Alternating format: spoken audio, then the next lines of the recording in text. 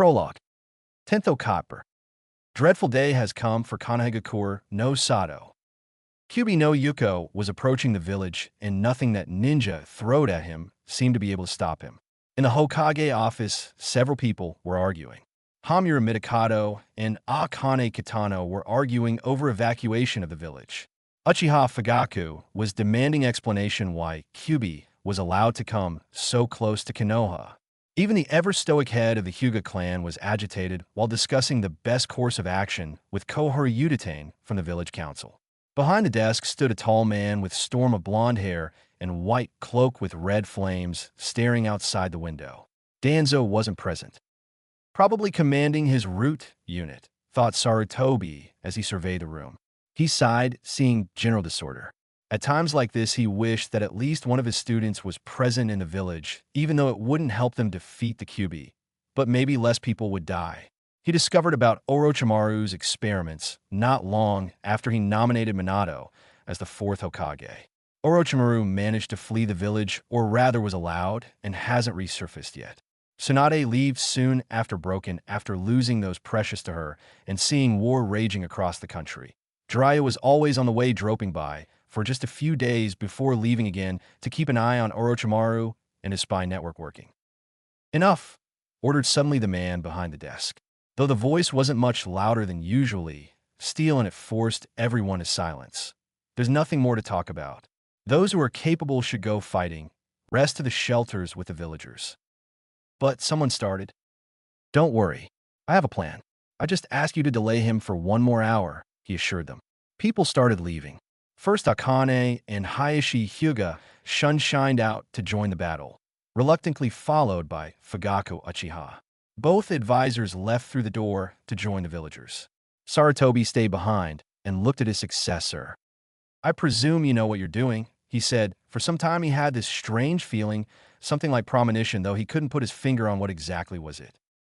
"Of course," the man responded, turning from the window with a small smile. "I know perfectly well what I'm doing.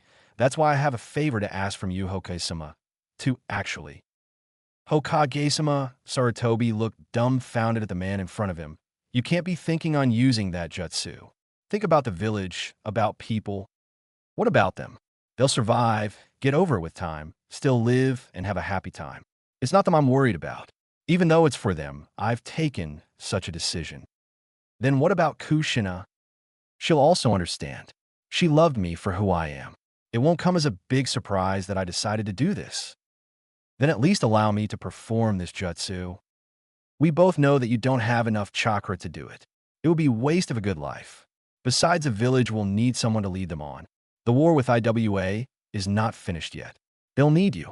I appreciate the offer, though." Sarutobi looked down. He knew the young Hokage was right. He didn't have enough chakra to seal demon of this caliber. He tried to think over the entire situation, find another way of doing it, another way out of this hopeless situation. He spoke after several minutes of silence. "What do you want from me?" He surrendered. This was not a place to argue, as they were running out of time. "2 simple things. First, you'll need to take him to the chamber in the underground so that I can perform the jutsu. Everything is prepared, so all you have to do is place him in it. Second one is a bit more difficult." Minato stopped for a moment to collect his thoughts. "I know he'll have a tough life. He'll have his mother, and Akane will help too, but it still won't be easy. Will you look after him?" "Of course I will. That's the least I can do for you for all that you have done for the village," Sarutobi responded. "Thank you. I'll write a letter for him and leave it with you. Give it to him when you think time is proper. Also tell the villagers that they should view him as a hero rather than demon." "A hero?" Sarutobi asked, curious why the young man would make such an odd request. He judged people fairly, but could be strict when the situation called for it. But he never gave his verdict prematurely. He judged based on people actions rather than appearances and had a very strong code about it. "Yes, I know it's too early to decide that, but I believe in him. Besides, if I said to treat him as just a normal boy, no one would pay attention to my words. This way, maybe some at least will listen. We'll see how much my words are really worth after my death." "Do you really think it will be that bad?" Sarutobi asked with concern in his voice. He couldn't imagine that the village would go against wish of its beloved Hokage. Minato turned to the window before answering and looked over the village. "I honestly don't know, and I wish I would be mistaken, but I'd rather not take any chances in this situation.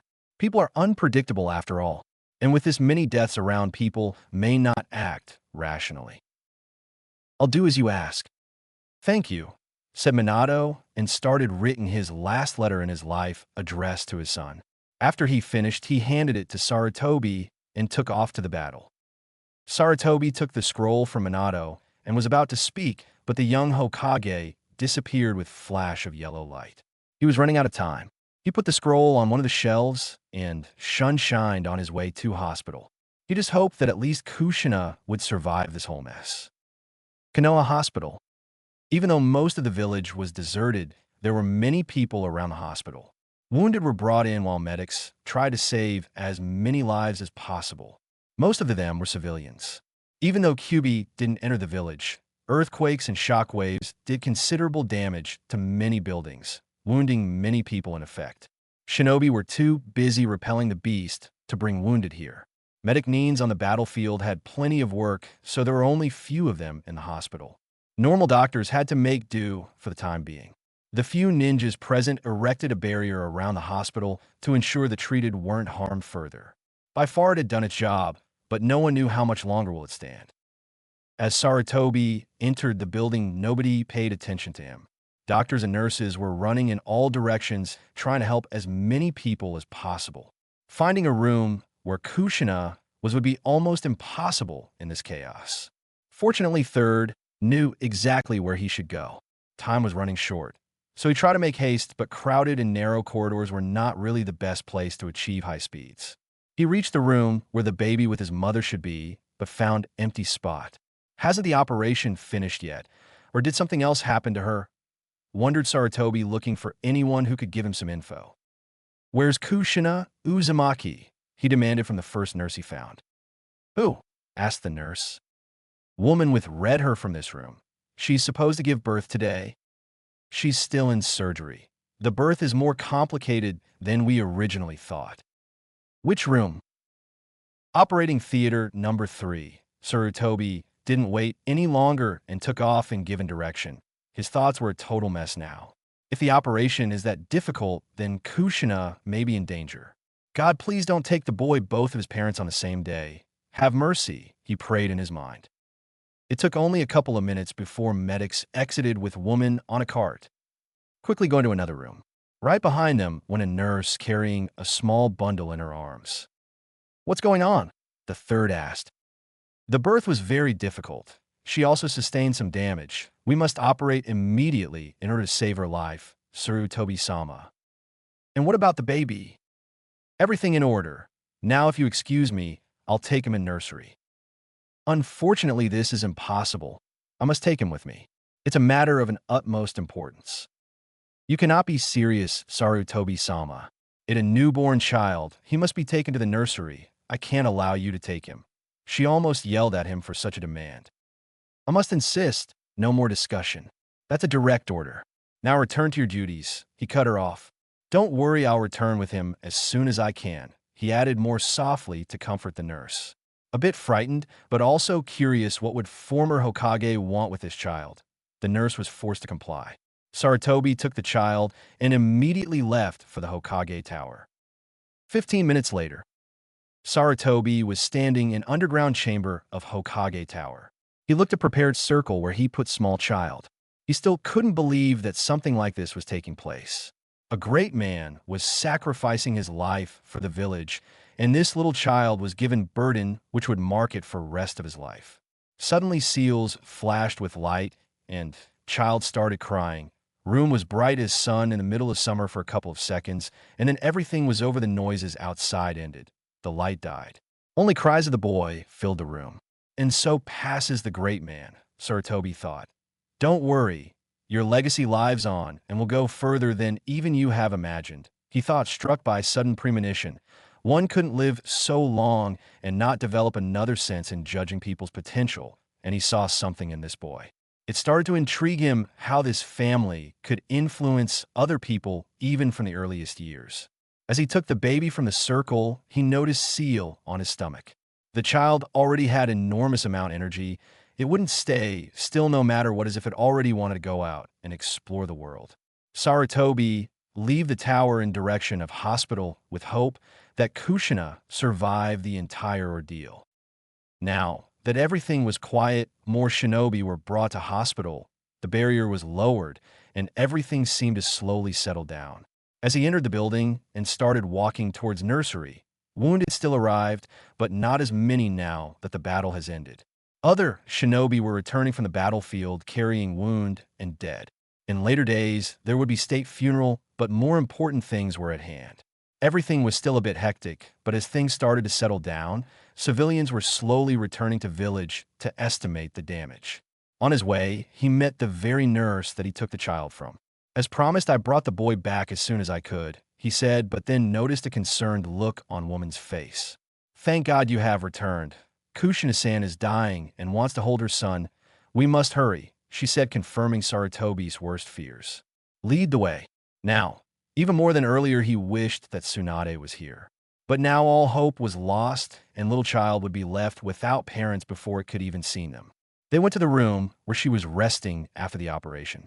Kushina looked very pale, almost white, even more visible due to her contrasting fiery red hair. Her astounding beauty, now similar to one of a ghost, beautiful and unreal at the same time. She looked peaceful when laying on a bed with her eyes closed, almost as if she was just resting after a long and tiring day. When he entered the room, she opened her eyes and looked at a bundle in Sarutobi's arms. "Can I see him?" she asked. Her voice, which was always full of life and energy, now seemed empty and tired. "Of course, Kushina. It's your child after all," Sarutobi answered, handling her gently the bundle. "Where's Minato?" she asked, but only silence answered her. "I see," she said with a small smile. As soon as she took the boy, he calmed himself, stopped looking around him, and focused on a woman who was holding him. "Poor Naruto. I wish I could stay with you longer, but my time is short. I hope you'll grow into a fine man. Protect those precious to you and never give up so that you'll never regret anything in your life," she said to him, weakening with every word so the last were just a mere whisper. The boy looked at his mother almost as if he could understand each and every word and listened to her with attention. Then she noticed the seal on child's stomach. It was only barely visible and fading quickly until just clear skin was left. "So it has come to this," she whispered and turned to Sarutobi. "Please tell Akane to take care of him in our stead." As the old man nodded, Kushina hugged the baby close to her and whispered her last words. "Swift as water, free as wind. Whirlpool will always find its own stride." As soon as she stopped breathing, the little boy in her arms started crying. "Please take him to the nursery," the old man said to the nurse as he exited the room, feeling 10 years older than he really was. This definitely was a long day. And what's worse, it hasn't ended yet, he thought as he made his way towards the Hokage Tower to meet returning commanders and people of the council. "I think I'd rather face Kyubi than those harpies from the council," he thought on his way there. He promised that he will look after the boy, and the first battle for his future was about to take place. What's worse, he only knew about one ally there. He sighed as he wished that the day would end as fast as possible. Chapter 1. And so it begins. Kanagakur no Sato, October 10th, late evening. This definitely was a long day. And what's worse, it hasn't ended yet, Sarutobi thought as he made his way towards the Hokage Tower to meet returning commanders and people of the council. He slowly approached it, knowing that there is no point in hurrying. Nothing worse could happen anymore. The war with IWA was at its stalemate, as neither of the sides could deliver the finishing blow to the enemy. Now, even more than earlier, although casualties which rock ninjas suffered last year during the Battle of Kanabi Bridge were severe, so enemy attack was just a remote possibility. In fact, this event could be the very point that could trigger talks about ceasefire and maybe even peace. It wasn't a happy thought that it was only death of Minato that was something that would reduce the tension between the countries, but he was now a Hokage and must do whatever it takes to ensure the village safety. He couldn't be sentimental about it, as the war lasted long enough and took too many lives already. If there was a chance for a change, then it would have to be taken. It seemed like some period of history was about to be closed, and another one would be opened. The question was what it would be like. As he finally reached the tower, he saw many concerned looks from shinobi that have gathered in front of it. Many of them were asking questions and demanding answers. Everyone was wondering what really happened and how the fourth really defeated Kyubi. As he approached, the building a storm of questions was aimed at him. Saratobi raised his hand to silence everyone. Listen, I understand very well that a lot has occurred during the last few hours, but we must not forget about the present. We are still at war. I want 3 full-force patrols to start their work at dawn. As for all your questions, I will make announcement after the official funeral of all victims. That's all for now. You may go to attend to other things for now. Akane, wait, there are some things I need to talk to you about, he said to tall, black-haired women in battered jounin vest. She turned around and regarded the Hokage curiously. Not here, in my office, he said before entering the building as she followed him. Hokage's office. What do you want from me, Hokage-sama? The woman asked as soon as the door to the office were closed behind them. She was sore from the battle, and there were still things she needed to do, so she was in no mood for courtesy. Saratobi walked around the desk and sat in the chair behind it. I thought that I'd never have to sit here and make this kind of decisions again. Life truly can be brutal at times, he thought as he regarded the person in front of him. Akane looked relaxed and composed as always. Only the look in her eyes showed that something happened. Something that she wanted to put behind, or better never believe in it. She addressed me as Hokage, which meant that she already knows what had happened. Well, she was a strategic advisor for several years now, and one of the best tacticians I have known in my entire life, so she probably suspected this outcome before we even realized seriousness of the situation. He continued to regard her and finally said, "You probably know why I've summoned you now." To be honest, not really. I understand that the situation is still critical, but we have at least few more days before anyone can take advantage of us. Assuming that anyone has any forces left to do so. The war exhausted all great nations, not only us. Now, I'd like to visit Kushina if I may. And that's the main problem, Akane, he said, and she suddenly started to realize just how bad the situation was. Kushina died during the childbirth. We must do something about this. I know that you were one of the closest people to his family, and that's why I asked you. While he was saying that, Akane was struggling to comprehend the situation. She suddenly lost both of her best friends. She knew Minato almost all her life, and she met Kushina shortly after leaving the academy. And now, the day that's supposed to be one of the happiest in their lives, the day when they should be celebrating birth of their first child, was turning out to be the worst in the most dreadful way. She leaned against one of the walls, not trusting her legs to withstand the impact of the news. What will happen to the kid now? She asked as she started to regain her composure. For the time being, he must stay in a hospital, but after that he probably will go to the orphanage, Hokage replied. That won't be the best place for him, unless the entire thing with Kyubi will be kept secret. Now that the first shock passed, she was starting to think clearer. How many people already know about it? By far not many, but I do intend to inform the rest of the village about everything that had happened today. Excuse me? All of the villagers should know what the fourth had done. I will tell them alongside his last wish. You cannot be serious about this. They won't take this well. He'll be hated by them. Maybe not all, but still there will be quite a bit of them that will. In my opinion, the whole deal should be kept secret. The fewer people know about it, the better, she argued. No, they must know of the sacrifice that was made to ensure their safety. It's not like he is the demon. They will recognize the real him. Besides, I believe they will honor the fourth's last wish. Okay, I understand, she surrendered. Let's hope you're right. But still I assume that you'll keep his lineage secret, right? Yes, uncovering it now would put him in too much danger, and also I'd like you to promise me that you won't tell anyone, even him, about it. Even him? She asked, surprised at the condition. He will have to be ready to defend himself when he finds out about this. After all, Minato had a lot of enemies. Striking at his only son would be perfect revenge for them, even after his death, he answered. And you presume that he would tell the entire world about it? She smirked at Old Man Concerns. I know that Kushina liked to chatter, but she knew when and how to keep a secret. And after all, apart from us, only Jiraiya, Tsunade, and Rin knew about their relationship. Kakashi knew that Minato had someone, but was never interested who it was. He was too caught up in being perfect shinobi up until recently. Maybe, but he still will be a kid. Besides, there may be a few people who could add 2 plus 2. Giving them too much info is not a good idea. Don't worry, I won't tell him, or anyone else for that matter. Thank you. That would be all for now. I'll talk to you after the funeral about other matters. I suspected so. Well, I'll be off now. I'll go and try to see him before exhaustion gets better of me, she said and turned around to exit the room. Oh, you'll do wise if you keep an eye on Danzo. He was on the battlefield some time before sealing and probably suspects something. After that, she left, leaving Hokage alone with his thoughts, which now were in total disarray. And now to top all of it, I'll have to deal with that Warhawk again. Things just keep on getting better and better. He sighed as he started to plan how to deal with the situation before it got out of hand. 2 days later, top of the Hokage Tower. Thank you for your arrival. Hokage addressed the members of the council who appeared next to him. I would like to make an announcement, and I think that after it, there will be a few things we will need to discuss. After this statement, many people present started to wonder what's going on. They have arrived expecting that it'll be a simple speech to encourage villagers, but it would seem that there was more to it. Still, many people were uninterested in uncovering the secrets of that night.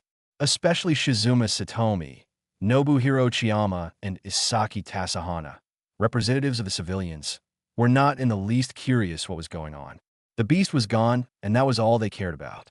Hamura and Koharu were actually a bit curious about what they haven't been informed earlier. Members of the council from the ninja clans Hyuga and Uchiha, as well as the chosen members from ninja community, Shiamanara and Itsuki Aburame, were calm, just as always, but you could sense the tension among them. Danzo was also present. He took some serious injuries during the fight with Kyubi, and it would seem that his days in active service were all over. He was also one of the few people who suspected what was going on. Sarutobi knew that he actively sought support for his cause during these past 2 days. With little information that was available, he couldn't do much, which was the reason why Sarutobi kept the whole affair secret all the time. Now that he had the majority of the cards in his hands, he could take the action he wanted. The only uncertainty laid with the reaction of the people in front of him, but he was hoping that at least it won't be openly hostile. That would be enough to keep him alive, at least for now. As they were standing there, Akane came carrying small Naruto in her arms. She would be present during the entire thing, as she was his godmother, even though she was never part of the family, but that was hardly possible. Families of both his parents passed away very early. From his mother's side at the very beginning of this accursed war, and from his father's side gradually during it.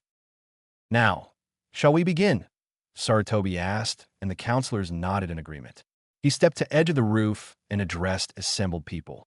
Dear people of Konoha, we have assembled here today to remember those that have died fighting Kyubi 2 days ago. I know that the pain is still fresh, but we must stay strong. The war with IWA is not finished yet. We still have many more trials in front of us, and we must never forget that together we are strong. He paused to clear his throat before he started to continue. As all of you know, one of the fallen during the battle was the 4th Hokage. Now I'd like to tell you about events of that night. Kyubi was not killed that night. This caused a few gasps from the crowd, while most of the people looked terrified by the news. There is no need to worry. Kyubi was defeated and sealed in baby boy that was born on that night. Now he is the guardian that will protect us all from the demon, so that such a disaster won't happen again. The last wish of our late Hokage was respect the boy and treat him like a hero of the village. I give you Naruto Uzumaki. With that, he took the boy from Akane and lifted him so that everyone could see him. The reaction of villagers was vastly different for what he expected. Of course, he never thought that there will be a cheer for the boy, but this eruption of hatred and anger was totally unexpected. Kill the demon. Burn him now. He mustn't live another minute. It's all his fault. He'll kill us all when he grows up. Finish him off. These are just a few shouts that came from the crowd that gathered. Sarutobi was personally at loss. Even in the worst-case scenario, he didn't apprehend this kind of situation. It was then that Akane decided to intervene. Do you all know what you're talking about? This boy was chosen by your beloved Hokage to be the guardian of the Kyubi till the end of his days. Do you not believe in him? He personally placed the seal upon the boy. Do you think that there could be any doubt that the seal will fail? Show at least a bit faith in what the 4th had done and in the boy he entrusted with the burden. She shouted to the people. This caused them to think about it a bit, but the 3rd still could sense that they were not convinced by this reasoning. That all is true. The 4th personally oversaw the entire process. There is no danger that the beast will free itself. The boy is just the guardian of the prison for the rest of his life, not the demon like some of you may have thought. We should all honor the fourth last wish and treat the child like a hero for keeping the beast at bay. That calmed down the people, but Sarutobi could see that only few of them were believed in what was said. He'll have to think about something after the meeting with the council. He gave Naruto back to Akane and said, I wish to thank everyone who has come here. Now, let's commemorate the fallen ones with a minute of silence. After that, the silence fell over the entire plaza as people remembered all those that sacrificed their lives so that they could be safe now. Thank you. When all was said, villagers started to leave to attend their duties and affairs. Sarutobi turned around to face members of the council, and he immediately noticed the looks on their faces. Civilians, as well as former teammates of the Third, were shocked by what was said. Danzo was already calculating what could be done with this information. Fugako Uchiha was frowning like he was trying to solve a difficult problem at the moment. Aburame and Hyuga members were calm, just as always, although you could sense that they were analyzing the entire situation. Shiamanara looked bored as always, but spoke in calm voice. You've got a lot of explaining to do, Hokage-sama. Indeed I do, Sarutobi replied. We shall talk in the council chamber. Akane, join us as soon as you take him to the hospital. As you wish, Hokage-sama, she answered. Things were turning out to be worse than she imagined, but maybe it was just temporary. After the villagers got over the entire shock of Kyuubi attack, they would think things over and perhaps change the view on him. But now she had things to do. I must get to the council as fast as I can. Better to keep an eye on things, else they may go out of control. And if that happens, there's no telling what may go wrong. And there are at least few people would do much to see him dead. Akane thought as she made her way towards the hospital. Hokage's tower, council chamber, few minutes later. Akane made her way towards the chamber as she listened to the discussion that was taking place. No one tried to organize it in any manner, and she smirked a little bit. So you try to buy some time until I get there? You old monkey, she thought as she approached the double doors leading to the chamber. With everyone arguing like that, there was time for her to return from the hospital and take part in discussion. She entered the chamber and looked around. She almost immediately noticed Danzo. Even though he wasn't part of the council, there were still people that valued his opinion, so his presence wasn't a total surprise. Surprising was the fact that he still could be on his legs with these injuries. Well, he'd never miss any kind of event where he can scheme to increase his influence over the village. The problem is what he has got in mind this time, she thought as she entered the room. Sarutobi noticed as Akane entered the room, and after several seconds, he started to call for silence. After a few attempts, he managed to bring attention to himself and started explanation. I wish to start from the event that took place 2 days ago. We all know that Kyuubi attacked the village almost without any warning. The beast couldn't be killed by any means that we hear possessed, so the fourth used a very powerful sealing jutsu to seal the demon within a person. You all know about who I speak. Unfortunately, the side effect of this jutsu is that it takes away the life of the user as well. The fourth also expressed a wish that the child should be viewed as a hero for keeping the beast at bay from us. That is everything I have to say about that event.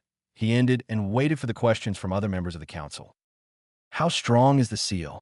Is there any possibility that it will break? Asked Shiamanara. There's no danger in that area. This is the strongest seal that we know of. Such a possibility that it would break on its own or by Kyuubi from inside doesn't exist. But it could be broken from outside? Asked Hayashi Hyuga. Yes, as any seal can be broken from outside, but firstly, it's not as easy as it would seem, and secondly, who and why would try to do such a thing? When the boy is old enough, he will be informed about his tenant so that he will be aware of the risks he faces, responded Sarutobi. So he will be... What the hell are we thinking about? The monster must be killed at once. There's no point in wondering about these things. Let's kill it right away and everything will end, shouted Nobuhiro. Hokage was astounded that someone would venture such an opinion. What are you talking about, Nobuhiro? Asked Shizuma. You want to kill a newborn child for something that was beyond his influence. Actually, that is the best course of action in these circumstances, Fugaka stated. It would save us a lot of trouble in the future if he would be disposed of now. He is potentially dangerous to us all. Are you insane? It's just a kid. How could he be any danger to us? Shizuma asked. We don't know anything about the seal. Maybe it's no as strong as you think it is. What if this kid becomes possessed by the demon and starts killing villagers? Fugaka countered. We all know about your dislike of the fourth, but he was a seal master, and that's a fact. If he personally put the seal on the demon, there's little doubt about how good it is. Reminded all present Akane, there's no danger when it comes to the seal. The danger is that people will hate him, and he will hate them back. Only then he may turn on the village. Killing the boy now would be a huge mistake, Danzo interjected. He possesses a lot of potential, and if properly trained and used, he could become a very powerful weapon for us. This way, he will not bring any misfortune and will be a huge asset of Konoha. You want to turn him into a weapon? That's even worse scenario than killing him. And how will you control him? Asked Hamura. A weapon can be used by you or against you, depending which hand holds it, added Itsuki Aburame. I agree. Turning the boy into a weapon is not an option. That would bring only troubles in the long run for the village. We do not need mindless killers with no conscience. Summed up Sarutobi, it looks like we have two options to choose from. Either we kill the boy or leave him alive, unless someone has any other suggestions. No one had anything to add, and an awkward silence settled across the room. Everyone was wondering about the choice they were about to make. Sarutobi took a glance at Akane. She looked as calm as ever, but he knew that if the decision was unfavorable, then she would do whatever it took to keep the boy safe, even if it meant escaping from the village with him and becoming a missing nin. I think it's about time we made our decision. He decided that there was no sense in delaying it any further. Then this is it. Sink or swim. Who is in favor of killing the boy? He asked, and looked over the people sitting at the table.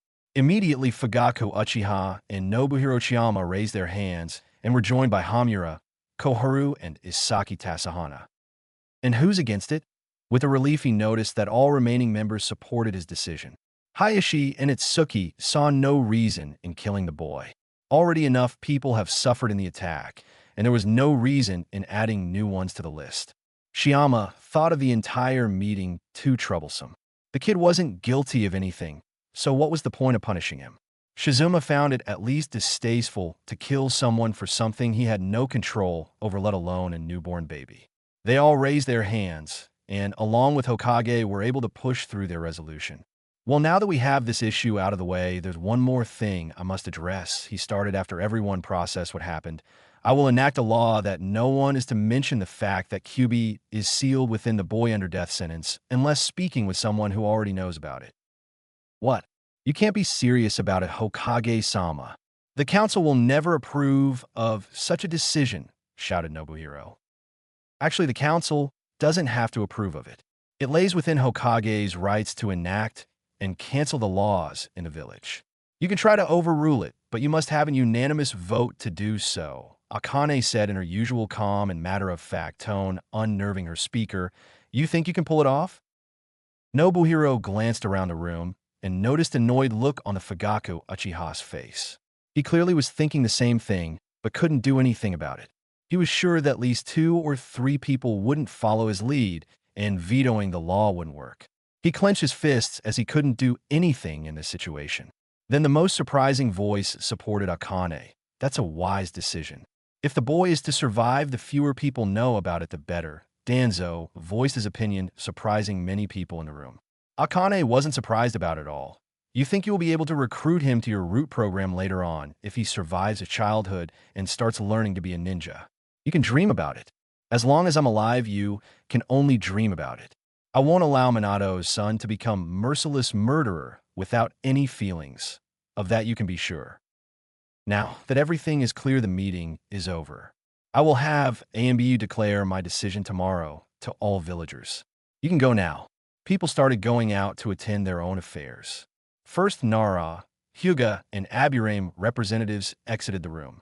They had to get back to their clans and prepare for next missions that would come soon. They were followed by civilian members as they went out to get back to their homes. Hamura and Koharu lingered a bit longer as if wanted to ask something, but decided against it and left saying, "We hope you've taken the right decision." Fugaku Uchiha frowned like he was analyzing the entire situation and left without saying a word, but clearly unhappy about the outcome of the meeting. The last to leave the chamber was Danzo, which wasn't surprising considering the damage that he suffered during the attack. It would take weeks, if not months, for him to walk normally, and he could forget about getting back to active service. When finally everyone exited, Hokage addressed the woman that stayed at his side. Now, Akane, I have a mission for you. I hate to send you right away, but this cannot wait. I thought that this would happen. Don't worry, I will set out in 2 days. This will allow the news to travel far enough so they won't think it's an ambush, she responded. I see you already have it all planned. Sir Toby smiled under his nose. That's good. I just do hope it doesn't take too long for you to finish this one. You can never be sure about it. Maybe a few weeks, and maybe a few months or years. It's a delicate thing after all. Well, better get ready for it. If you excuse me, Hokage-sama. Yes, of course.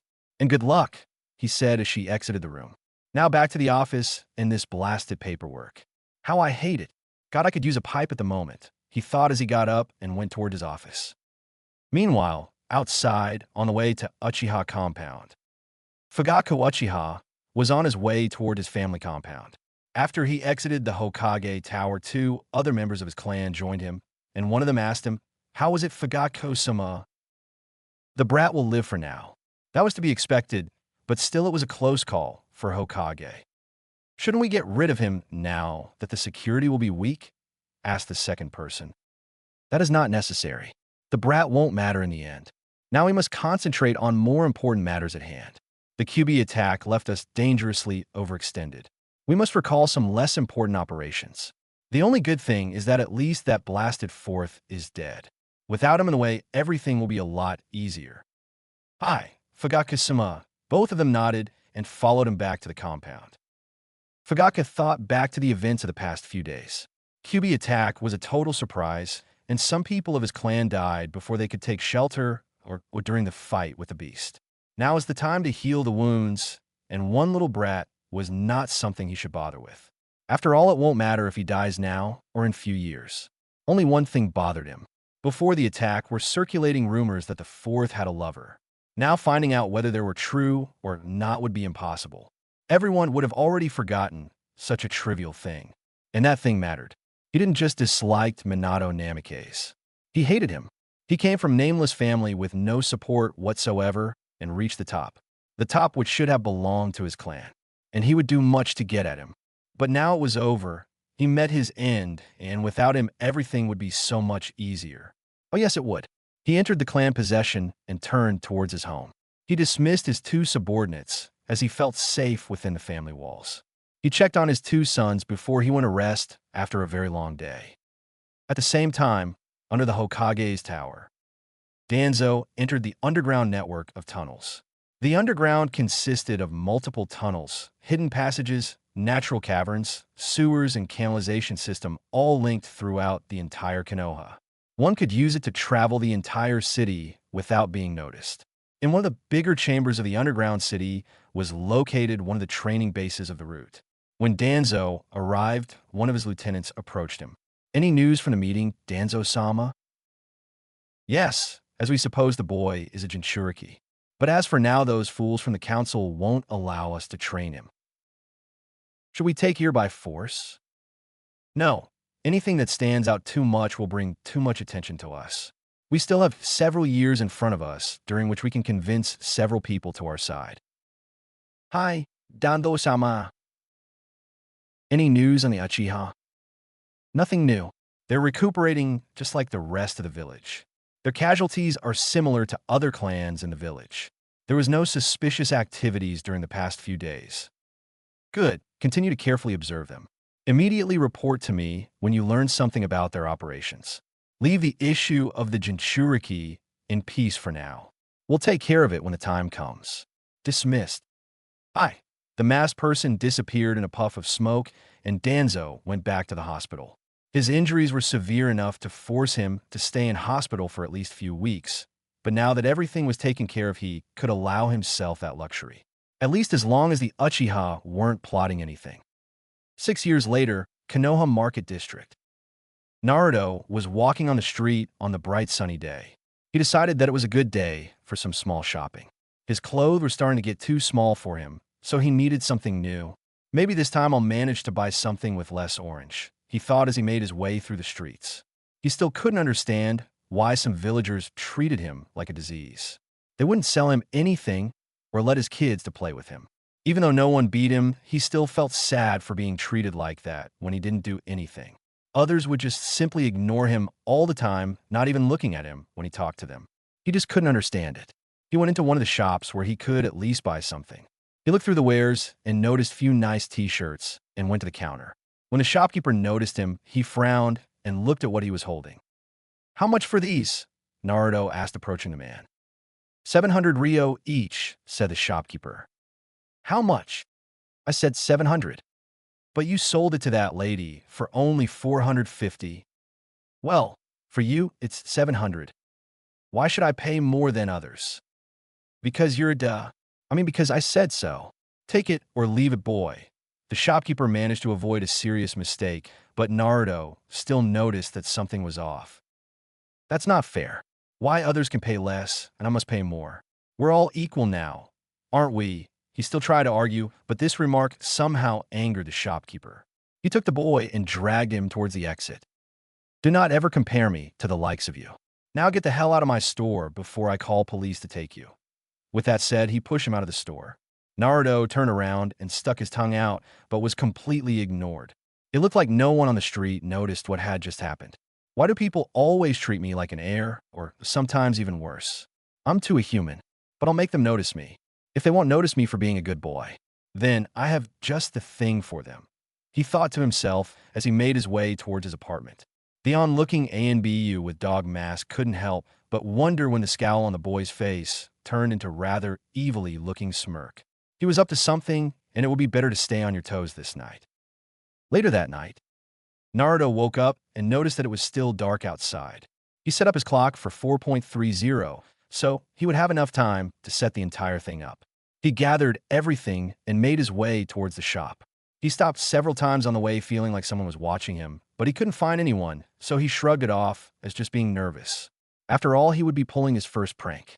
Up till now, he tried to act the way everyone else had, but because it didn't have any results, he decided to do something unexpected. When he reached the shop, he went towards the rear entrance. The door were locked, and he didn't have enough experience to pick the lock, but fortunately the shopkeeper forgot to close the small window on the right. Naruto somehow managed to crawl inside and immediately started working. About 8 o'clock, as the shopkeeper made his way towards his shop, he hummed to himself. This was a nice day, and after the lesson, he gave to the brat the day before he was sure that he wouldn't be seeing him again. He entered the storage room and went to main part of the shop when he suddenly slipped on something. He tried to get up, but again slipped on the floor. Then he noticed that there was oil spilt on the floor. He crawled towards the door and grabbed them to get up, and he suddenly noticed that something stuck to his hand. He looked and saw a piece of cloth wet with glue. He tried to get rid of it, but it was constantly sticking to his hands. As he went to the sink, he heard someone giggle, but saw no one and ignored it. He washed his hands, but when trying to dry them, he saw that the entire towel was dyed in purple paint, which now adorned his hands. Just then, someone erupted with laughter, and the shopkeeper saw Naruto, who was laughing when he saw the entire situation. "You brat, what have you done? Just wait till I get you in my hands. You'll be sorry." Naruto just stuck his tongue out and ran away, still laughing, but was caught soon after by 2 Chunin who happened to be on guard duty that day. "Now you'll be sorry for what you've done," the shopkeeper said, and was about to start his punishment when Hokage arrived at the scene. He was taking a morning stroll when he happened to be passing by when he noticed the commotion. "What's going on here?" he asked as he approached the scene. "Hokage-sama, this little brat destroyed my shop," complained the shopkeeper. "I didn't do it. I just played a little prank on him," countered Naruto. "Watch your tone, squirt. You're talking to Hokage," said the shopkeeper. "How many of the wares were destroyed?" Sarutobi asked the man. "I don't know exactly." "Well then, please check while I have a little talk with Naruto here." "Of course, Hokage-sama. Right away," replied the shopkeeper and returned to his shop. Hokage made a small sign, and a moment later Ianbu, with a dog mask, appeared at his side. "Kakashi, tell me what really happened here," he asked in a small voice. "Well, it looks like Naruto decided to pay back for something that happened earlier and played a little prank on this guy." "And you decided to do nothing about it?" "It wasn't anything dangerous. Besides, it was kind of fun to see the guy squirm around the room," replied Anbu. Hokage just sighed as he looked at the young boy in front of him. The shopkeeper returned a moment later, with a confused look on his face. Well, nothing was destroyed, but the entire storage room is a mess, and I must open the shop in few minutes. In that case, Sarutobi cleared his throat and said, Naruto, you are to clean the mess you've done and the entire shop as the punishment. After that, come to my office because we need to talk about your behavior. Naruto pouted at the verdict, but said nothing and went into the shop. The shopkeeper bowed to the Hokage and followed the boy to make sure there are no more traps set inside. Hokage sighed again and headed to the tower for his daily struggle with never-ending paperwork. 2 hours later, Hokage Tower. Naruto entered Hokage's office. That nasty shopkeeper got him to wash the entire shop twice. And that when he didn't even touch anything there. Well, still it was better than being beaten, so he didn't complain. Besides, it was fun to watch what he tried to do to get out of that patch of oil he set. As he entered the office, he saw Sarutobi sitting in his desk. Hey, old man, what did you want to talk to me about? He started. Naruto, you know who I am, so why don't you at least try to address me properly? Sarutobi asked, but without annoyance or anger in voice. Well, you're the oldest person I know or have seen in the street, so you're an old man, Naruto replied. But trust me, they're older people than me. So they're very old people then, but still I haven't met yet. Naruto seemed unfazed by that statement, and Hokage chuckled a bit. As for the reason I called you now, why did you do it? This little experiment. Sarutobi nodded and frowned, hearing that the boy called it an experiment. Well, I thought it could be fun. He just said and flashed his wide smile. Do you really have nothing better to do? Not really. Sitting at home is boring and other children doesn't want to play with me. So I figured that this could be interesting, Naruto explained and looked down with sad look on his face. Well, next year I plan on enrolling you to Ninja Academy, so you'll have something better to do, Sarutobi said to lighten a bit boy's mood. Really, that would be awesome. Can I really become ninja? Naruto asked, excited at the prospect. Really? Wow, that's great. But I don't know that much about shinobi. Won't they throw me out for it? Don't worry, they won't. But if you're so concerned about it, I can lend you a few books about shinobi. You can read, right? A little bit. Haven't got much practice with it. Then here, these two are quite easy ones, Sarutobi said, handling him 2 small books. Naruto looked at them and read the titles. Into Shin, Obi Life. Basic Ru, Less and Pre-NCI, Please a Combat. Not bad, Naruto, but you should try to learn more. Okay, old man, I'll try. And I have one question to you. Yes, Naruto. Sarutobi was genuinely intrigued what the boy wanted from him. Why do people respect you so much? They always bow to you and say, Sama at the end. Why they do such things? Naruto wanted to ask this question for some time now and eagerly awaited for the answer. That's because I'm the Hokage, Naruto. I'm taking care of the village and people respect me for it. Just like they did the previous Hokages, old man explained to the young boy in front of him. And all of them well as respected as you are? So maybe even more. Okay, this decided. In the future, I'll become a Hokage and people will start respecting me.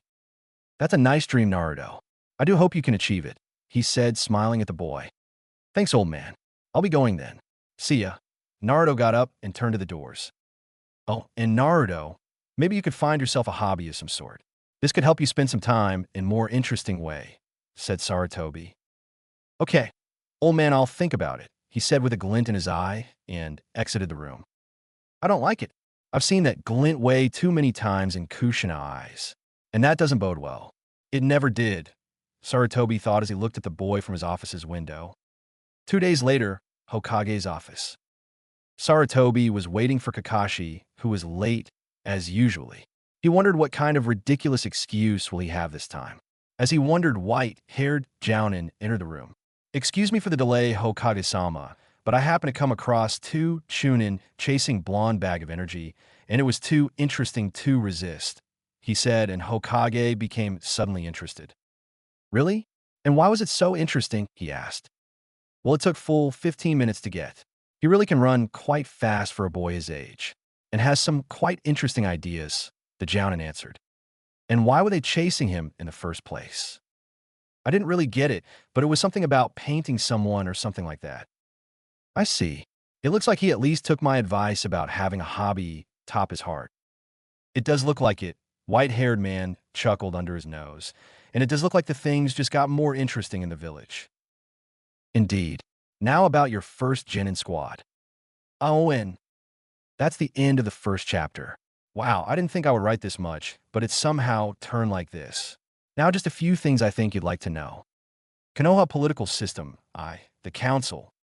I designed council to consist of 3 parts. First are the heritable positions of most influential Konoha clans. At first there were 3 such seats, but as the Senju clan became more and more dispersed among the villagers, and their seat became electoral. Current seats, Fugaku Uchiha, Hayashi Hyuga. Second part are electoral seats chosen from ninja community. Currently there are 4 seats, but as I explained above, there were only 3 in the past. Current seats, Hamura Midokado, Koharu Yudatain, Shiyama Nara, Itsuki Aburame.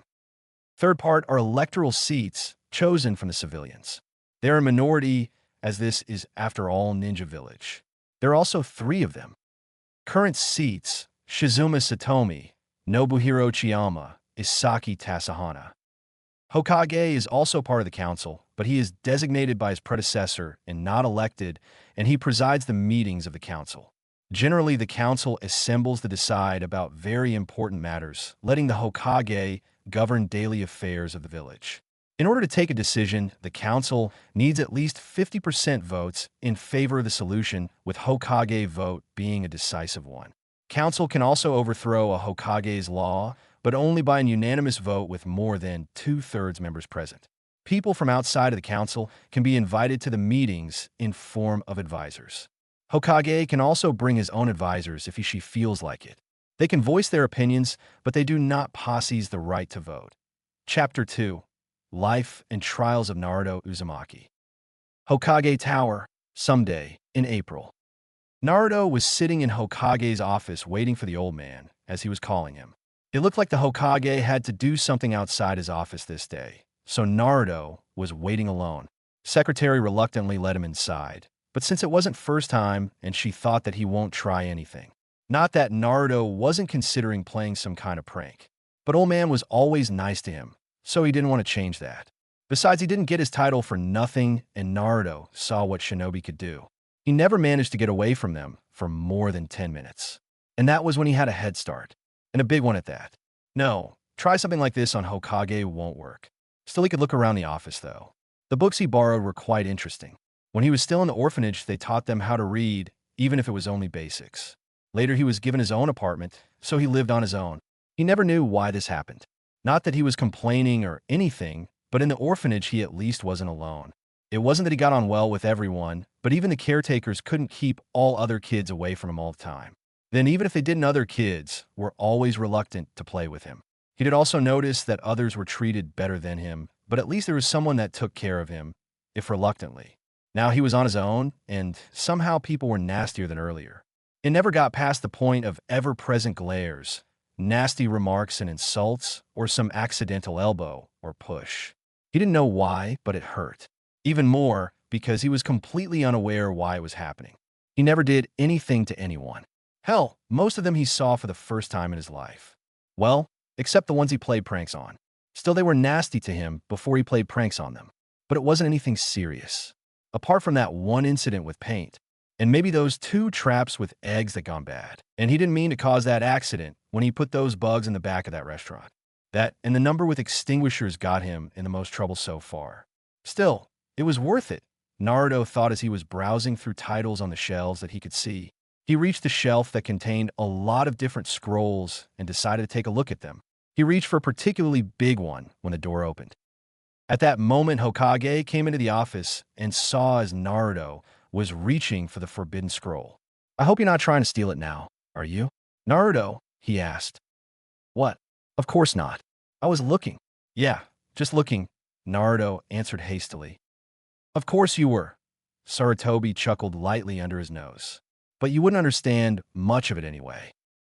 Why not? I can read already pretty well. That's because it's very difficult text to read. Even some adults don't understand it, Sarutobi said while Naruto was looking at the scroll. Naruto, he said to catch young man's attention. Do you know why I called you here today?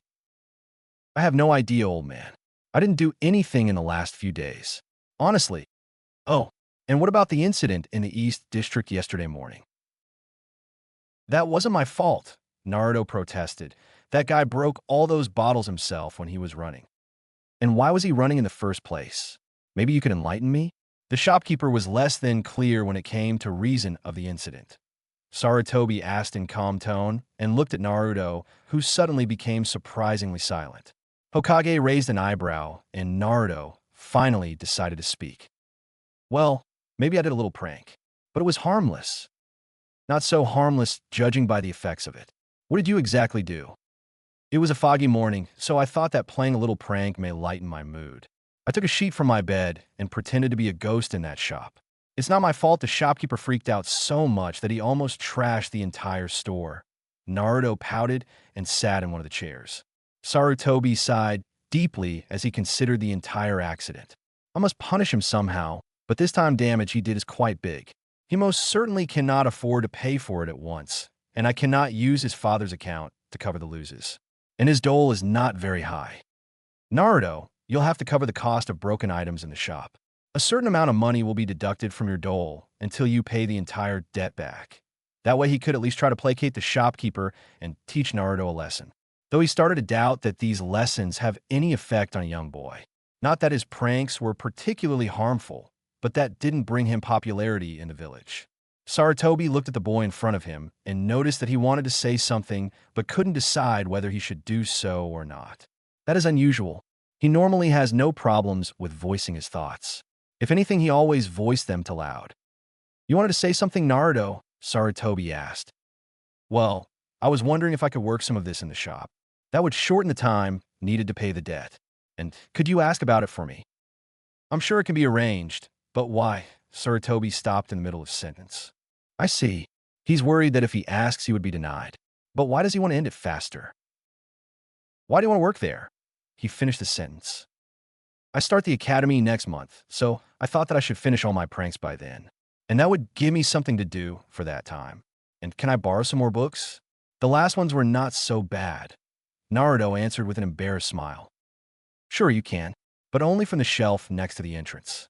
The rest is still too difficult for you. And I'll talk with the shopkeeper about your request. Now you can go. I have an important meeting in a moment.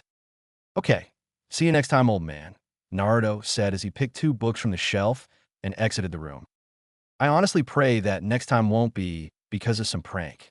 You've caused enough trouble in the last 2 months, Sarutobi thought as he started to prepare for his next meeting.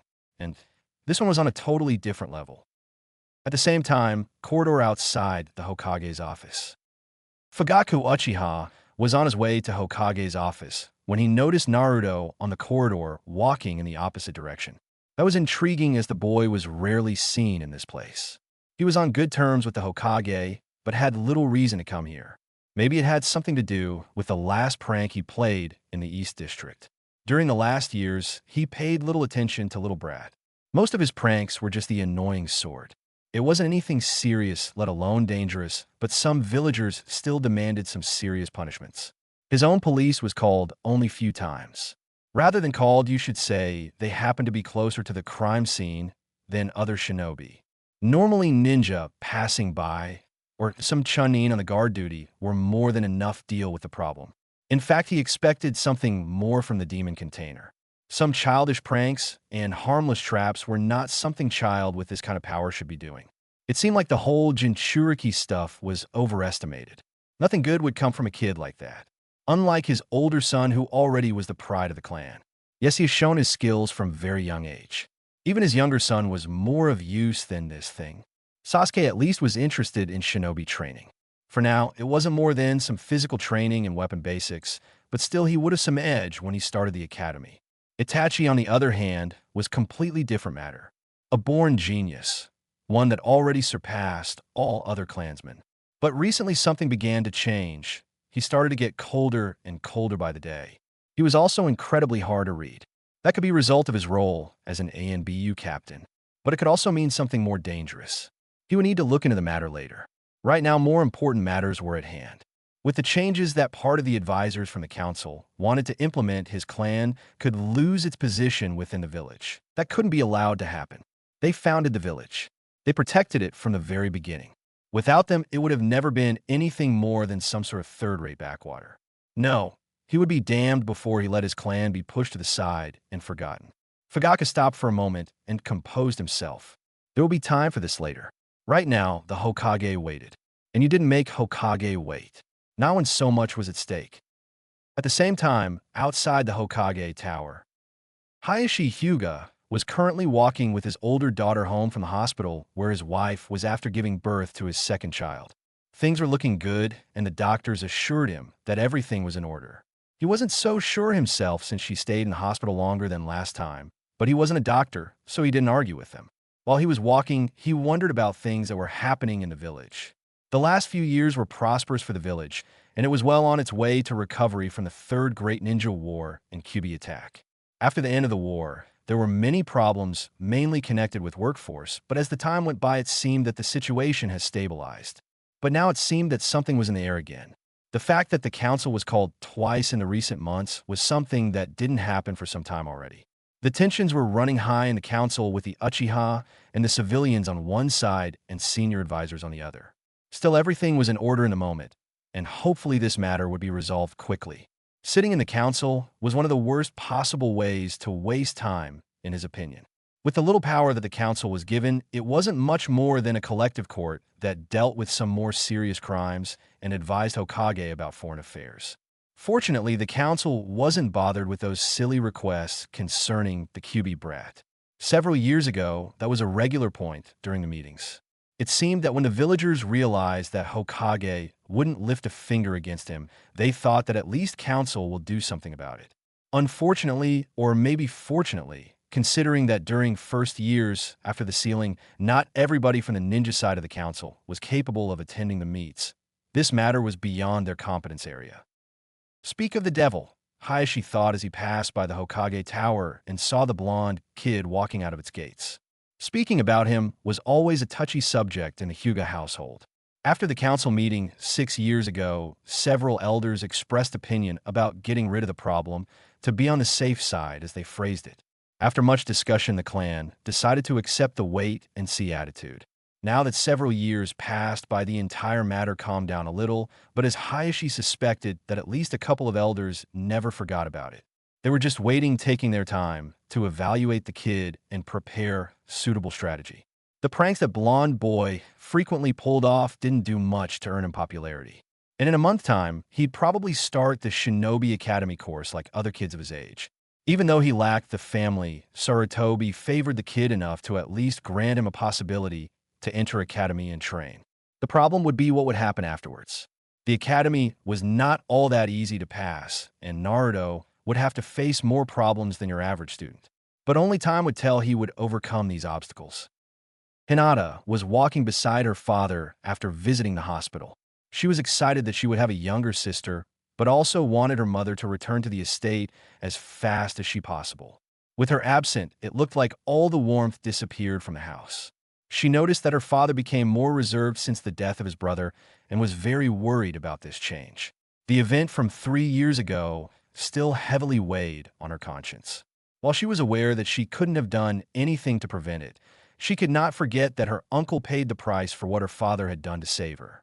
What's more, her cousin also started behaving strangely from that moment. Now that he was in the academy, she was seeing him not so often, but even before that he was avoiding her. Hinata was wondering what was going on when she noticed a young blonde boy walking on the street.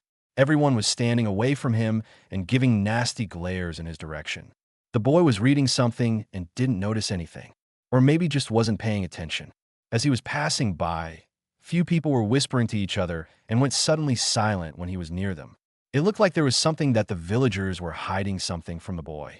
That had piqued Hinata's interest, as it was very unique kind of behavior. She was used to polite and almost respectful responses from the civilians. From what she saw on the street, it was also very unusual kind of behavior between the civilians. A glare or insult from time to time did happen, but for the whole street to aim it at a single boy who wasn't even older than she was certainly not something normal. She gathered her courage and asked, "Father, who is this boy? And why is everyone looking so scared of him?" "Who are you talking about?" Hayashi asked and frowned at the question. He had an idea about who his daughter is speaking, but wanted confirmation. That blonde boy who was reading a book just a minute ago. While perceptiveness was something that was expected from every member of the Hyuga clan, sometimes it could be also a real pain. Like now, what should he do with such a question? It's not like he could tell her the truth. For the time being, dismissal would be the best thing to do. It's no one important. Don't pay any attention to him. More important is that you'll start your academy training soon. You know what is expected from you as the heiress to the Hyuga clan. Yes, father. I will do my best, responded Inada. She took one last look at the boy before concentrating on the road ahead of her. It would be nice to know more of the boy, but she probably wouldn't meet him anymore. She was starting the academy next month and had to concentrate on that first. She was already feeling the pressure from what was expected from her. Even more so after what Niji presented in the academy during the last year. She was starting to wonder whether she would be capable of fulfilling their expectations. 1 month later, Konoha Ninja Academy. Naruto was walking with a smile towards the group of buildings in which Ninja Academy was placed. Today was the first day of his training, and he was looking forward to the things he would do during this time. Maybe he would even make some friends over there. Now, that would be awesome, he thought. As he was getting near the building, he noticed that already a lot of people were gathered there. A lot of people thought that being a shinobi is a really good job, so there were always quite a lot of children that wanted to join. When he entered the yard in front of the school, he was given his usual share of glares and disdain. He looked towards the ground and tried to ignore it, but it still came hard for him. He noticed that everyone came with at least one parent.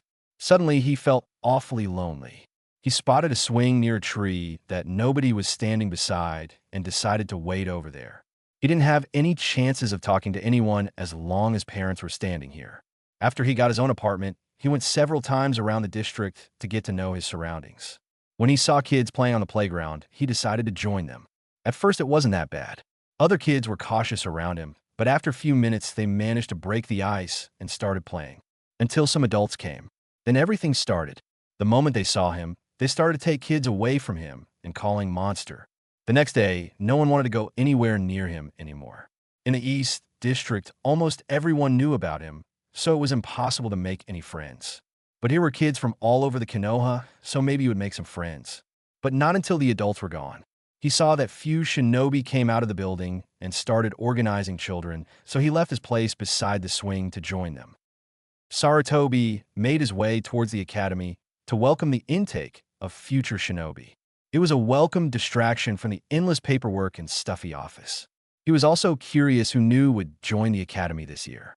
Well, this time he knew at least one person which would without doubt leave a very strong impact on the academy. Whether it would be positive or not remained to be seen. He hasn't heard about Naruto in the last month and was rather pleased that the young boy concentrated on something useful rather than on pranks. It was a good change, but the problem was if it was stable or only temporary. He hoped that his time in the academy will help him get at least a bit of acceptance that the boy desired so much, but he also knew that ninja training was not an easy way to follow. Judging by who his parents were, he shouldn't have too many problems. But you never knew how the things would work out with genetics. The coming months would probably give an answer to many questions. All what was left now was to wait. When he entered the yard, he already saw all the children standing neatly in rows and waiting for him. He smiled as he went on and glanced at the crowd.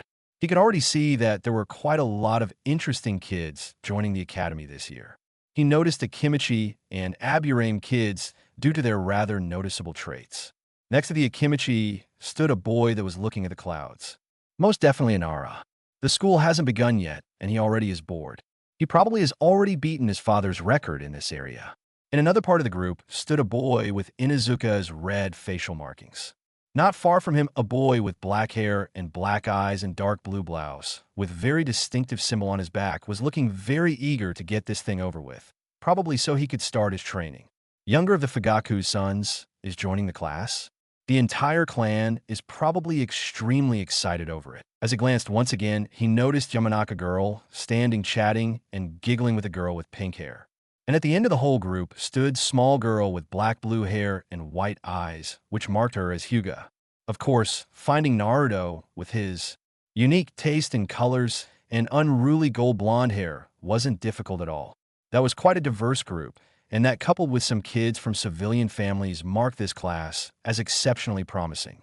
It's time to start the speech, Saratobi thought, and officially started next year in the Konoha Ninja Academy. I wish to welcome you all to this place.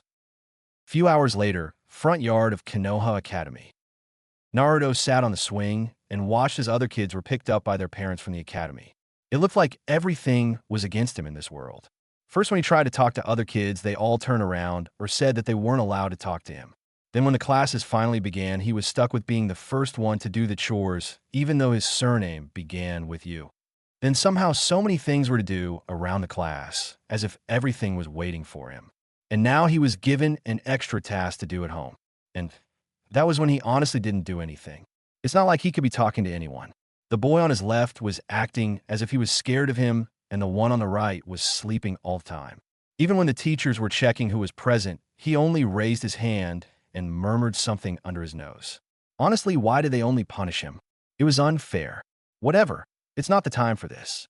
Now back home to eat something. Tomorrow is another day, and he will give it all, so he will be the best. My class isn't so bad after all. The boy I sat with today seemed fine, aside from sleeping most of the time. And there was this fat boy, what was his name again? Choshi? Choyuni? HMN? Chuji. Yeah, that's it, Chuji. Maybe I shouldn't call him fat. After all, I want to get along with them. Besides, he isn't that fat yet. A word for it would be chubby. Yeah, that will do. When he got up and went out of the school grounds, he didn't notice a pair of eyes that were following him from the shadows. The eyes lingered for a moment on a retreating figure and disappeared the moment that they lost the boy in the crowd that was filling the street at this time of day. The person then went to the teacher's room where every teacher was coming after the day to sum up all the classes and talk about promising students, especially when the new year started. Now, several teachers were having a lively discussion about new students and what they thought about them. We certainly have some very promising students this year. I'm especially looking forward to see what the Uchiha kid can do. His brother was an outstanding student. Do you think we'll see something like that again? I don't know. Having such high expectations from him may prove to be detrimental to him. You're right, but still it'd be good to keep an eye on him. After all, he is an Uchiha. I agree. That'd be the best. And what do you think about the Hyuga girl? She doesn't look like much. I wouldn't say that. Those Hyugas always seem like that. Look at Niji Hyuga. You wouldn't tell how strong he is, but trust me, he will be a fearsome shinobi one day. That may be right. Still, the girl will have a tough road ahead of her if she doesn't improve fast. You seem to have better luck than me. I have QB Brad in the class. Man, what a pain. I can already see the chaos he'll spawn. Yeah, that kid is no good. I mean, why the hell did Sandaime-sama allowed him to join the academy in the first place is mystery to me. Hey, come on. He could be a very strong shinobi after all. You're not serious now, are you? This kid is nothing but trouble, I tell you. By training him, we'll only sign our own death warrant faster. That's right. Besides, there's no way that someone like that will be anywhere near the geniuses like Uchiha or Hyuga. Hell, even kids from civilian families are better than him. You think we should take advantage of the fact that he lowered his guard here? You want to do something under the very nose of Hokage? That's insane. I agree. Still, maybe we can make him quit the school. Do what you like. I'd rather concentrate on those that at least show some promise. They're at least worth the effort. After all, that's what we are here for. Yeah, that's right. So we start with physical evaluation tomorrow, right? Of course. We need to know what we are working with. Then see you all tomorrow. See you tomorrow. 1 year later, Konoha Ninja Academy. Naruto was on his way towards the forest where he could train without anyone noticing. He was getting sick of the academy, villagers, adults, and children alike, and the world as a whole. He was already a year in the academy, and things were just as bad as on his first day, if not worse. He tried as hard as he could, but still he couldn't accomplish anything. Whenever he knew answer to a question asked by the teacher, he wasn't asked. He really was reading the books at home. He thought he even understood most of them. But somehow when he was raising his hand, he was never picked to answer. And when he didn't know, he was the first one to be asked. Always. Also, when he had some questions for the teachers, they never had time for him. He tried to learn for the tests, but he never received a good mark on them. Ever. What's more, some tests were just too difficult for him. Even when he tried to find the answers for them in the books after the tests, he just couldn't do it. There weren't even hints where to find these answers. What was even worse were his troubled practical lessons. They were just starting to learn how to concentrate their chakra, but for him, it was utterly impossible. When he started, it was a complete failure. At first, he couldn't feel anything. It continued for the first few times before he finally managed to draw some chakra. And when he thought everything was okay, the chakra suddenly just disappeared. He tried from that moment on, but still to no avail. Granted, it was just presented a week ago, but some kids already managed to hold it for the requested 5 minutes. Even the rest was able to get to some decent level with it. He had to come up with something or he would be laughed at again. And they had the obstacle course in the next few days. He had to train for that too. That meant a lot of additional training. When he thought about the past year, he recalled what it brought for him. At first, he was ecstatic about the start of the academy. He thought about all those things that he would learn there. The reality was not so nice. He had problems from the very start, and lack of help from the teachers wasn't helping at all. And everyone else was ignoring him all the time. He didn't do that much worse than the rest of the class, but still no one was willing to pay any attention to him. Recently, their classes were mixed, and he landed with some new guys, but they weren't any better than the old ones. The fact that one of them was really good with all the shinobi stuff wasn't making it any better. His name was Sasuke Uchiha, and was good at almost anything they were taking. Only thing that he wasn't best at was written tests. Now, they had a girl with pink hair in the class that was very good at them. She aced all the tests. That, and the fact that she was quite cute made Naruto like her from the very beginning. It's time to start additional training. The last time I tried something, everyone laughed at me. Well, at least there was some reaction. Like the time when I was playing pranks on people. They didn't ignore me all the time. And every time I say something that even sounds smart, they look at me strangely or totally ignore me. It's even worse than when I was punished for all the pranks I did. That might be a good thing, though. At least this way, they'll start to notice me a little bit. Then I'll have to start planning something that'll announce to the village that Naruto Uzumaki is back in business. Later that night, somewhere across Konoha, Thursday, Naruto began to prepare for his first big prank after a year break. It has to be something grand. This way everyone in the village will have to notice it. What's the best visible place in the Konoha? That would be the Hokage Monument. Yeah, that's a good place to start playing pranks once again. After that, he set out towards the Hokage Monument.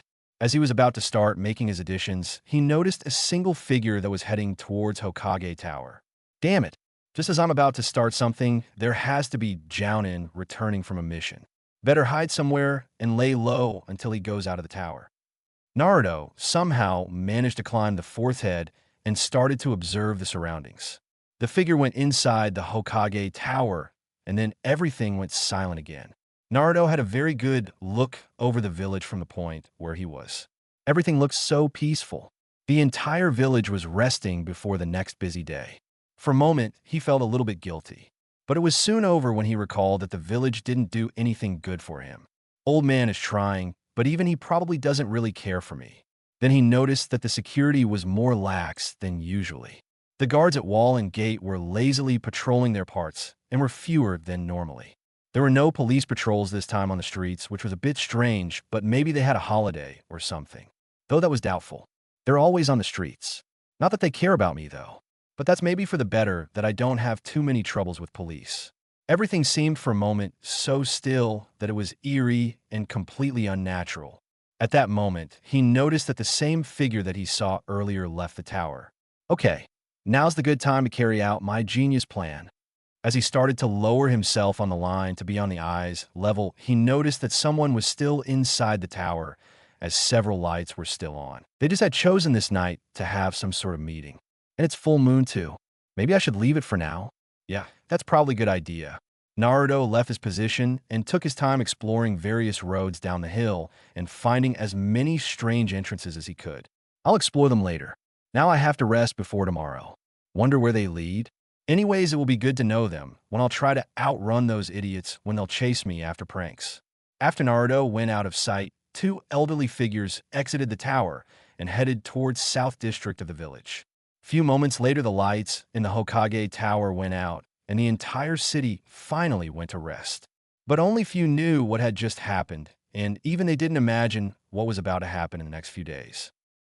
The several days later, Naruto's apartment, Wednesday.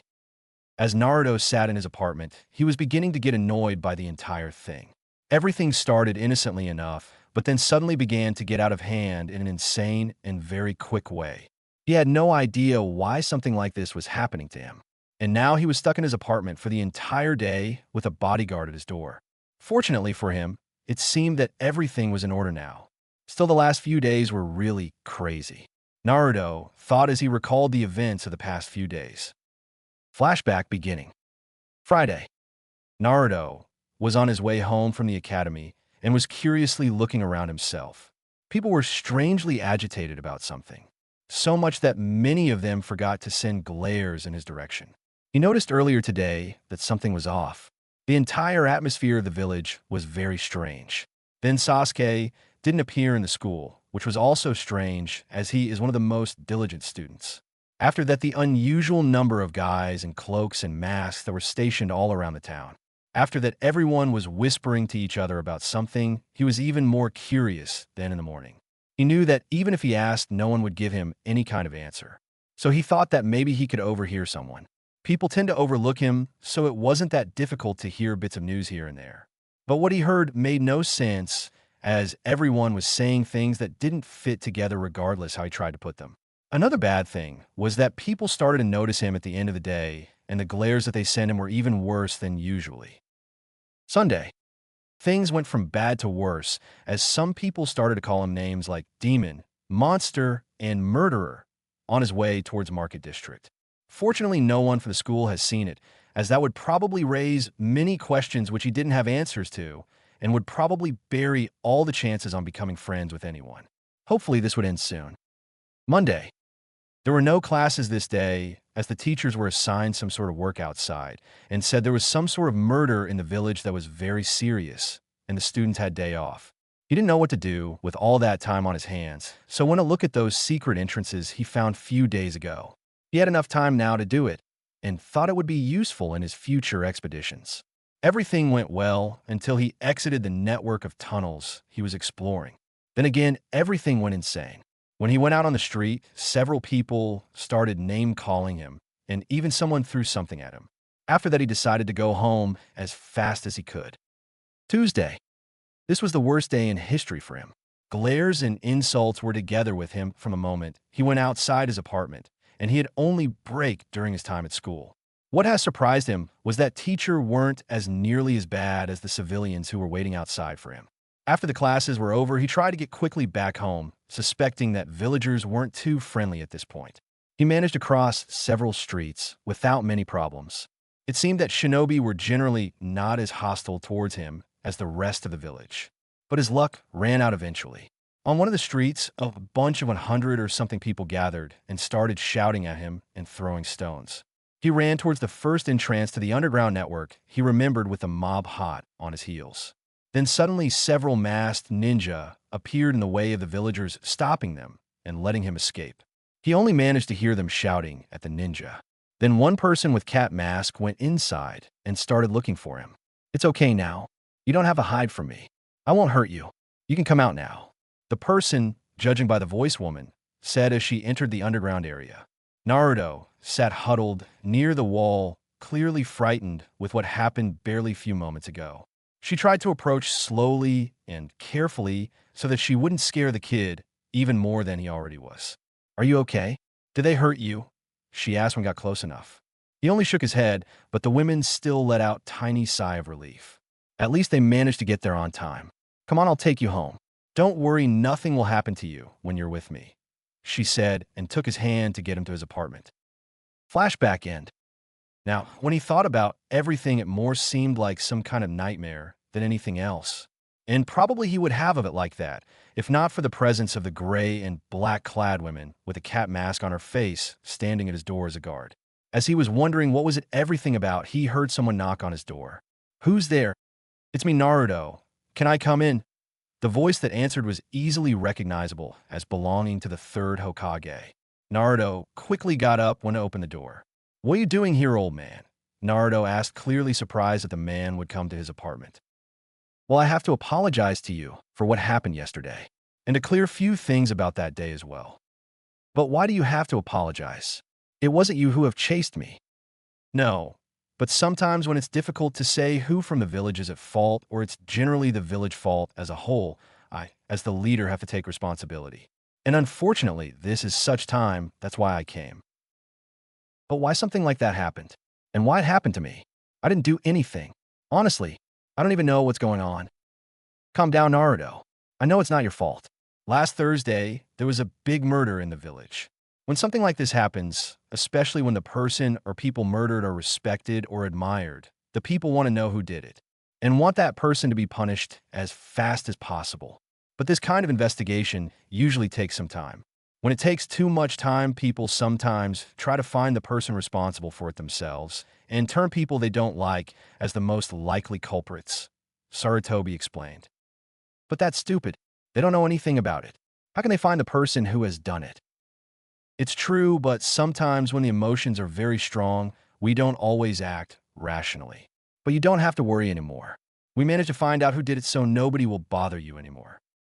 Yeah, Naruto answered, but he didn't look particularly convinced by this reasoning. Good. Now that we've cleared everything, I'll get going. Bye, Naruto. Yeah, see you another time, old man. On the way to the Hokage Tower, Hokage was heading back to his office after his talk with Naruto. Alongside him walked cat-masked Anbu. So the investigation has already been completed, Sarutobi asked in even tone. Yes, Hokage-sama. It seems that someone was abetting the villagers, but we are unable to find out who was it. It seems that none of the shinobi paid any attention to those that were spreading those rumors, and the civilians that were caught during the lynching are all unable to recall any details. Do you think that all this was planned by the same person? Doesn't look like it. The styles of these incidents are totally different. It seems that someone clearly tried to take advantage of the situation that was created by the Uchiha massacre. It's a good thing that we were capable of reacting so quickly. They might have not survived it if this wasn't stopped fast enough. Yes, indeed, we were very lucky, Sarutobi responded as he recalled the note that he found this Saturday on his desk. Remember about the 12th of October, it said. He had no idea how it could get on his desk, but he at least suspected who left it. Well, it's a good thing that someone kept their wits about them. He thought, you never abandoned him or the village, now, did you? Once again, he felt that he was too old for this job. And now he had a new tragedy on his head to deal with. This would truly prove to be a difficult trial for all involved. The next day, Naruto was on his way towards the academy and was almost seething inside. Despite the events from 2 days ago, nothing changed in how the people looked at him. It was as if the entire thing never happened. Well, he didn't expect people to suddenly start liking him, but some kind of change, any kind of change would be something natural for him. Yet no one seemed to have noticed that anything happened. It was infuriating. Well, I'll show them that you don't mess with Naruto Uzumaki. Tomorrow, everyone will be talking about me. After that, he went to the academy with renewed enthusiasm. After all, having a goal in your life really helps when something upsetting happened to you. But he would have to make some preparations for his big return. 2 months later, somewhere in the academy, Irika Yumino was facing a very daunting dilemma in a form of a bit hyperactive blonde 7-year-old boy by the name of Naruto Uzumaki. Everything started about 2 months ago. It came as quite a shock when all around the town paint bombs went off, especially in the places where a lot of people gathered. It took some time to determine who had done such a thing, but they managed to find the culprit. It wasn't particularly difficult, especially that the culprit wasn't really making it a secret who or where he was. From that time of day, without a prank was a rarity. And even then he was planning something for the future, or at least that's what Irika suspected. That was what brought the present dilemma. He just couldn't understand what happened to Naruto. Before, he wasn't really the best student, but he didn't do too badly. He had pretty decent marks from his tests, which was on the contrary to almost everyone else's, and tried his best on every lesson he has been to. That was before he started to play pranks on everyone around him. His marks dropped to the level where he barely passed and had a multitude of problems with virtually everything. While Irika knew the truth about the boy, and when he was young was really angry about the Hokage decision, but as the time went by he managed to come to terms with it. When Naruto joined the academy, Irika saw the boy that didn't have anything common with the demon fox that raided the village 7 years ago. During the last year, he even sympathized with poor kid a little, but couldn't really do anything for him, which brought him to present moment. After his last prank, during which half of the school hallways was dirty, Naruto had to stay to clean everything. Irika, on the other hand, stayed to ensure that it was done properly. Irika observed as young boy was cleaning one of the hallways and wondering on the problems which could lead to his poor marks. It's not that he's stupid. He has incredibly short attention span. But why? Even after so many exercises, he can't mold his chakra. This will be very problematic, as he will move on to more advanced techniques.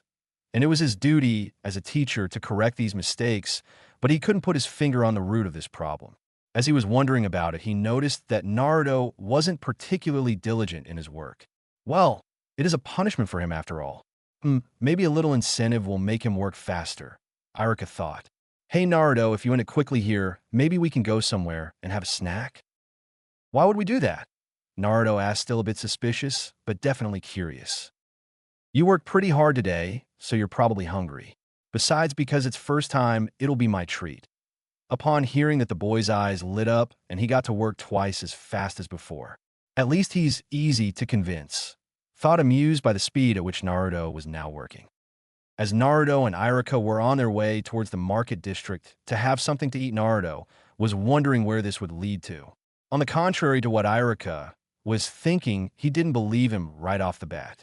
But it was the first time someone invited him anywhere, and it felt nice. After he started to prank almost everyone, the people started to act a bit cautious around him. As he was preparing for the pranks, he couldn't spend so much time reading and learning, so naturally, he got worse marks, but that wasn't so bad after all. Some teachers stopped giving him harder tests, and generally, everyone wasn't acting like he was the most despicable person on the earth.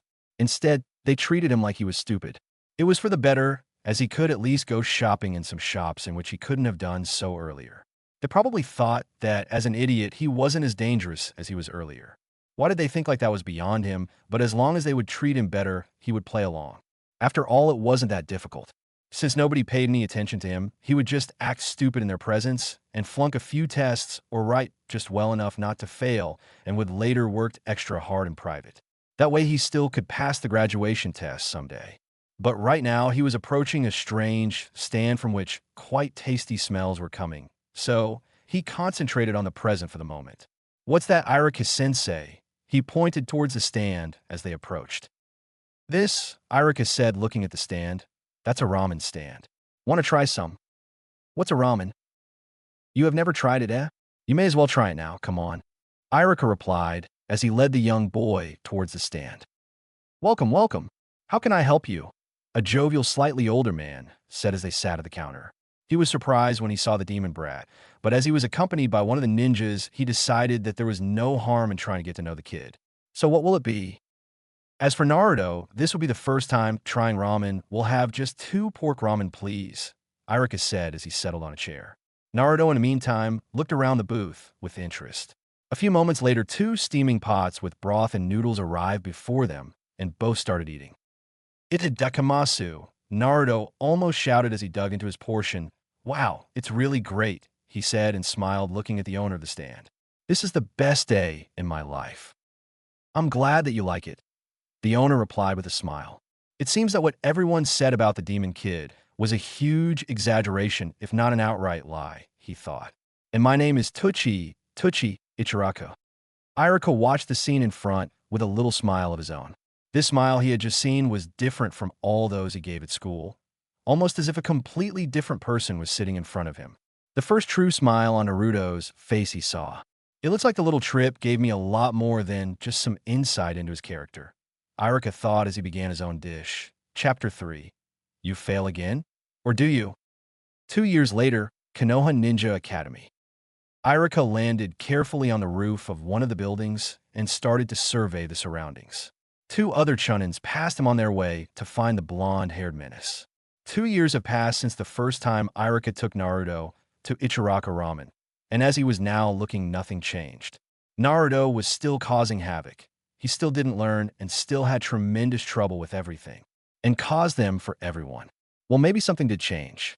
Now it took a lot longer to catch him. As Iruka took off in the direction of the biggest commotion and tried to look out for any surprises in which Naruto seemed to specialize. Tripwires, falling pots and bottles, slippery fragments of roof covered with water or oil, small round candy scattered on the road, water balloons that suddenly dropped on you. There seemed to be no end to his tricks. But the biggest mystery for many citizens was, however, how he could play some prank in one part of the city and then suddenly disappear in order to be seen on the other side of the town a few minutes later. That was also the main problem with catching him. It was extremely hard to predict where he would show up next. Irika was one of the few that managed to catch him without major problems. Well, he had some practice in that field from his school days, and as they say, old habits die hard. As he was looking around, he noticed that one of the lids of the sewers in the back alley started to move. It shifted a little bit, and it looked as if someone peeked outside a little bit. Irika tried to get closer to have a better look at the person who was traveling through the sewers. He was aware that there were quite a lot of underground tunnels under the city that were connected to the sewers. And if his instincts were right, he just found answer to one of the mysteries surrounding the blonde troublemaker. Then when the person thought that nobody was in the vicinity, he moved the lid a little more and got out of the sewer. The person Irika saw was about 1.5 tall and was dressed in gray jacket and pants and wore black veil and goggles over his face. The person took off the jacket and trousers, which looked like just few fabrics of gray cloth sewn, under which was another set of trousers, this time in orange color. He took off his veil and packed everything in the backpack which he was carrying with himself. Despite suspecting who might have been Irika, was still somewhat stunned that in front of him stood none other than the loudest and most brazen student of Konoha Ninja Academy, Naruto Uzumaki. I have to add the most unpredictable and surprising to his notable characteristics, Irika thought to himself as he jumped down from the roof next to the boy. Naruto was rather pleased with himself as he exited the sewers. In the recent 2 years, he discovered that a lot of tunnels which started at the Hokage's mountain then joined with the sewers in the city and other different type of tunnels under the city. Though he already had mapped most of them, he tried to avoid some of them as there was evidence that they were being used by someone. That didn't surprise him. This was a ninja village. After all, there had to be some ninja that used to move around the village. He never saw anyone, but there were a few tunnels in which didn't have even an inch of dust, so he avoided them. They also looked more solid and newer when compared with those that started at the Hokage mountain. This way, he was forced to stick to the sewers and older part of the tunnels. But that wasn't a problem at all. The area was very large and covered large part of the city, except of some parts of West District, which he rarely visited anyway, so it wasn't that much of a problem. During his travels, he managed to find quite a lot of interesting places, one of which he turned into his secret hideout. Most of the old tunnels were not used by anyone, so he used them to move around the city and escape from his pranks. Even though going through the sewers is not the nicest way of traveling the city, but certainly is the fastest one, Naruto thought as he put on his trademark orange jacket on. Right, now we can start the day. And where are you going, Naruto? He heard a voice behind him and slowly turned around to see Irika standing right behind him. Irika-sensei, what are you doing here? Naruto asked, stunned by the sight of his teacher. I should be the one asking you this. And for your information, someone decided to play a prank on some merchants in the market district a few moments ago. Care to explain yourself? Hey, that was really artistic. They look a lot better in their new clothes. A goofy grin returned to his face as he spoke, and Irika had to wonder where the resolute and careful boy which had exited the sewers went. In front of him was standing the same energetic, optimistic, and totally careless boy that always did something unpredictable and in many cases stupid in the classes. Naruto, you know that the time of exams is coming. You even volunteered to take also the graduation exams this time. If you don't stop with these pranks and sit to learn more, you'll never make it past the theoretical part of the exam, Irika said in stern tone, but it didn't seem to have any effect on the young boy standing in front of him. Don't worry, Irika-sensei. I'll ace the test and show everyone just how awesome I am. Naruto, however, was not so completely unaffected by what Irika said. He was well aware that he probably didn't have any chance of graduating, but it was an opportunity to scout what waited for him in the future. He had no reputation to tarnish, no one to scold him for a failure, no one to disappoint, and nothing to risk at the exam, so it was a perfect situation for him where he could only gain. Nothing really gets to this boy, does it? Irika sighed deeply and shook his head. Enough of that for now. I think you have something to do now, and the classes have already started. Smile on Naruto's face faded, but before he had a chance to do anything, Irika grabbed him by the collar and started to drag him towards the academy. 2 weeks later, forest behind the academy. Hinata was sitting quietly under the tree. She was wondering what to do with herself. It was her 3rd year at the academy, but it seemed that she couldn't make any progress at all. Her father was definitely not pleased by this turn of events. He was expecting some kind of progress from her. He now started to train her younger sister and was expecting that Hinata would be competing with her in order to show what she was worth. But she couldn't force herself to hurt or even fight her sister seriously. Hanabi was a sort of memento of her mother. She couldn't force herself to trample it. It's not that she was weaker than her sister. After all, she was 6 years older. Even with talent and attitude, it was hard to cover that much physical difference at their current age. At least for now. As time would go by, the distance would gradually decrease. And taking into consideration the rate of growth of the two of them, it would decrease fast. But I tried so hard. Maybe I should just give up. Maybe I'm not suited to this kind of thing after all. Maybe I'm a loser, just as everyone says, Hinata thought. As she was sitting there, she heard someone panting. But no one comes here. These who train do so with their families or friends. And others have better places to go than some spooky forest. She felt even more miserable that she was sitting under out here, all alone. She stood up and thought of going back home, but the curiosity took better of her, and she decided to take a look what was going on. She reached one of the clearings in the forest and hidden behind a tree. In the middle was a young boy doing push-ups. She recognized the boy almost right away. It was very easy to do after all. She was recently transferred to the class with him, and he immediately stood out of the entire class. The biggest troublemaker in the entire school and one of the worst students. His name was Naruto Uzumaki. As she recalled, he was always somewhere near the bottom of the class when it came to marks. But he always passed them somehow. There were a lot of kids that dropped out of the academy because they couldn't keep up with the curriculum of the academy. But he somehow managed to pass all the exams. Of course, his marks were barely passable, but it was still enough for him to go on. She heard that he failed the graduation exam several days ago. Why he volunteered to such a thing was completely unknown to her. It was obvious that someone with marks like his or her attitude would fail. Still, she started to respect him a little for his courage. And even after so many setbacks, he still tried so hard. She could clearly see that he was training for a long time already. Several trees had signs that he was training both in taijutsu and with weapons here also. Why didn't he give up, yet was a complete mystery to her. She would have stopped many times already. She decided that maybe she could observe him a little more. Naruto decided that 100 push-ups were enough for now and that the time came for weapon practice. He had fewer problems with physical tests now, but there still were some areas in which he wasn't as good as he would like to be. He had some trouble with taijutsu, but it wasn't as bad as in the past. Not that he could say he was good at it, but he was coming closer to at least average level recently. The real problem came with ninjutsu and jinjutsu. While he could understand the theory pretty well, ninjutsu practice was something completely else. He tried as much as he could, but couldn't get anywhere with it. He couldn't even succeed with the simplest techniques like transformation or clone jutsu. No matter how much he concentrated on the task or practiced after the classes, he never managed to perform them properly.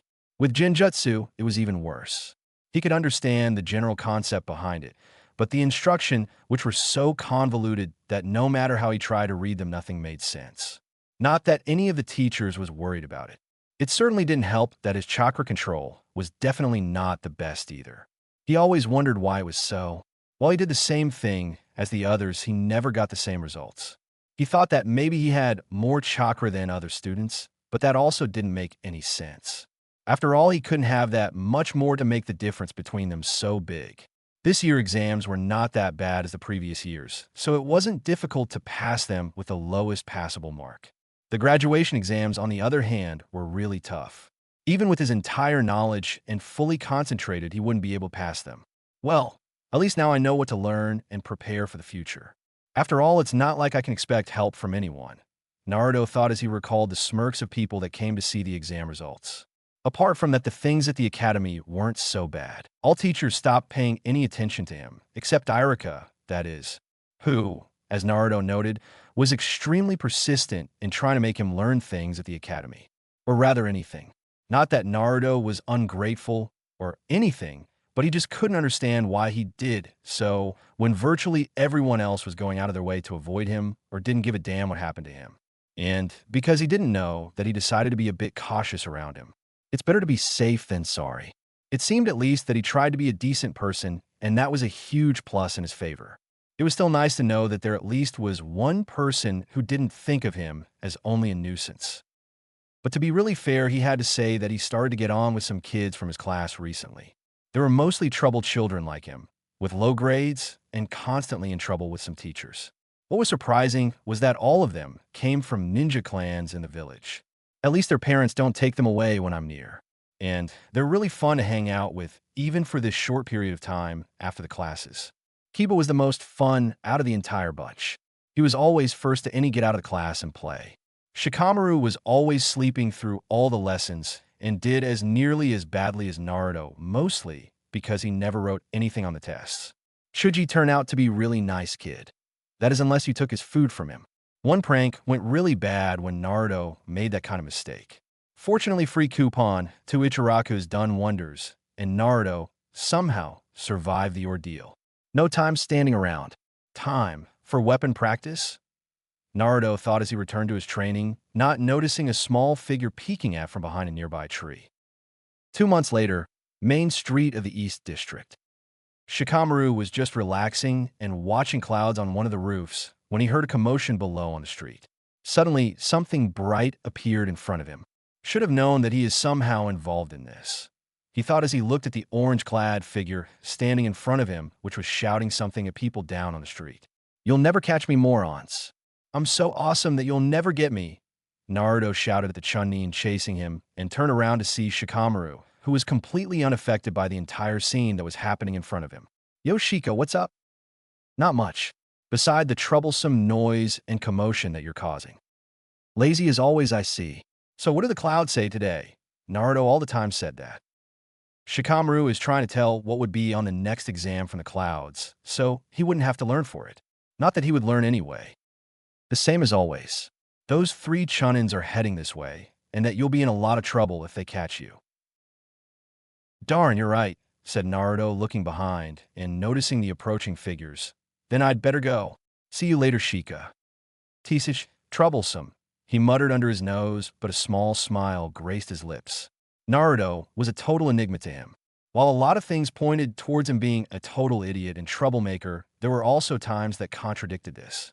He was universally considered the class dead last, based on his poor marks from written work and other subjects. While true that he wasn't an ace now, when they started the academy, he easily placed somewhere in the middle of the class. What happened that he suddenly became so lousy in studies was a mystery.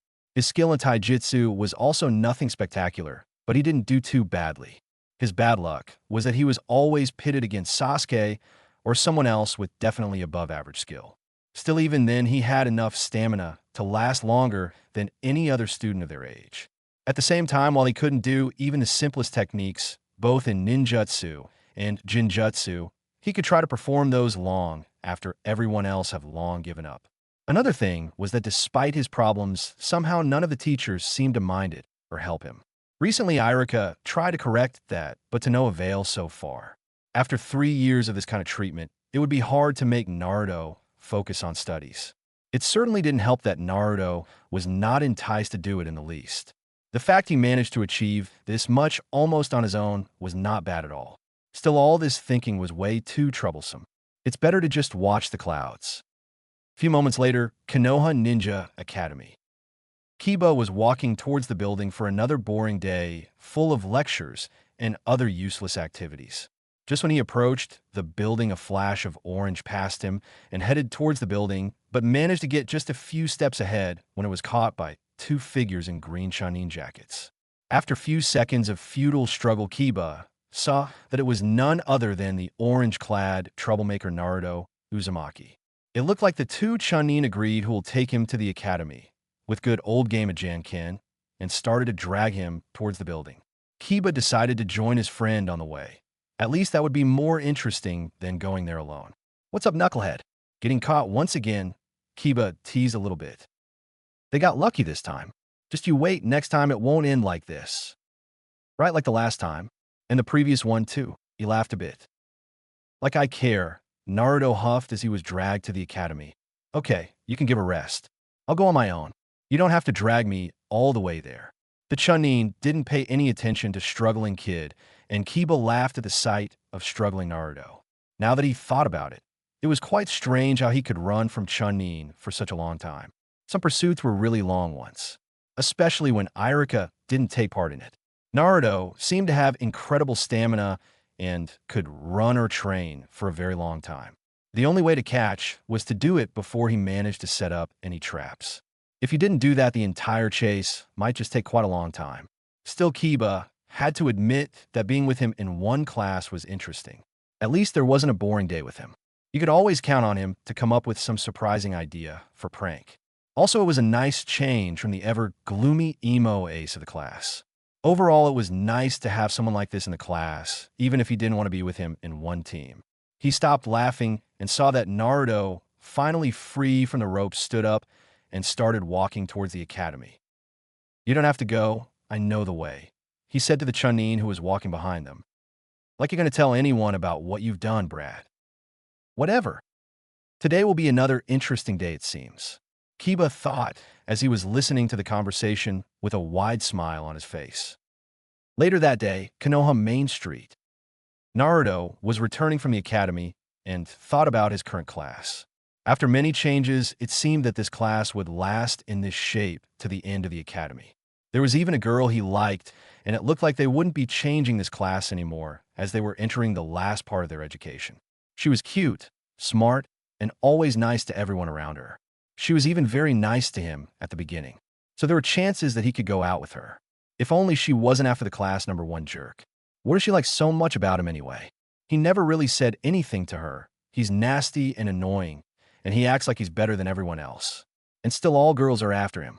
Heck, for some time I thought that I'd at last someone who I could relate to, but he turned out to be some worst kind of person I could have imagined. I still can at least try to ask her out. As he was walking, he noticed that people were glaring at him more than they usually did. Then he remembered that it was October, and as always when his birthday approached, he was less welcomed on the streets than usually. He always wondered why. It certainly wasn't because of the pranks. Even he wasn't stupid enough to play pranks on that day, the day that marked the attack of the Kyuubi no Kitsune. He decided that his hideout will be the best place to spend his free time during this week. While traveling through the tunnels and sewers under Konoha, he found out several places that looked like some sort of rooms or closets. They were all located in the older part of the tunnels, were relatively dry, not really big, but enough for several people to fit in, and completely empty and unused by anyone. Naruto decided to make his secret hideout in one of those places. His apartment was not really the best place, and if his act, as the village number one idiot, was to be convincing, he couldn't be seen with books. The books were his silent friends for a long time now. After all, the first time he got anything from anyone was when the Hokage lent him 2 books from his office. From that moment, he tried to read as much as possible, but had several problems with it. First was that he couldn't buy too many of them as he had not so much money from the start and other expenses.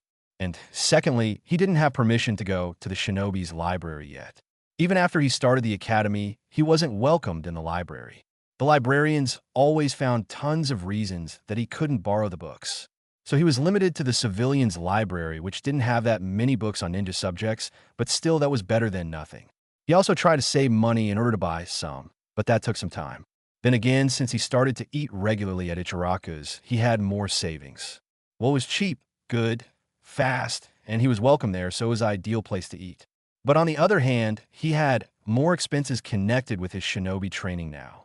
He had to buy weapons and scrolls on his own, so in the end, not much has changed.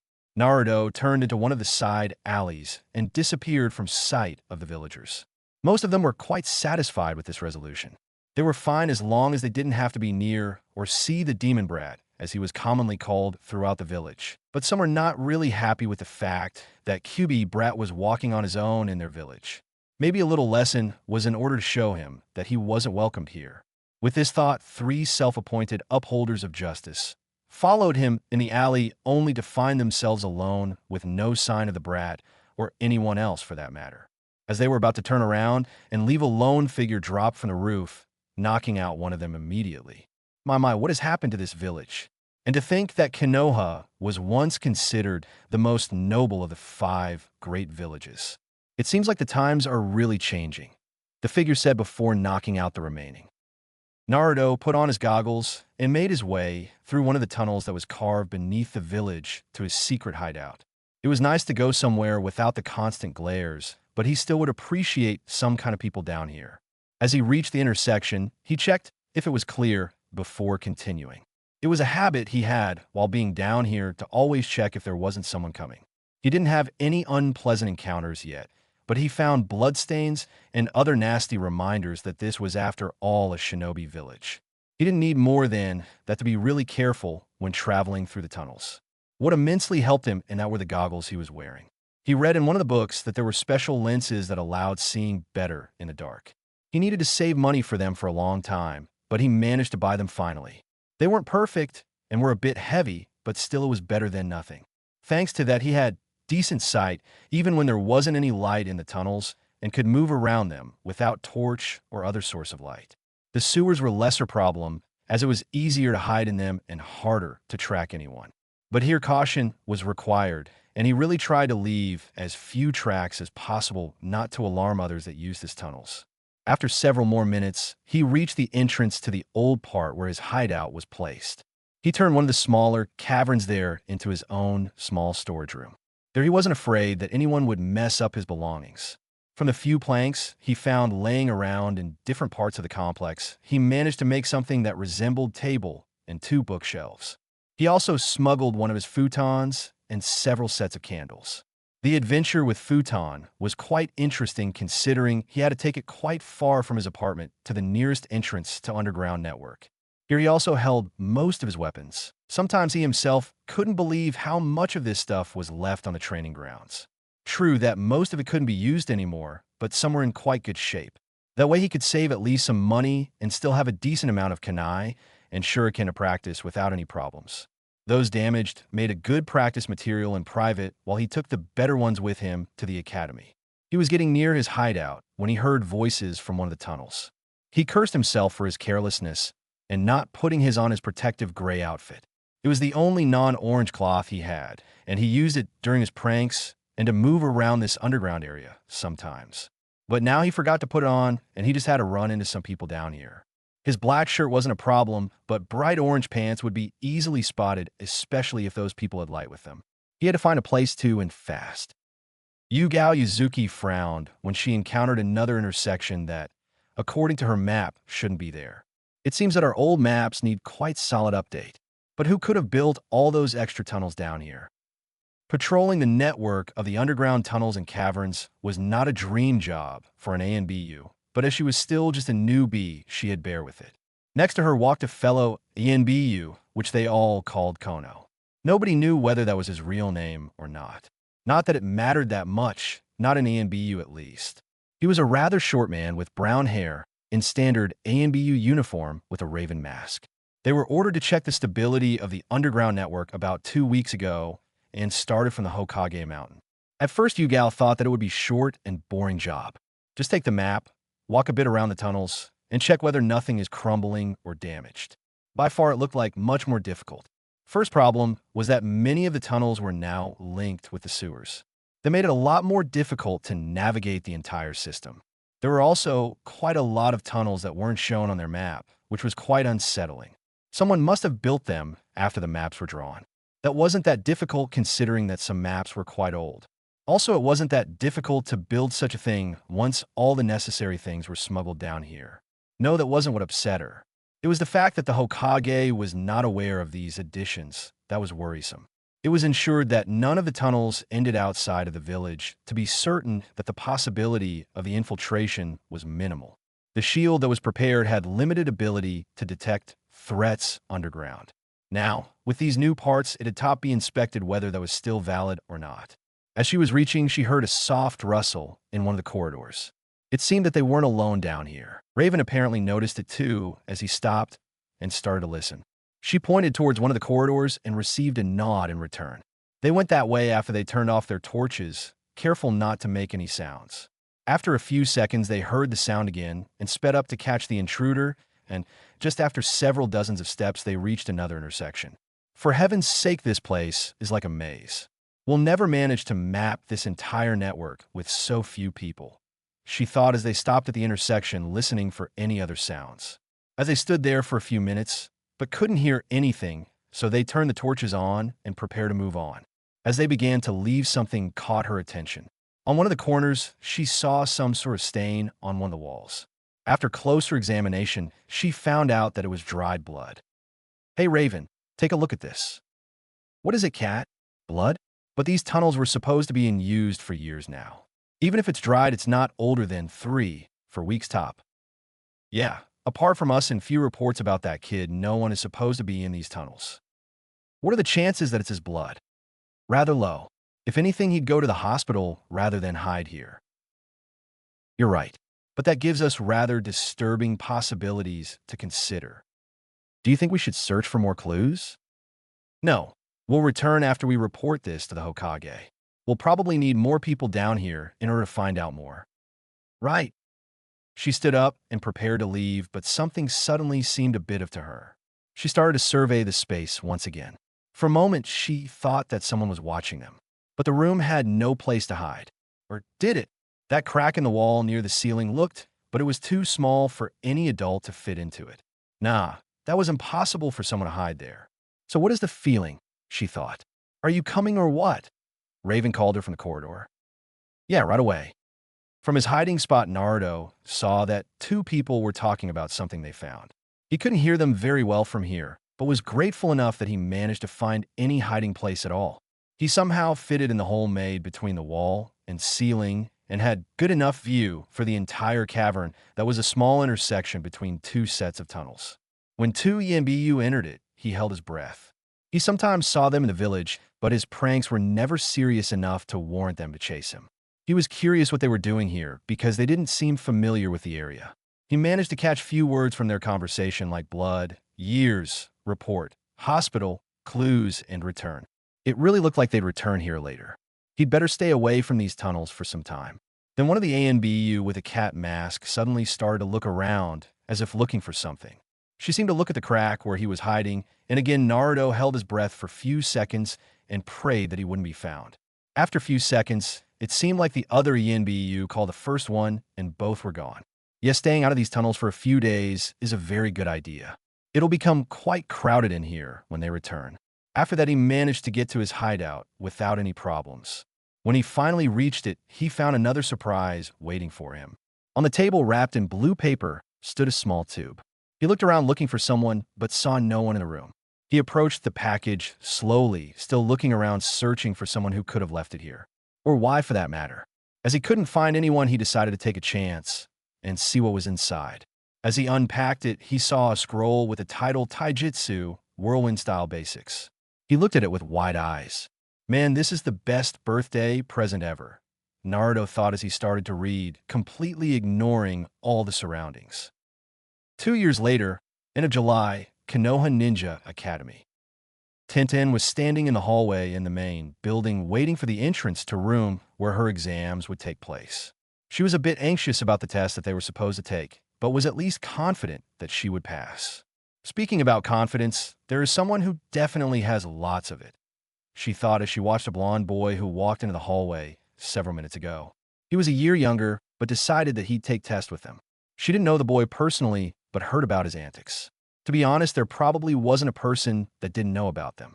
Naruto Uzumaki had quite a reputation around the village as the biggest troublemaker in the village ever, and even, according to some people, to ever walk the earth.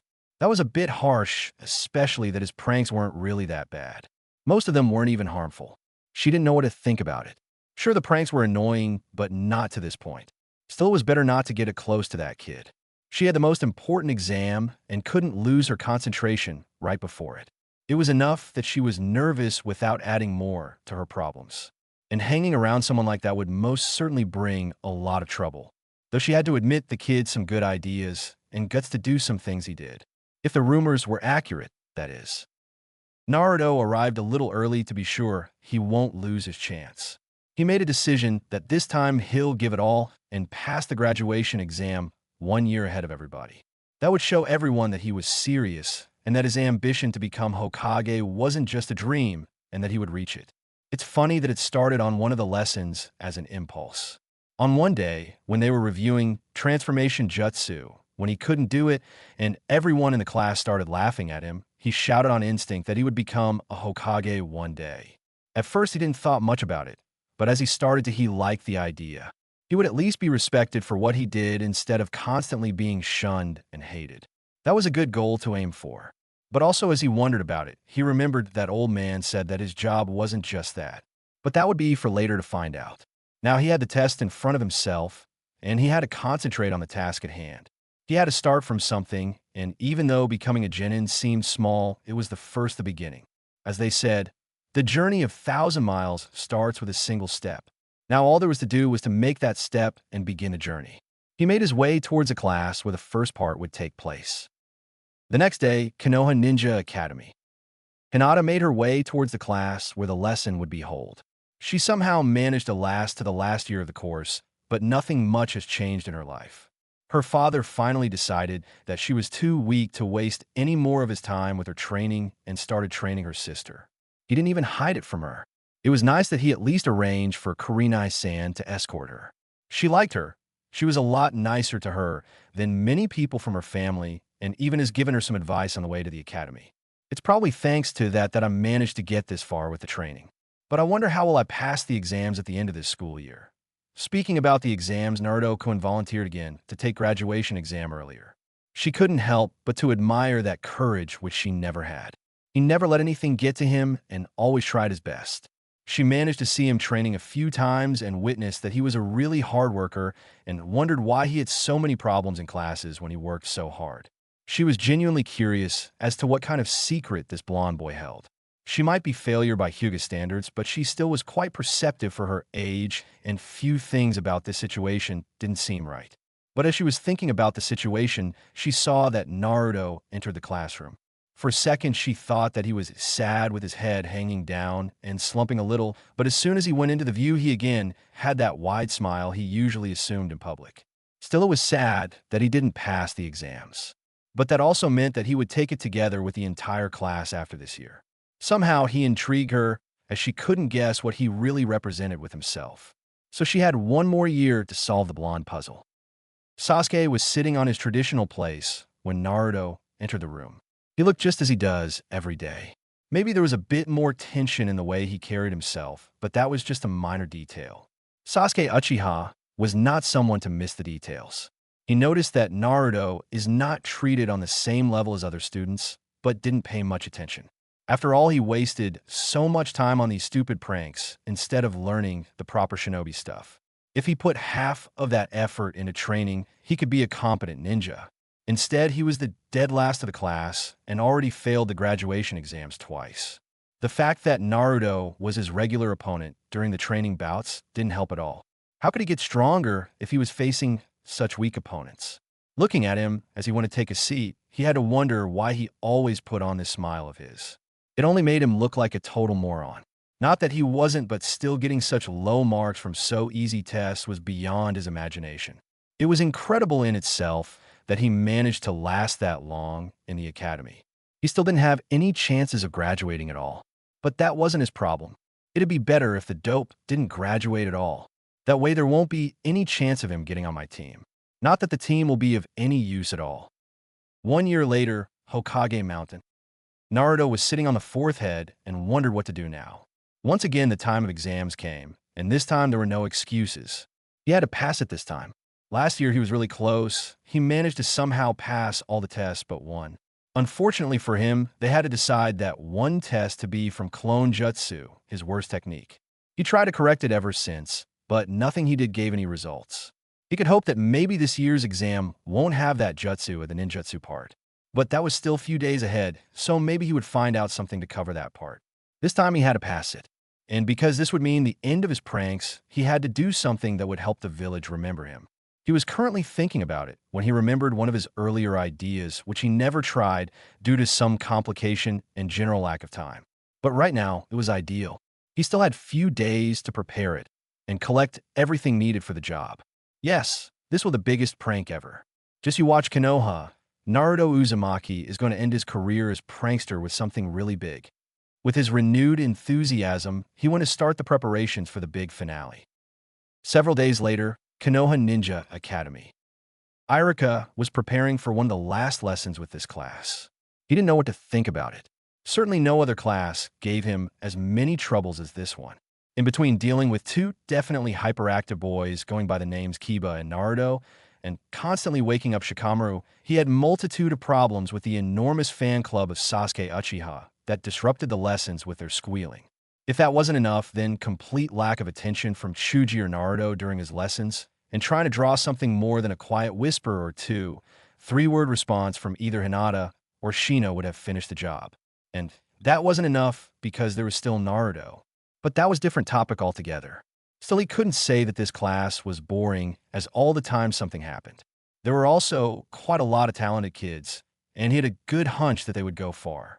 But first, they had an exam in front of them, and he had to prepare them one last time for it. So he began to do it first thing in the morning. As the weather was very nice, he decided to open the window. And that was when he saw that someone decided to add some colors to the Hokage monument. And he had a pretty good idea who was it. Why can't he get a rest for a while?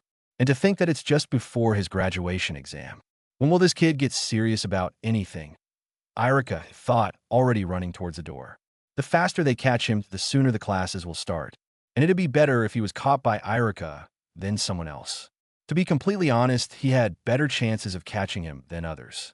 He at least knew him a little bit, while everyone else has already written him off as another failure. But even now, this kid was an utter mystery. During the last 2 years, he shaped up a bit, especially when it came to his physical condition. Too bad he still had so much trouble with other areas, especially with Jinjutsu, which he couldn't seem to understand no matter what. But there were more important things to do now than evaluate his student. Why did this day have to begin with another senseless chase, after which Naruto will just have more troubles and extra work to do? With a quiet sigh, Irika jumped on the nearest roof and joined the chase. Naruto was running from the several Chunin guards that were sent after him for quite some time already. He maybe even set his new record. The last one, being almost 1 year old, was about 20 minutes from the moment the first guard started to chase him. Now it almost reached half an hour. Now, after fooling another pair and hiding before them, he had some time before they would find him again. Now, that was fun. Wonder what should I do next, he said aloud. Maybe you should go to the academy to learn something for a change, a voice behind him said. Not good. That happened to me before, and it didn't end well. Naruto thought as he slowly turned around to see none other than Irika. Hey, Irika-sensei, what's going on? We've already been through that, Naruto. Now get going to the academy, or do I have to use more direct means? Ok, I'm going. No need for you to force yourself, Irika-sensei. Naruto put up his arms in a defensive gesture and started going in the given direction. As they were passing the main street, Naruto noticed that Irika was looking at one really pretty lady on the road. An idea came to his head as he saw that. He couldn't play any pranks, but he still could have some fun with Irika. What are you looking at, Irika-sensei? He asked in an innocent tone, and Irika suddenly became a bit red on the face.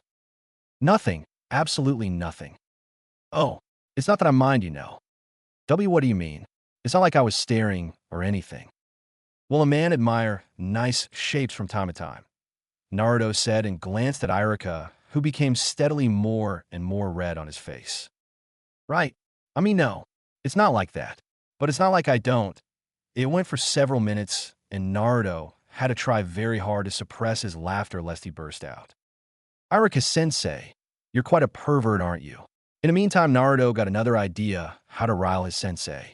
This was really so much fun. This way they reached the academy, and Irika began his lecture once again. Naruto found a way to cope with those long ago. It wasn't that hard, really. The entire secret was to just tune it out. But it also had some side effects, which included some additional exercises. That was what happened today. Fortunately, it was review of transformation jutsu, so Naruto could put it into action. As soon as he was called out, he concentrated on the image in his mind. Then there was a huge cloud of smoke, and after it dispersed, standing in front of Irika was a cute, blonde, and well-developed girl with pigtails. What was more interesting was her clothing, or rather lack of thereof. After a second or two, Irika almost collapsed from a nosebleed, and Naruto released the technique. I'll call this technique sexy jutsu. Idiot, don't invent stupid skills. Irika yelled at him and started ranting, but Naruto didn't hear any of that as he was rolling on the floor laughing. The next day, Konoha Ninja Academy. Finally, the big day came for Naruto and his entire class. The graduation exam. The time for Naruto to show everyone what he was made of. He prepared for this for almost a year, and now was the time to check whether or not training paid off. He entered the classroom as one of the first people to come. The only ones here were Shikamaru, who was always one of the first to arrive, probably so he could sleep more as if he couldn't do that at home, and the shy girl Hinata. He took the place and waited for the start of the exams. The people slowly filled the class, and at last Irika came. He explained everyone the rules of the exam. Then the main part started. The written test wasn't as difficult as last year, at least for him, and the taijutsu and jinjutsu parts went not bad. He was especially glad with his score from jinjutsu. He barely passed, but for him, it was still quite an accomplishment. The final part came, and his entire good mood with it. Clone jutsu. It was almost a death verdict for him. Why did in 3 exams he took he had to do the same jutsu? Still, he would give it his all. Maybe this time he would finally pass it. He entered the classroom where the test would take place and saw Irika-sensei and Mizuki-sensei sitting behind a desk. Well, maybe it won't be that bad, Naruto thought. Okay, Naruto, you know the rules. Make at least 3 clones in order to pass this part. Naruto concentrated as hard as he could and shouted clone jutsu. After the smoke dispersed, he saw 3 clones. Too bad none of them was standing or appeared to be able to do anything. Irika grimaced a little bit before declaring, "You fail." Now Irika-sensei, I think we can pass him. After all, he did create 3 clones. Naruto's heart skipped as he heard Mizuki saying that. I'm sorry, Mizuki-sensei, but that is impossible. All other students created 3 fully functional clones, while Naruto could make them only appear in this room. That definitely doesn't qualify as a passing level. After that, Naruto went out and sat on the swing looking over the yard, where all other kids gathered showing their newly acquired Itachi. He sat there for a few moments before going into the city. He didn't even bother to put on his smile mask. It didn't matter anyway. Just as he was about to reach the main street, someone called him. "Oi, Naruto, can we talk for a second?" It was Mizuki. You must understand that Irika is not doing this out of spite. He really wants you to become a strong shinobi. But I really wanted to pass this year. Why didn't he let me pass, even though I did improve so much? Well, if you really want to pass, then I can let you on a little secret. There's an alternate way to become a genin. Really? Of course. All you have to do is to sneak into the Hokage office at night and take a training scroll that's left there for this purpose. It's a big scroll with Forbidden Seal sign on it. Naruto's seen that scroll in the old man's office, but he wasn't allowed to touch it. Was it because of this? Something was a bit fishy here, but it was his chance to become genin. I won't lose anything if I accept it and prepare appropriately. I still have several hours till dusk. Okay, Mizuki-sensei, I'll do it. Good. After you've done it, I'll meet you at. Later that night, clearing near Training Area 22, Naruto was sitting with the scroll strapped to his back and was panting slightly. Infiltrating the tower wasn't that difficult as he thought at first. If you knew where the guards were and kept to the shadows, you could get in quite easily. Getting past the guards on the second floor was more difficult, but still possible if you took your time and aimed for the holes between their patrols.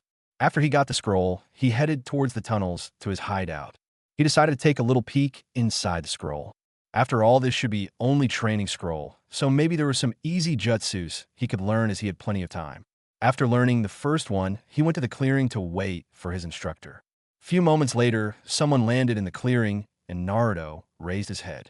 It was Irika. Oh hey, Irika-sensei. Don't you hate me, Naruto? Do you know how much trouble you're in? Trouble? I'm waiting where I'm supposed to. Didn't Mizuki-sensei tell you? Mizuki? Yeah, he told me about this scroll and place. But that would mean... Look out, Naruto! Irika suddenly shouted and pushed him to the side. A second later, several kunai hit Irika and pinned him the hut that they were standing by. On a nearby tree stood Mizuki with 2 big shuriken strapped to his back. I didn't think you'd find this place so fast, Irika, or that you'd protect the demon brat. Now Naruto, hand over that scroll. Don't do that, Naruto. This scroll contains valuable secrets from a village. Mizuki wants to trick you into betraying the village. Why do you care so much, Irika? You know what he really is, don't you? What I am, Naruto deadpanned. Yes, what you are. In fact, I think we should inform about one law that exists in the village. No Misuki. You can't do that. A law that everyone knows about. Everyone but you. A law that no one can tell you that you are the incarnation of the nine-tailed demon fox that attacked the village 12 years ago. Naruto looked totally stunned by that information, and his mind was flooded with thoughts. I'm a Kyuubi? But how? What happened? Is that even possible? Why no one told me? That's why everyone hates me. But I'm still me. Why no one sees that? These thoughts were constantly going on in his head. And you'll die, demon fox, Mizuki shouted as he thrown one of his giant shuriken at him. Naruto tried to dodge it, but was too slow when suddenly a shadow appeared in front of him and got hit by the projectile instead. After a second, Naruto recognized the person as Iruka. Why? Escaped his lips as he looked at his teacher. Because I know how painful it had been for you. To be all alone and to suffer. To endure it all and go on. But Naruto couldn't listen anymore. He ran into the forest to hide from him. From everyone. They have all lied to him. No one has been sincere with him from the very beginning. How could he trust them? He ran and hid behind a tree. Few seconds later, two people landed near him. One of them was Iruka, and the other one was him. Then he saw that both people were under transformation jutsu, after releasing which he saw Mizuki and Iruka. To think that you would go as far as transforming into that monster. But you know it's futile. He'll go to the village, and using the scroll, will have his vengeance against the village. He's just a monster like me. Yes, that would be something that a monster would do. That stunned Naruto. So even Iruka believes I'm a monster. Naruto thought. But Naruto isn't like that. He's one of my best students. Sure, he's not an ace, and he messes a lot. But he never gives up trying. He takes everything that life throws at him and goes on. I'm proud that I was teaching him. You were always a sentimental fool, Iruka. And now you'll die. Naruto couldn't allow it. Iruka acknowledged him, and he'd rather die himself than allow him to be hurt. He quickly created a couple clones and told them to wait. And he jumped in and managed to land a kick on Mizuki's face. As Mizuki was flying through the air, the clones hid behind and in the trees surrounding the clearing. If you hit Iruka-sensei, I'll pay you back 1,000 times over. Small flies shouldn't make threats they cannot support. Want to try me? Oh, and you can take this scroll. After that, he threw the heavy scroll and hit Mizuki across the chest. Mizuki caught it slightly out of breath from the hit, but looked a bit suspicious. But first I'd check whether it's what you wanted. Mizuki opened the scroll, only to see that it was completely blank. What is this? Mizuki shouted, infuriated. Something about this assignment didn't seem right, so I swapped the scrolls before coming here. Naruto explained, and Iruka had to wonder how many times this kid will surprise him yet. He didn't have time to contemplate it, because Mizuki charged Naruto only to trip a wire that suddenly appeared his way, held by two Narutos hidden behind the trees. Right after that, from the trees, 4 more Narutos dropped from the treetops and started beating Mizuki. The original, in the meantime, make a crossed finger seal and conjured another dozen or so clones and charged the battle. Iruka sat under the tree, stunned to see Naruto beating up Mizuki. But that clones are real. That's the Shadow Clone Jutsu. Did he manage to learn such a high-level jutsu in a matter of hours? This kid really has incredible potential. He blinked and saw that his fight was already over. Naruto dispelled his clones and stood beside unconscious Mizuki, smiling a bit awkwardly. Maybe I had to go a little overboard with it. Don't worry about it. Come here for a moment, Naruto, and take off your goggles. Huh? What for? Just take them off for a moment and close your eyes. Naruto did that, even though he was a bit surprised by the request. But he knew now that he could trust Iruka without reservations. Okay, you can open your eyes, Iruka said after a moment. Naruto saw that Iruka was standing in front of him holding his goggles and without his forehead protector. After a second, he realized that it is on his forehead.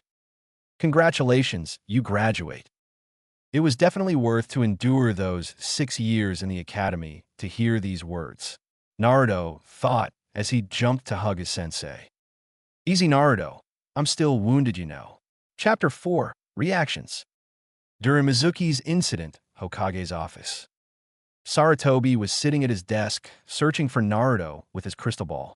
Unfortunately, noticing that the scroll was missing took some time. Naruto left surprisingly few clues, especially in the corridors. He did come here quite often when he was younger, so he knew the tower fairly well. That, coupled with his knowledge about the underground network, was something that made the infiltration very easy for him. Too easy, in fact. Despite the advantage of this knowledge, it shouldn't be that easy. He was never that good at it when you look on his marks. Maybe he's the type that doesn't take theory too well, he thought, still scanning through the village. Good thing that Mizuki, who was on guard this day, pointed out several things and clues that he found in the corridors. And in the office itself, Naruto wasn't particularly careful. He took what he had come for, but paid no attention to other various documents that were in his way. They weren't scattered as much as out of place. After that, determining what was taken was simple. But why would he take the scroll of forbidden seals? It is something that is way above his current level and extremely unlikely for him to learn something from it. Is it the fact that he failed the exam for the third time the reason behind all of it? Sarutobi suspected for some time that something was going on within the academy. He did pay attention to the kid when the time allowed him to, and saw a troubling thing. The marks Naruto got from his tests and exams didn't correspond with the amount of time he put into learning for them. But he couldn't do anything without the proof. And before he was capable of obtaining one, Naruto apparently gave up on learning and stuck to the bottom of the class. After that moment, he felt like he had failed him somehow. After all, he promised the fourth that he would take care of Naruto.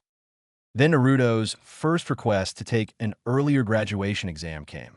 While he thought it was definitely too early for such an attempt, he allowed it to, in order for Naruto to see what he would be facing in the future, even though his teachers said it'd be a total waste of time. He failed but kept going on regardless. At that time, Sarutobi also received a report from Iruka that there was a chance of Naruto going into the underground network under Konoha.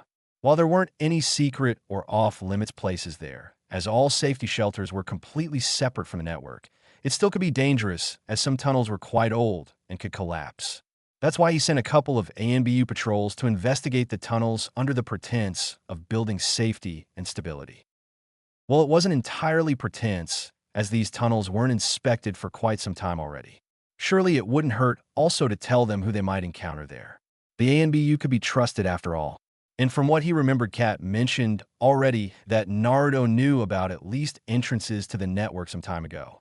But what was reported to him after the ANBU returned was not a pleasant feedback at all. Kat and Raven found evidence that the tunnels were used by more people than just the blonde troublemaker. And Sarutobi had quite a good guess who could be behind all of this. Despite disbanding Root all these years ago, they still are acting on their own. This could prove to be an increasingly difficult problem to deal with in the future, but at the same time, had to be tackled with extreme care. They couldn't allow for any kind of mistake. Funny how completely trivial matter and my own overprotective nature led to such a discovery. Karma really is a strange thing. After that, the things went with their regular rhythm. Some time has passed, and nothing changed on the surface. The chase after the Root ghost revealed only few minor things. NBU found out Naruto's little hideout, and Sarutobi had to admit that it was quite a cozy place where definitely no one would interrupt him, and it made easier to protect him if something happened. He still didn't do well in the academy, but managed to pass all the exams somehow. What was surprising was that he passed them without many problems. He got barely passable marks, but that was enough for him to go on, which hinted Sarutobi towards thinking that Naruto is not as oblivious as many think he is. Pretending to be less able than he really is in order to throw off your opponents was not uncommon. That while being good in the field and making his opponents underestimate him in combat, had also a rather nasty side to it in form that he didn't trust his environment enough to show his true colors and prefer to stay in the shadows. And that thought was not comforting at all, because he shouldn't have to hide his abilities from the teachers in the academy. On the contrary to the last time, he couldn't do anything as it was Naruto who was doing poorly, not the teachers. Again, he wanted to take an early exam, and was allowed to, but the result wasn't good for him. It seemed that he certainly advanced as a student, as he passed most of the tests, if only barely. But bad luck seemed to chase him, and clone jutsu seemed an unbreakable barrier for him. This was understandable, given the nature of the seal on him. With this amount of chakra, he'd need at least high Chunin level chakra control to execute it properly. And the fact that Kyuubi was the root of that chakra didn't help either. After that, another year passed, which brought us to this moment and the problem where he could have gone with the scroll. His crystal ball couldn't reach to the underground network, and there was a large chance that he was hiding there, so he dispatched an ANBU squad to estimate the situation there. When he finally found Naruto, things were not looking pretty. Iruka was wounded, and Mizuki unfolded his involvement in the entire affair. After the secret about the Kyuubi was revealed and Naruto ran off, Sarutobi regretted not telling him about this earlier himself. But now it was too late, and nothing more could be done about it. All that was left was to see how the things would play out in the end.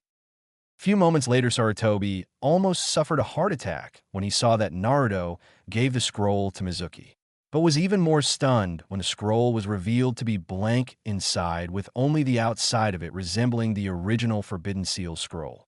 The subsequent fight was pleasantly one-sided and concluded the entire affair. That, of course, sprung next question, where the original was. In that moment, someone decided to knock to his office. Enter.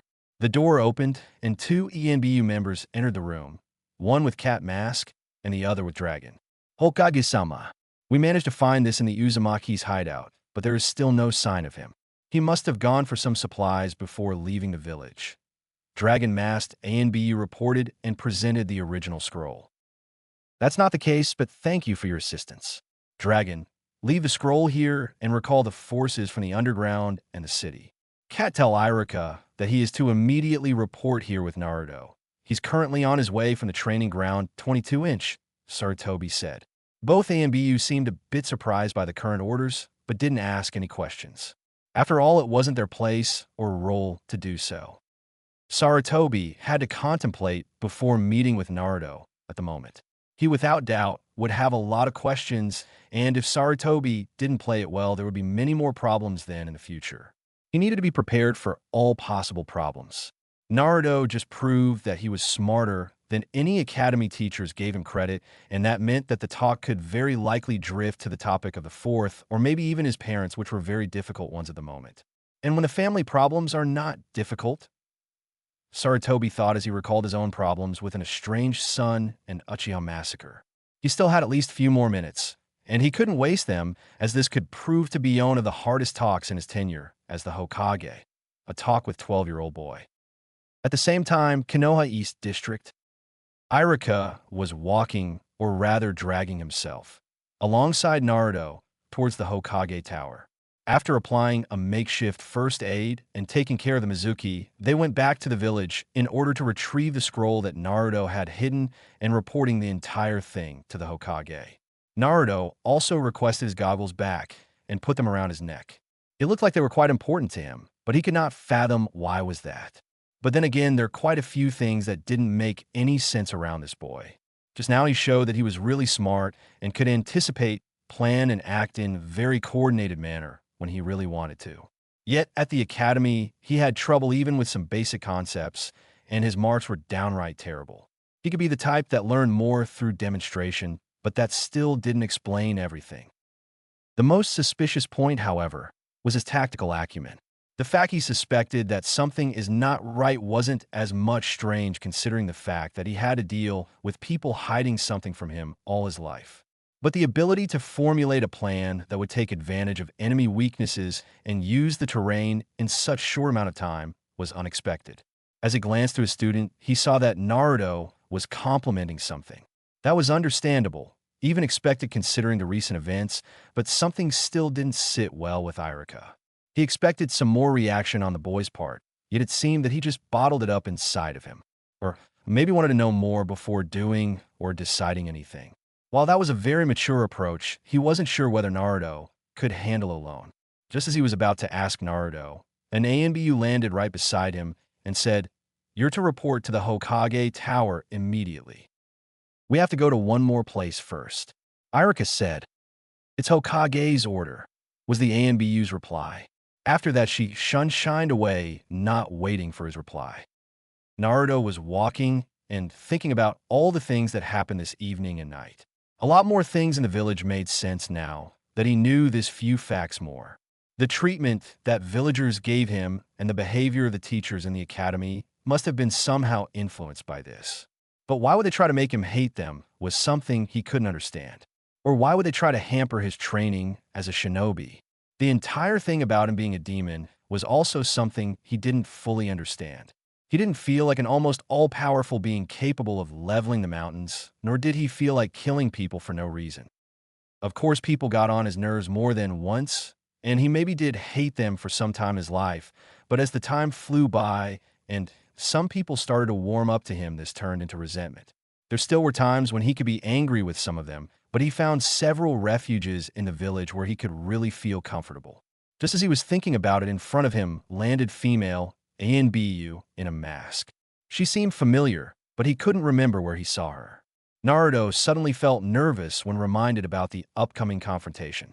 After all, he did break some laws by breaking in Hokage's office and stealing an important scroll. The punishment for something like this was probably quite severe. Then when he heard that they were to report to the Hokage without recovering the scroll, he was surprised, but couldn't ask why, because Anbu already left.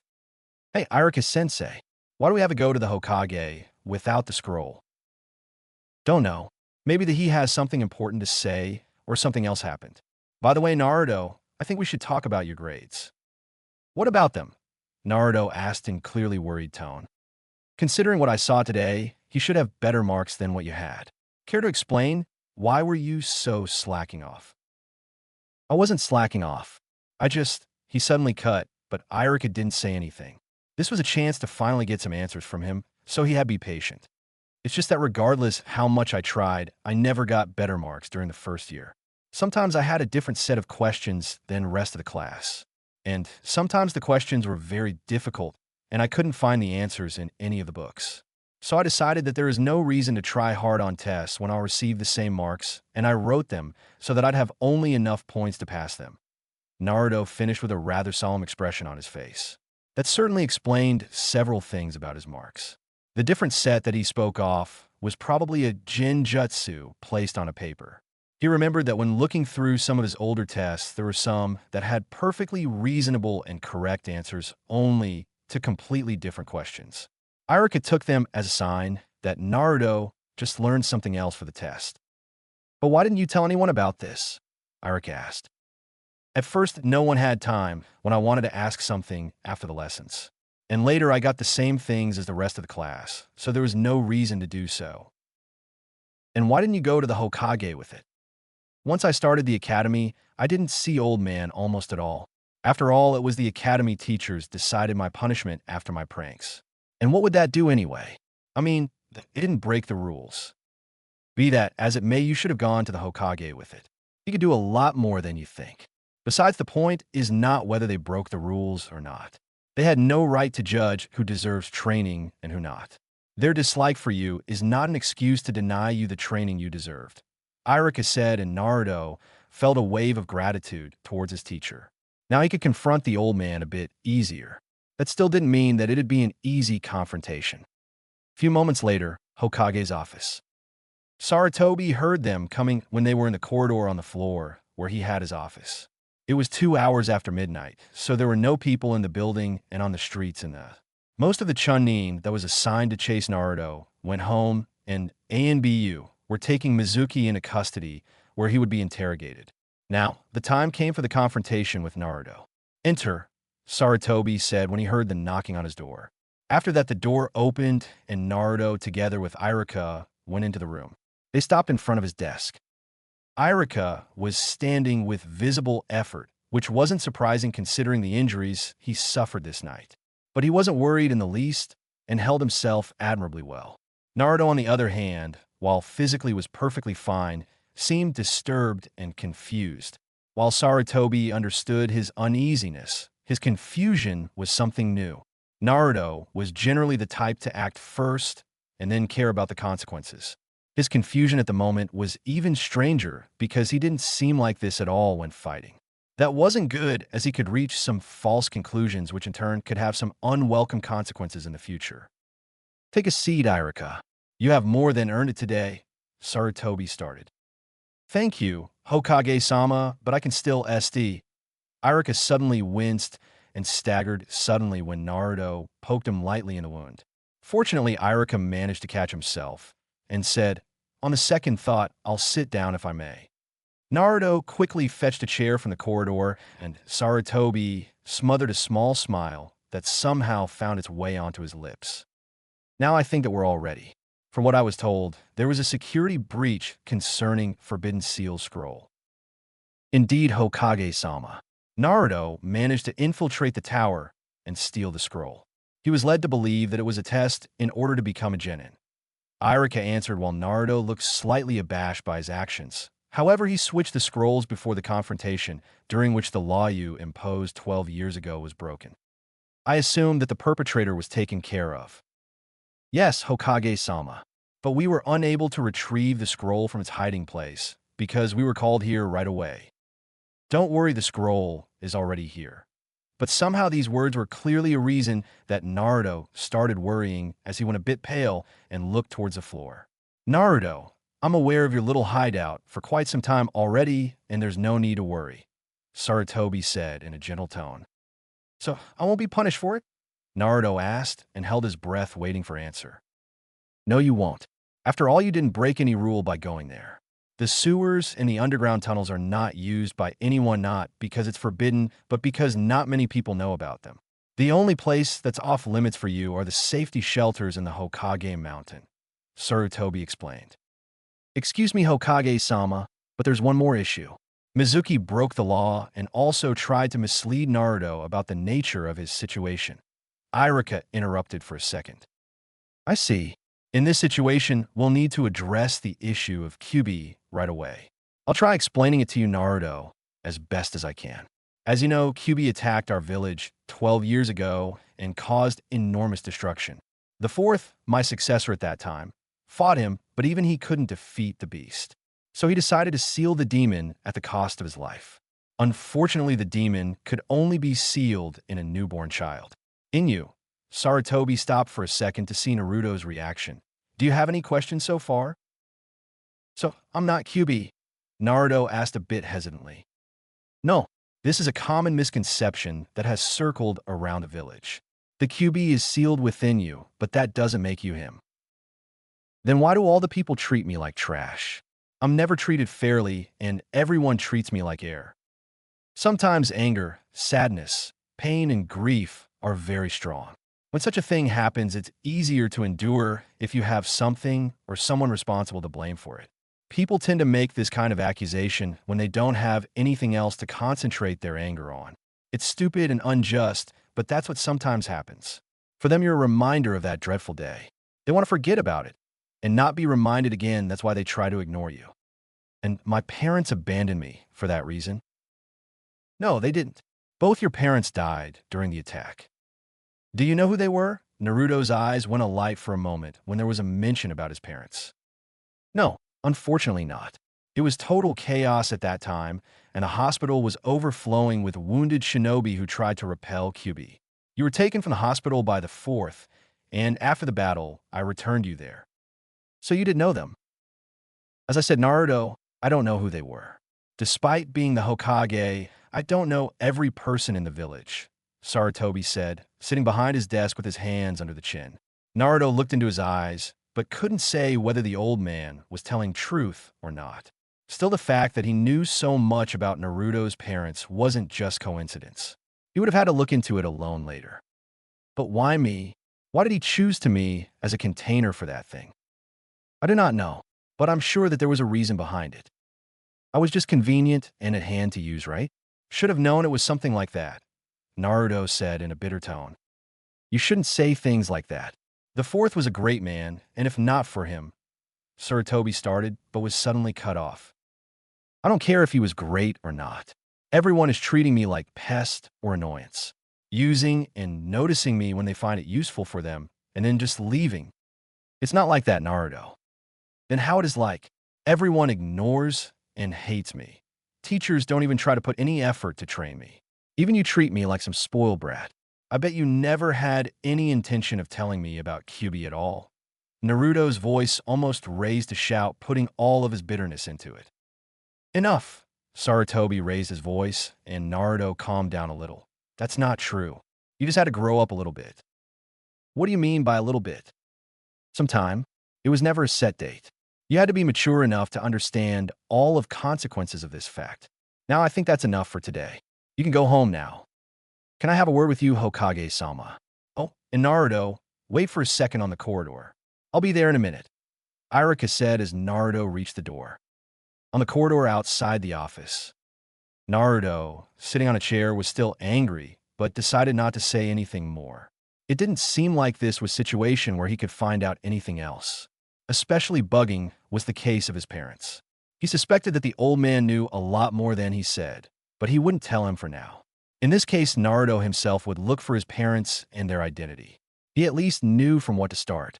That is, if he had enough time. He would start his ninja training soon, and it was quite possible that he wouldn't have as much free time as he had until now. This would make his search difficult, but he'd deal with it when the time would come. Now, the biggest issue was the fact that he had an enormous demon sealed inside of him. When he thought about it for a second, it seemed so stupid that he cared about it all. He was still who he was, and nothing changed in his life. Tomorrow would be another day of struggle. Maybe pretending to be goofy and clumsy idiot wasn't such a bad idea after all. That at least would give him opportunity to judge who really cared for him and who treated him like a nuisance all the time. Inside the office. What did you want to talk about, Irika? Hokage started as soon as the door closed behind the boy. A small problem came to the surface when I was talking with Naruto. It seems that his training was constantly neglected during his time in the academy. I'm afraid he is not yet at the level he should be. And yet you passed him as a genin. Don't worry, I fully support your decision. As for the academy teachers are concerned, I suspected something was not right for some time. But unfortunately, without evidence or some kind of complaint, there's very little I can do. 2 teachers were relegated to different tasks, but it looks like that wasn't enough. But you're the Hokage. There surely must be something you can do about this. I may be the Hokage of this village, but that doesn't change the fact that I'm only human. There's only as much I can do alone. Besides, without even minuscule evidence, there isn't much I can do. And my own suspicions are not enough. Isn't there anything we can do? Unfortunately, not much anyways. Sarutobi wondered for a moment whether he should tell Irika more or not. After a moment, he decided that there would be no harm done in sharing this bit of information. And his guardians are gone from the village. So he has guardians after all. Yes, but one is constantly away and the second cannot enter the village due to some unfortunate consequences. Nevertheless, she still keeps an eye on him, Sarutobi said, and that's probably the reason that there weren't any serious accidents involving Naruto when he was younger. He wondered how many things did Naruto owe her influence. But don't tell him that. If that's all, then you're dismissed. Irika turned around and went towards the door only to hear, "Oh," and make sure to tell him not to plan any more pranks. He still can have some ideas left.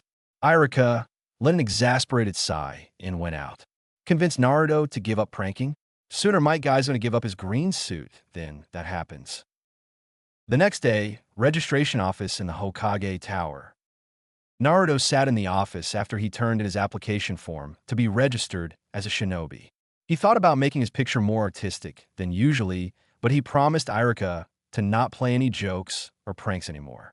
He had his forehead protector on his head and again put his goggles around his neck. And besides now, he decided to take this entire stuff more seriously.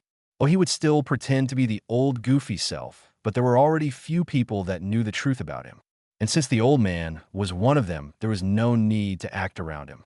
He sat in front of the old man who was reading his application form and noticed that the old man was glancing at him from time to time as if trying to make sure that he is not up to something. Naruto pouted a little bit. I said that I'll take it seriously, so why is everyone still looking at me like this? They suspect all the time that I'm, as always, to no good. Maybe a little joke is still in order. After all, I can't disappoint them. Well, I must say, Naruto, that you surprised me again, Sarutobi said as he lifted sight from the application form to the person sitting in front of him. Everything is in order, and you haven't tried anything yet. Sexy jutsu. Naruto suddenly transformed into young, very attractive, and, what's more important, completely naked girl. Why? You're too generous, Hokage-sama. Is there anything I can help you with?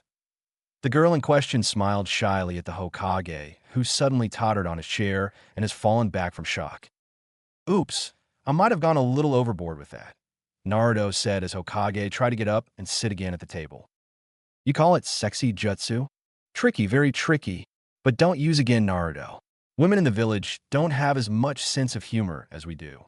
In that moment, someone decided to burst into the room. Fight with me, old man, he shouted as he readied himself to fight with Hokage, but unfortunately, he tripped on his long scarf.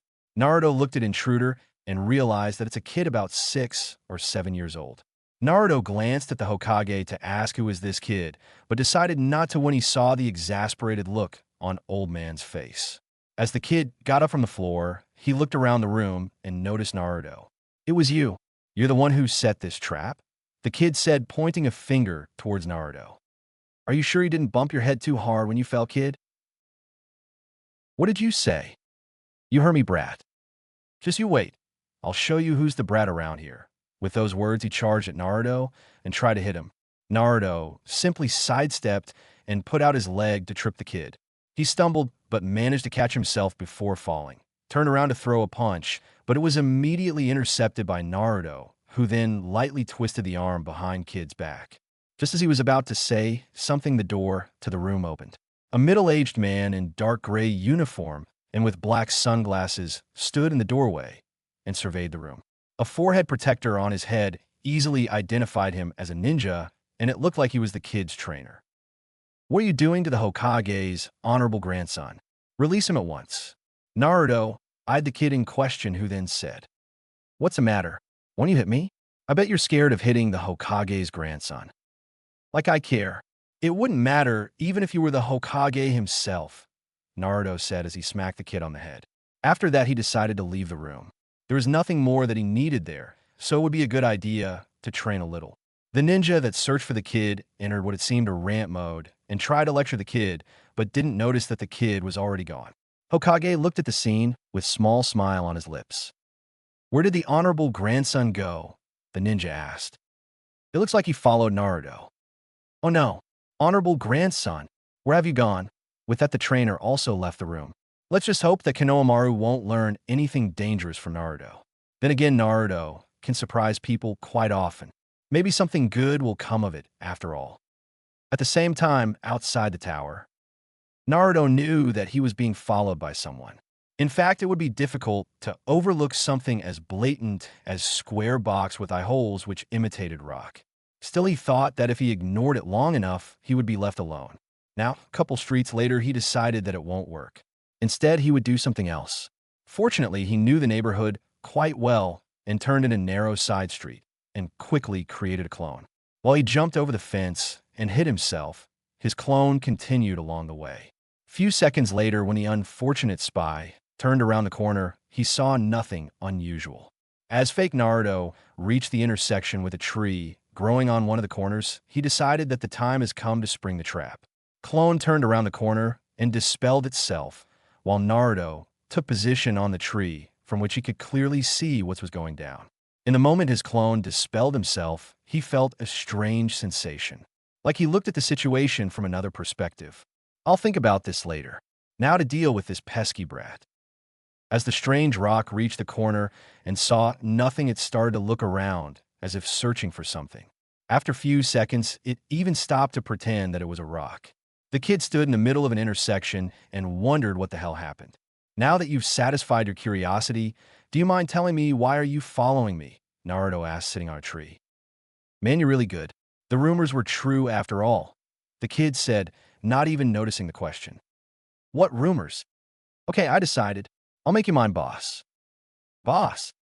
Yeah, you'll be my boss and teach me that cool move that surprised old man, so that I could defeat him and become Hokage.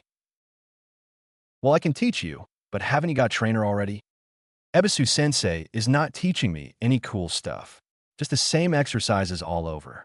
I have to get strong and become Hokage quickly. Whatever. I was about to go training myself, so it won't make any difference if you tag along.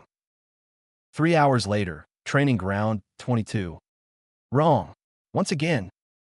Hi. Wrong. You need to know exactly what you want to transform into. First, imagine the object and concentrate on it.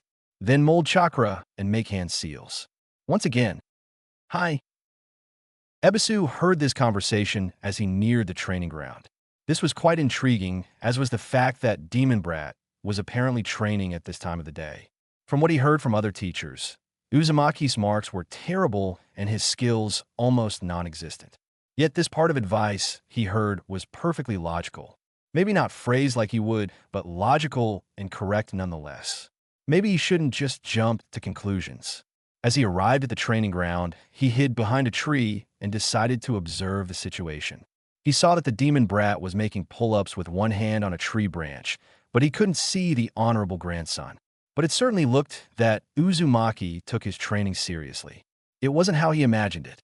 Maybe a little test was in order to check how the things really looked like. Ebisu himself stayed hidden and even backed a little bit, all the while his shadow clone went towards the clearing. "By the way, why are you so keen on beating the old man?" Naruto asked, not stopping his exercises. The kid made a sad face for a moment before answering. "My parents named me Konohamaru after the village, so it should be easy to remember. But everyone calls me the honorable grandson of the Hokage. Nobody sees me as me. So I'll beat the old man and become Hokage myself," answered the kid. "Here you are, honorable grandson," Ebisu announced as he arrived and landed on one of the branches of the tree. "Oh no, not him again," Konohamaru bemoaned. Now, honorable grandson, this is no time complaining. The only shortcut to the Hokage's chair is if you take my special training. In order to... Sexy jutsu, Konohamaru exclaimed, and Ebisu looked stunned for a second when he saw a pretty brunette standing in front of him completely naked. But it lasted for only 2 or 3 seconds, but he managed to compose himself. "What kind of technique is that? I'm a gentleman. Such skill will never work on someone like me. Now, come on, honorable grandson, we have to get going." Ebisu walked to and started to drag Konohamaru towards the village. He was engrossed into this that he didn't notice that suddenly several clones popped into existence near Naruto and just as quickly hid themselves. "Transform." Ebisu heard the call and turned towards it only to see another naked girl, this time with blonde hair and pigtails. This one was even more shapely than the previous and was leaning towards him in a sensual pose. It had taken him several seconds to compose himself, but wasn't given that much time as clones descended upon him. 2 went for his legs, just as next 2 struck at his guts. "Cool. I saw one do that too. I couldn't even take out this stupid trainer of mine." Konohamaru started again, not noticing that his trainer mysteriously disappeared. Naruto, however, did notice it and dispersed his clones, wondering what it was all about. "Well, it seems you finally got a hang of this jutsu," Naruto said, interrupting Konohamaru's rant. "Yeah, now I can at last defeat the old man and become the Hokage. Like it'd be that easy. No one would listen to a runt like you." "What did you say?" "There are a lot more obstacles to overcome before becoming Hokage. Just repeating Hokage. Hokage won't get you anywhere. There just aren't any shortcuts to that position. So where can I start?" "You can start from beating me, because I'm going to be the next Hokage." As Konohamaru looked at Naruto, the sunset illuminated the clearing, and he found the entire scene strangely captivating. He shook his head to get rid of that sensation when Naruto spoke again. "And on a serious note, you can start by listening what this closet pervert has to say. Sure, he can be annoying, just as Irika-sensei is boring, but he knows what he's talking about. Don't try to act so cool. You're not my boss anymore. From this moment on, we're rivals." "I never said I'm going to be your boss anyway. Besides, I'm starting my shinobi work tomorrow, so I wouldn't have time to train you anyway." With those words, he started to go towards the village and waved. "See you another time, Konohamaru." Sarutobi was watching the entire scene in his crystal ball with a kind smile. As always, surprising and unpredictable. He even managed to use that silly jutsu of his effectively in actual combat. But this is just the beginning of the long road that lies in front of you, Naruto. A few minutes later, one of the streets in the South District. Naruto decided to go and buy new weapons that day, as tomorrow he wasn't sure whether he would have time for this. All the ones he had were damaged somewhat, and something told him that he would need them soon. As he was walking down the street, he noticed that a familiar figure was waiting on a corner and looking at him. He squinted his eyes and recognized the figure as Ebisu, Konohamaru's tutor. What was different about him was the fact that he was looking at Naruto differently. The hate that was present this afternoon wasn't gone, but had diminished greatly and it looked like it was replaced by curiosity. So did I pass the test? Naruto asked as he neared the corner. I don't know. The results are not released yet, but I'd venture you did fairly well. Well, that's a relief. I don't know what I'd have done if I failed another test. There's no need to be sarky. Besides, while there's no need to pass this test, it's still better to do so rather than fail it, Ebisu said as he got from his place and started walking in the opposite direction. I suppose so. The fact that someone does not give you a chance doesn't mean that you have to agree and go with it. Now does it? With those words, he disappeared, leaving few leaves after him. Okay, that was strange. Still nice to know that not everyone is blind to what's going on around them. After this encounter, Naruto resumed his walk in the search of weapons. Out of all things that he had to buy for himself, the weapons were the biggest problem. Somehow, every weapon merchant in the village wanted to charge him 50% more than other people. That's why he frequently changed merchants from which he bought. What's interesting is that none of the other trades had so much animosity towards him. There were at least several other merchants that sold him, whereas maybe not with a smile, but at least they didn't overcharge him like the others. As he was walking, he noticed one shop that he wasn't in yet. Might as well check this one, he thought as he walked in. Good evening, Naruto said and put on his idiot smile. Good evening, said the shopkeeper, turning around to face his new customer. He was a tall and very muscular man with short brown hair. How can I help? He trailed off when he noticed who went to his shop. It was an unspoken rule that the weapon makers and merchants should discourage the demon brat from buying any weapons. After all, he was dangerous enough without them, so why should they supply him with more weapons? He narrowed his eyes at the kid in front of him. What do you want? Well, I was just looking around and wondering if I should buy something. Well, then make up your mind. I don't have all day, you know. Naruto was about to answer when he heard someone approaching. Moments later, he heard a voice. Hey, Pops, where did you want this new bunch of kanai? Bring them here, Tintin. The shopkeeper answered, and from the back room came a young girl, maybe a year older than Naruto. She was dressed in blue Chinese-style shirt and black trousers. She had her hair tied in several buns. She went in carrying a box full of brand new kanai. When she noticed Naruto, she said, Oh, it's you, hi there. You know him, Tintin? He father asked, frowning a bit.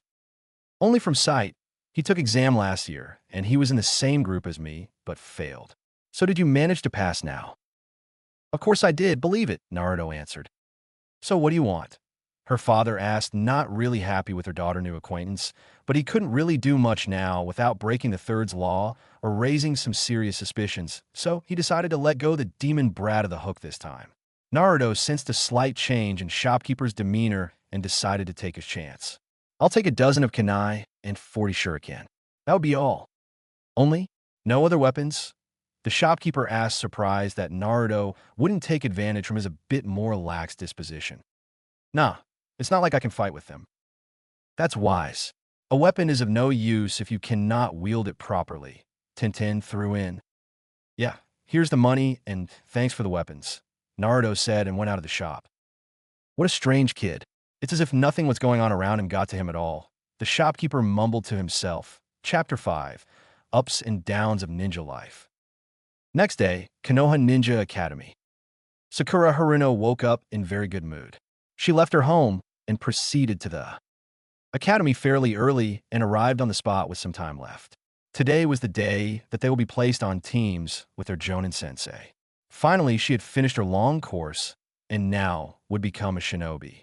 And maybe today, Sasuke-kun would finally notice her.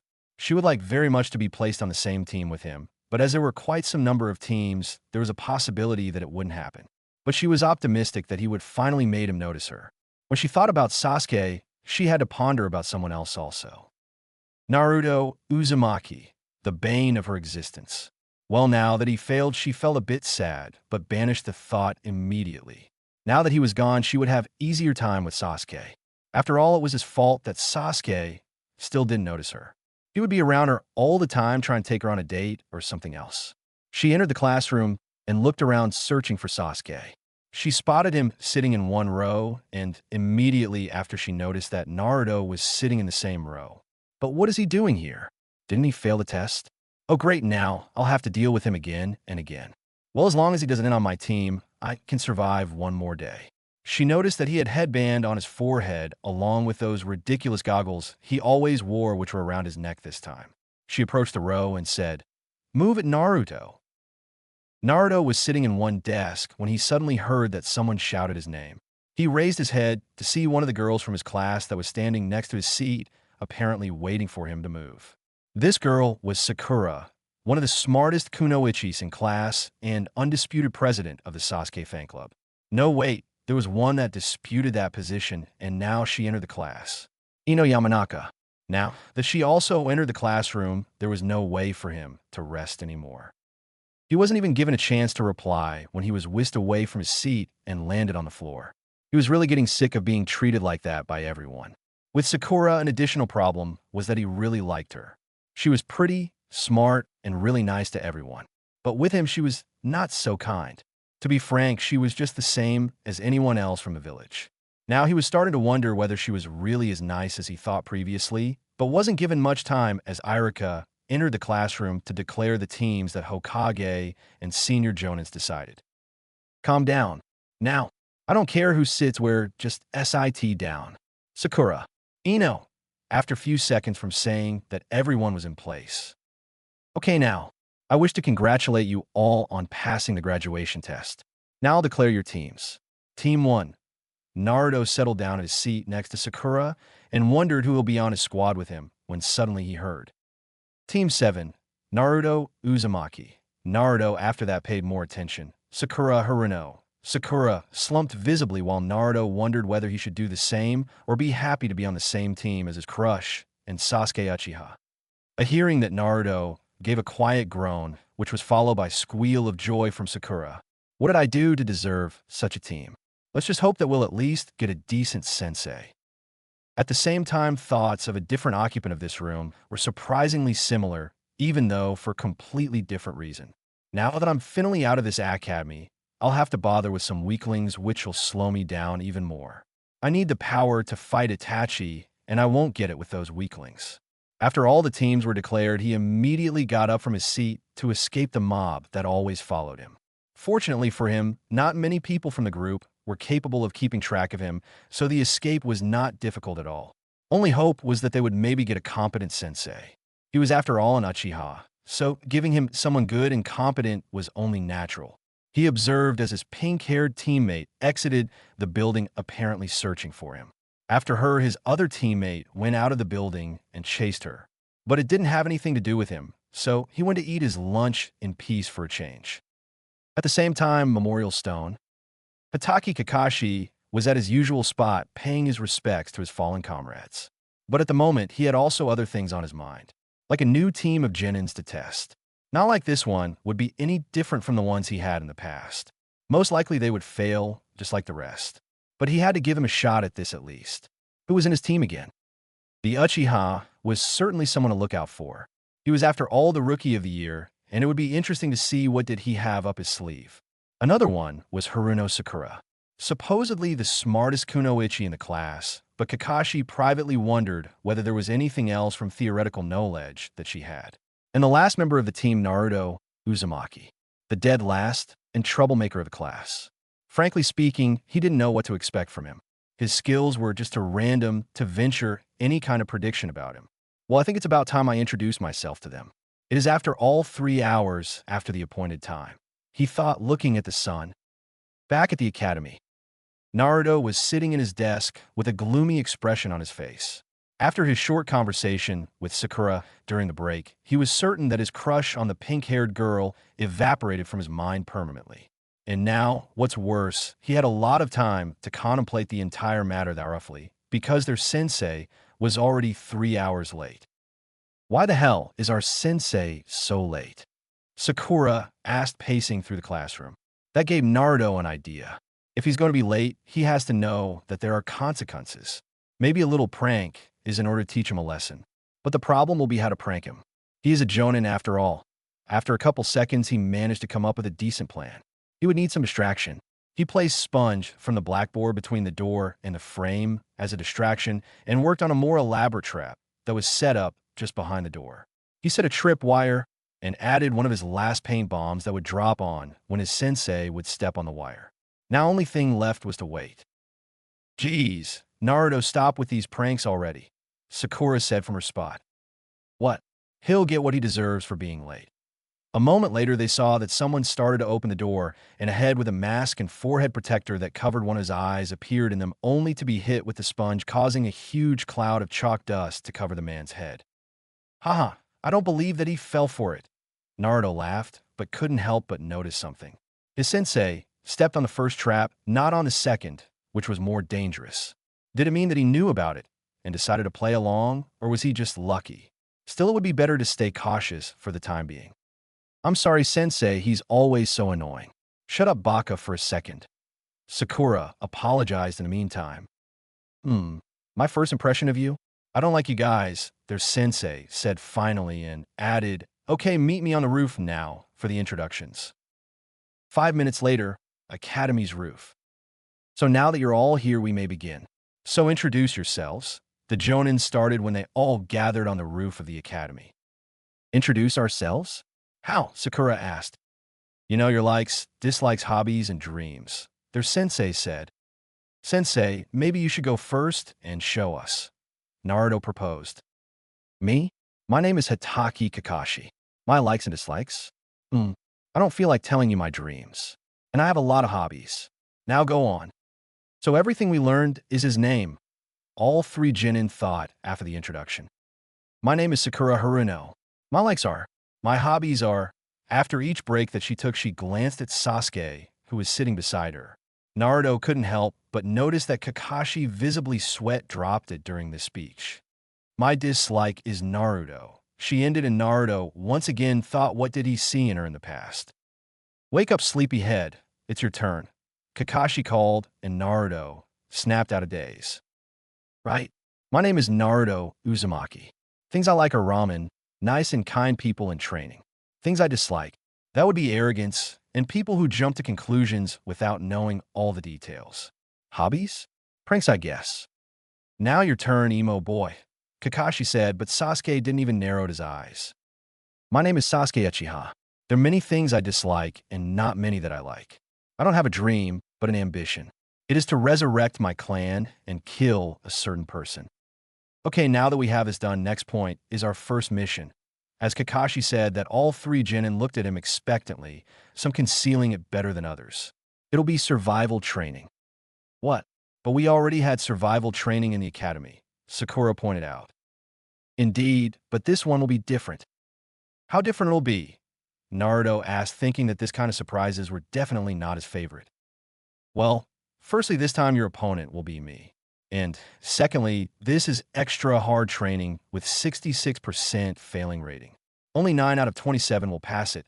Kakashi explained, here are the rules, and you'd better not eat anything or you'll throw up. Meet you at the training ground 19 tomorrow, guys. After handing them some sheets of paper, he disappeared in the swirl of leaves. Now Naruto started to analyze the entire situation. They were going against a Jonin. That was going to be tough. Hopefully he would give them some kind of advantage.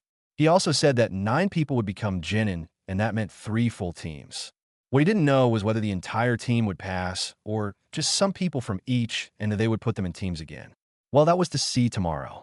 Now he had to go for some last-minute training if he wanted to have a chance tomorrow. The next day, training ground 19. Naruto arrived at the spot early to familiarize himself with the terrain. He decided not to take any chances against his new sensei. He would pass this test no matter what. That's why he packed all additional kunais and shuriken into his backpack in order to use them to set the traps. But in order to do that, he needed to prepare everything in advance. He walked around the ground to see whether there were any places where he could lure Kakashi to trap him. Maybe he would even ask for help from his teammates. The idea of asking the stupid team for help wasn't exactly enthralling, but it was better than failing. After half an hour, he had a good orientation and decided that there were 2 or 3 good places to set the traps. The problem would be how to lure his sensei there, but that would be addressed when the time came. As he finished setting all the traps, Sakura has arrived at the field, followed shortly after by Sasuke. But it seemed that their sensei was nowhere to be seen. Oh no, don't tell me that yesterday wasn't just a single exception and that our sensei will be late all the time. I didn't have breakfast just as he told. These few sandwiches I made for later won't be enough, fill my stomach. And it seems that neither Sakura nor Sasuke have even that. Naruto groaned as he looked around in vain hope to spot their sensei. He decided that there was nothing to lose, so he took out his second breakfast. "What are you doing, Naruto?" "Sensei said we shouldn't eat anything." Sakura whispered and looked around expecting Sensei to jump out at any moment now. Yeah, well, what Sensei doesn't see won't hurt him. Besides, if yesterday is any indication, he won't be here for at least 2 more hours.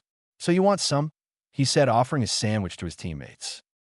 "Itchin' in, like I need something like that from you, Dobe," Sasuke said, but Naruto was already wolfing down his and didn't pay any attention. Sakura, in the meantime, wasn't as sure she should decline this proposal. She didn't eat supper yesterday evening, which coupled with lack of breakfast would leave her rather weary after several hours. Maybe one sandwich isn't such a bad idea. But how will Sasuke-kun react? Will think that I side with Naruto? But will I be able to pass when I'll be so weary? Yeah, maybe one sandwich won't make that much of a difference. But on the other hand, Sakura wasn't sure what to do, and Naruto ate almost everything in the meantime. When he glanced at Sakura, he noticed that she was thinking about something and couldn't make up her mind. Man, what a bother. This way she'll never get anything done. But why do I still care? She never cares about anyone. Okay, I'll leave her one sandwich. After that, he decided that a small nap. After all, he had at least 2 more hours of rest.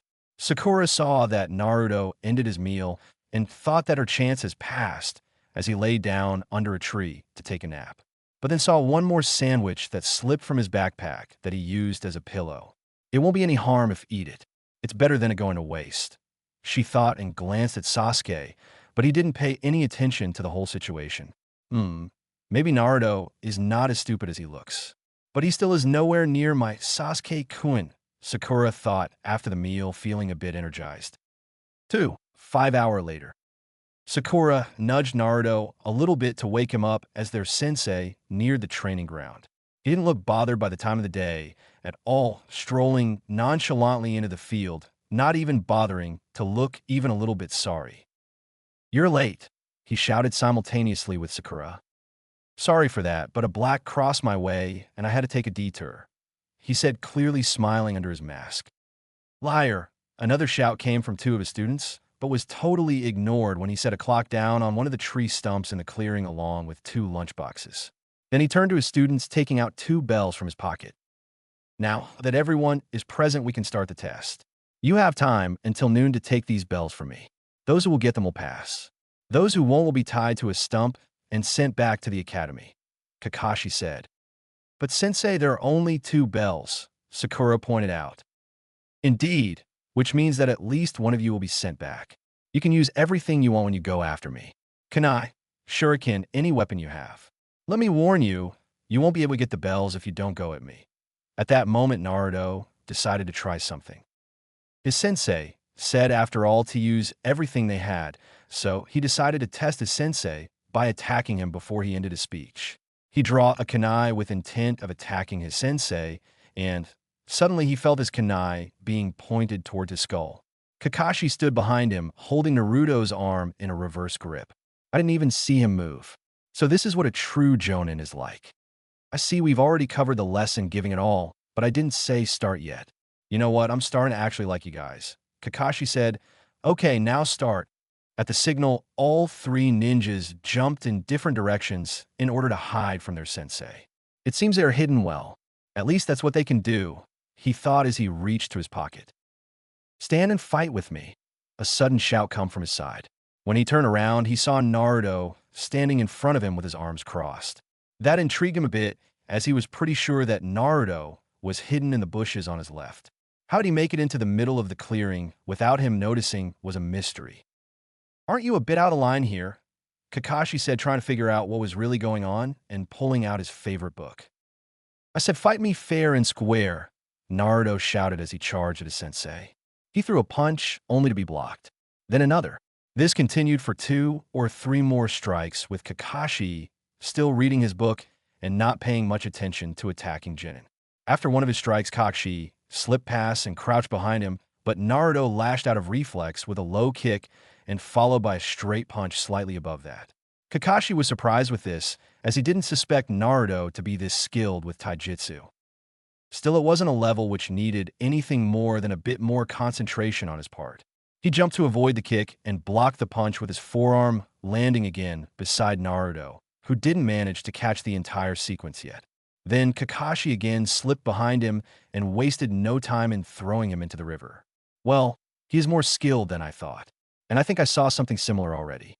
But where was it? Kakashi thought as he noticed that Naruto dispersed into smoke as he hit the surface of water. He had already noticed that there were 3 people hiding in the bushes and figured out that one of them had to be Naruto, and he was fighting his clone.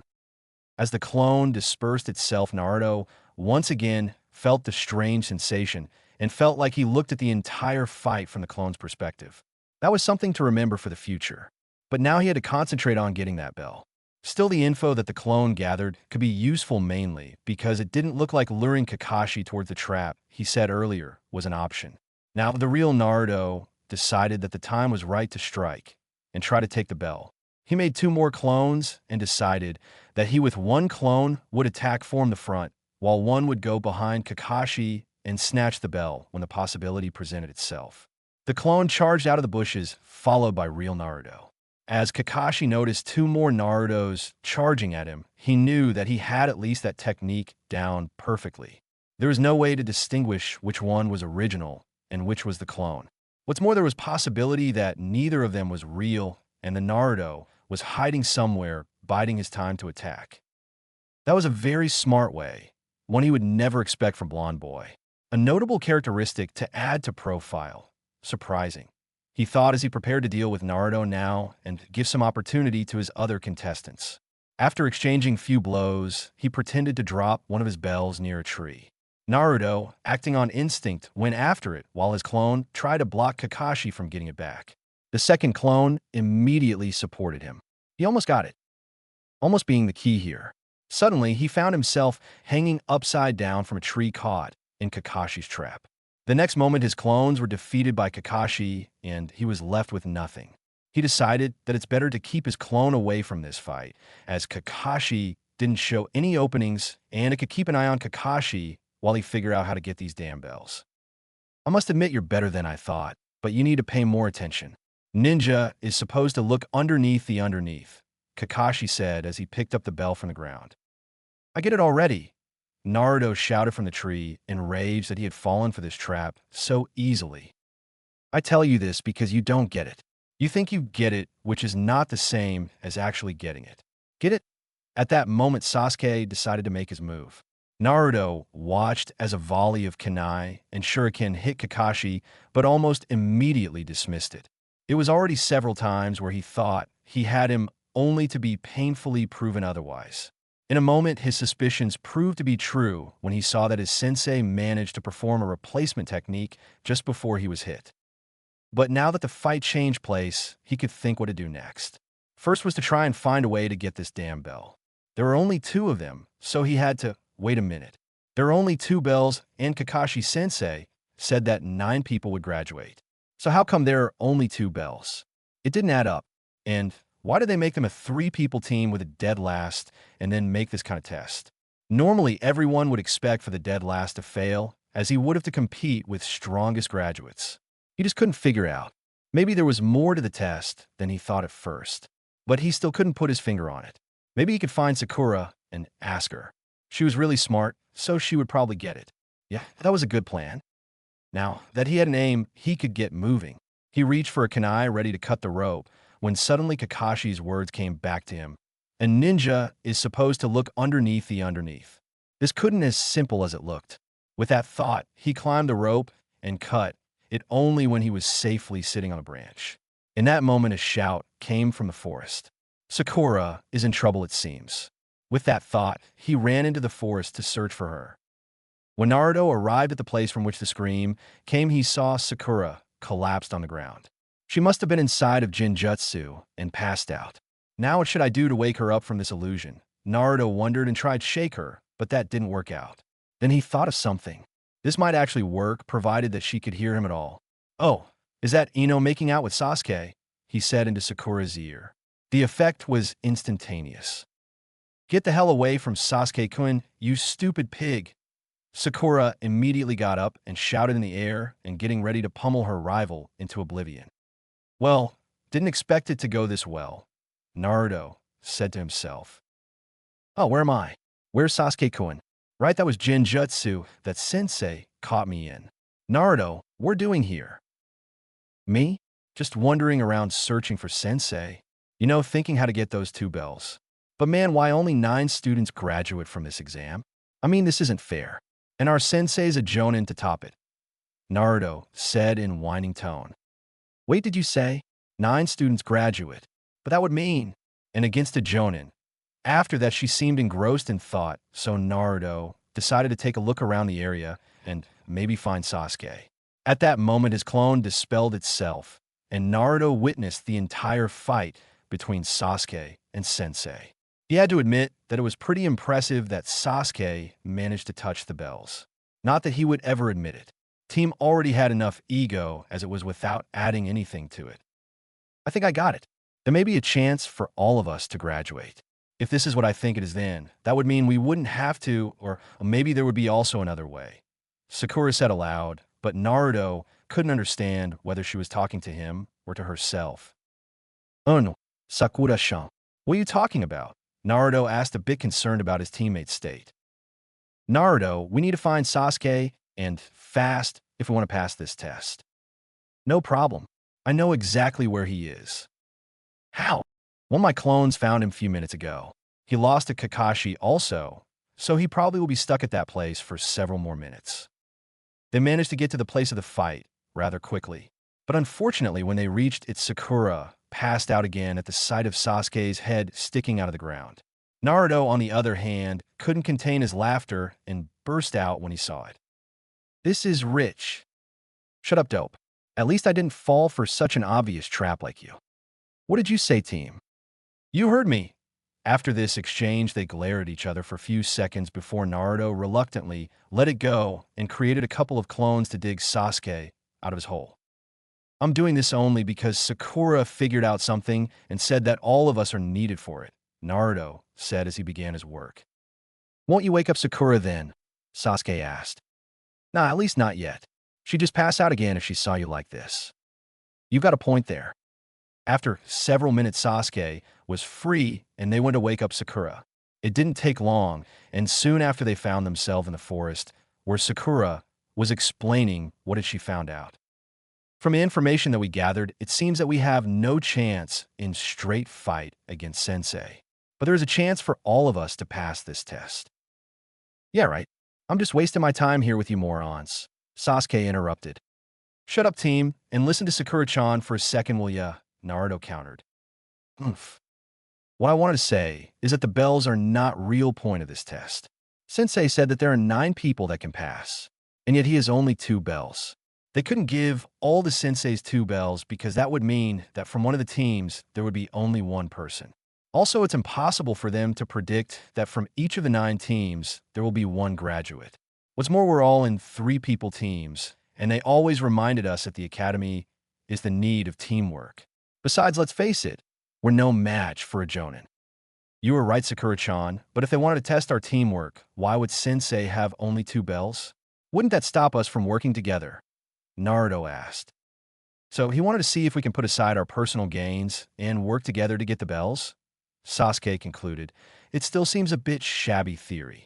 Maybe more than 9 pass, but they will be replacements for the ones that died on missions. Or they have some spare students from last year. At that moment, Naruto managed to finally connect the dots to the final argument. Now how to present it. Man, what a drag. And Sensei said that we would do a mission today, he whined. That's it. Sakura suddenly shouted. This test is a mission. The goal is to get the bells, and it doesn't matter what means we use to accomplish it. Sensei is our opponent, so not everything he says should be taken for certain. He will try to throw us off somehow. Sakura finished. That's the best shot we can get now. We don't have much time left. Naruto reminded the rest about the constraints that were placed. It seems so. Do you have any sort of plans, Sakura? Sasuke agreed, and both boys looked expectantly at their female teammate. Me? Well, we can start from... Sakura started to think about some sort of plan, a bit embarrassed from the attention that she was given. Kakashi was currently near the stumps where he placed his clock. His team still had half an hour to finish the task that was given to them, but Kakashi didn't predict any kind of revelation from what he had seen. Naruto was really surprising and somewhat better than the academy teachers made him out. Maybe it was that when it came to practical skills, he had more experience than others from his pranks and overall lifestyle. Still, his hot-headed nature made him a rather easy target. Sasuke was definitely more skilled than average, but also had more ego. That could prove detrimental to forming a team. Sakura was a real disappointment. She had no practical skills whatsoever. Shame that no one in the academy noticed it before. Theoretical knowledge won't save her on missions that they would take in the future. As he was contemplating his team, he caught a glimpse of an orange jumpsuit that was moving on the edge of his sight. Seems like he didn't give up yet, Kakashi thought, and after a moment he saw another orange suit, this time on the other side of the clearing. So he seems to think that he can encircle me and attack from all directions at once. Not bad, but that's not enough. At that moment, he felt another presence in the area. He quickly turned around only to face Sasuke in a barrage of kunais. There were too many of them to be launched by a single person, so he assumed that Naruto clones must have done it. That was another way of using shadow kunai technique. Sasuke again engaged him in taijutsu match, but this time tried to keep Kakashi in front of him all the time. At that moment, from behind on his left, another person attacked. Naruto seemed to have figured out that attacking from that side would be best choice.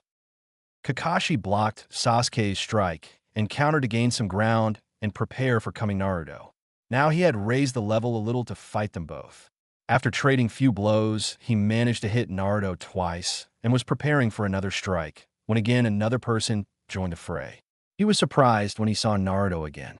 So, I was fighting a clone all this time, but it didn't get dispelled even though I hit it at least twice. What's going on?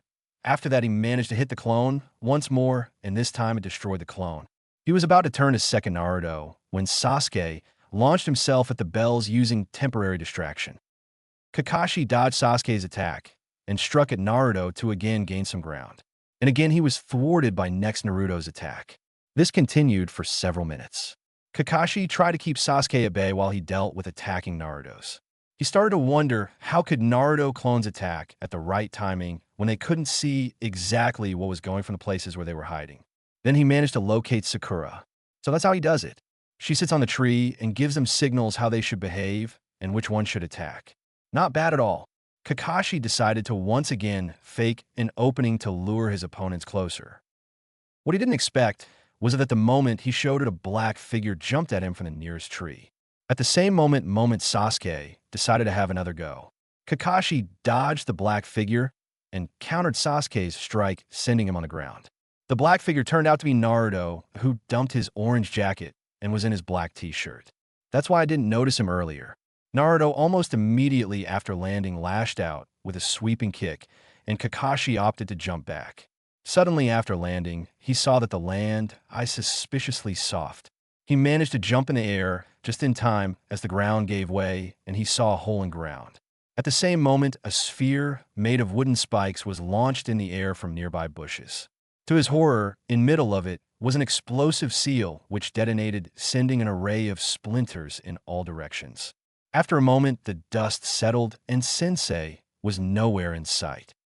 Well, that was certainly unexpected, Sasuke said as he sat on the ground. Sakura came to them running and asked, "What the hell just happened?" "Oops, it seems like one of my traps went off. I forgot I laid them somewhere here before you guys came in the morning," Naruto said, scratching back of his head. "Baka, warn us next time," as Sakura said as a looming shadow appeared behind them. They all turned around to see Kakashi-sensei, who looked rather angry. "You guys," at this moment the clock rang. "Pass," Kakashi said and smiled behind the mask. At that moment, all three of his students looked a bit stunned. "What?" Naruto asked, breaking the silence. "You pass. True, you didn't manage to get the bells from me, but you clearly figured out what the purpose of the test was. You used all your abilities together as a team, and that was what was really tested here." After that, he went to a small stone monument that stood near the clearing. As once my best friend said, ninja that break the rules are trash. But those that don't care about their friends are lower than trash. Remember it. Naruto noticed that Kakashi's voice dropped a little when he was speaking about his friend. Also remember that not everything will be as easy as this test. At that words, all three genin looked totally shocked. This was supposed to be easy, was the thought that they all shared. Okay, let's go. Tomorrow we'll get a real mission this time, Kakashi said as he started to head towards the village. The genin followed him shortly after. A week later, forest in Konoha's East District. Team 7 entered the hall, leading to what everyone called Mission Room. It was a room in which Hokage, along with some Chunin or Jonin assigned to missions, received payments and requests. As they came to the door, they noticed that they'd have to wait for a bit. While waiting, he recalled the missions he did this week. Painting the fence, catching the cat, weeding the garden, catching the cat, cleaning the streets, and catching the damn cat. What's more, it escaped once again, and that's the reason he was all covered in cuts and scratches. Altogether, life as a genin was annoying. What was even more disappointing was that Kakashi was always late. Then they went to get a mission from the Hokage, and after it, there was no time left for training. Not that Kakashi-sensei ever tried to teach them anything. At least in the mornings before the missions, there was enough time for some short workouts, so he wouldn't have to worry about his physical condition. After a few minutes of waiting, they were finally allowed to go inside. Behind the table sat the third Hokage, and this day, at least, Irika. Team 7 reports. Mission capture the missing cat, Tora completed. Said Kakashi as Sakura handed the cat to its owner. Good job. Now your next assignment is cleaning the river. Now. Hell no, old man. I'm sick of these stupid chores. How are we supposed to get better or gain experience when all we do is some stupid housework? If we are to get any experience and train, then we need to go on a real mission. Naruto shouted from his position, but then he noticed that he said something way too smart for his public persona. I'm a ninja now. Ninja. Ninja. Calm down, Naruto, Kakashi said. There are a lot of factors that Hokage needs to take into account when assigning missions. And you just started going on missions, and you don't have the experience needed for higher mission. Still, the Dobe has a point. How can we get that experience when we don't go on any higher rank missions? Sasuke threw in. Sasuke agreed with Naruto. Maybe they're forming a team after all, Kakashi thought. Oh, so you think you up to the challenge? Well, there is one mission that would be appropriate for you. Miho-san, could please show the Tazuna-san in? Sarutobi asked his secretary. Thank you. Your mission will be to escort the client back to his country and protect him while he finishes his job. And here is the client, Hokage said when an elderly man appeared in the doorway with a bottle of sake in one hand. So this is my escort. That doesn't look trustworthy to me, especially the short one in the middle. What did you say? You old drunk, I'll show just how awesome I am. Naruto almost jumped at the client, but was caught by his collar by Kakashi. Let me go, sensei. I'll beat this stupid drunk to a pulp. You can't beat the client up, Naruto. It doesn't work that way, Kakashi said calmly. I really didn't know what I was getting into when I agreed to take a genin team. The mission looked like it would be really interesting. Chapter 6, From a Mist. 1 hour later, Konoha's main gate. Naruto decided to go with his traditional attire of orange jumpsuit on this mission, but in any case, he packed also a green jacket and black pants. It could come in handy in case something happened. Still, since this was just a simple bodyguard mission, the most trouble they could encounter would be some bandits, and with Kakashi-sensei, they would have no problems with those. But better be safe than sorry. With that thought in mind, he packed also extra explosives tags. They didn't weigh much, so it wouldn't hurt to take them. When he reached the gate, everyone, but his sensei, was already present. Don't tell me that Kakashi-sensei's going to be late again. So why do I have to get here so fast? Sakura whined, looking around for their sensei. Right, Naruto said just as soon as he reached the meeting place. He heard a small thump, but ignored it as he thought that it was something unimportant. He often heard small, soft sounds around him only to turn around and find nothing in the place. Maybe because you can always be surprised by someone, Kakashi said, standing just behind them with his usual one-eyed smile. You know, you should pay more attention when on a mission. Next time it might be someone not as nice as me standing behind you. Are you sure that it's safe for me to go with these kids? Tazuna asked. Don't worry. I'm here if anything happens. Somehow it doesn't reassure me at all, Tazuna thought as he eyed one-eyed Jonin who was reading his orange book. Yahoo! We're finally going on a real mission. Isn't awesome? Naruto shouted as soon as they passed the village gates. Shut up, Aka. Sakura, try to put him down. But Sakura-chan, it's the first time we're outside of the village. Aren't you excited? That's beside the point. And you're too loud. But I'm so happy that we're finally on some real ninja mission. Then act like a ninja, dope, Sasuke threw in. What did you say, team? Don't tell me you can't hear now. Shut up, team. I'll show you that I'm twice as good ninja as you. Whatever, dope. Team. Naruto, don't call Sasuke-kun that. As they went on, Tazuna listened to their bickering and wondered what was wrong with this team. It seemed like they couldn't be in the same place for even a minute and not to start a quarrel. It lacked any hint of malice, but was quite a bit annoying if it lasted for a longer period of time. Fortunately, soon after they settled on their positions, with Naruto next to the client and Sasuke in the front. This way they were far enough from each other, so they couldn't argue. This way, at least the road to Wave Country would be quiet. They were walking for several hours, peacefully enjoying the scenery of the Fire Country. Naruto wondered why they still had to maintain formation when they were still on their own territory. But Kakashi was in charge here, so he didn't argue with this.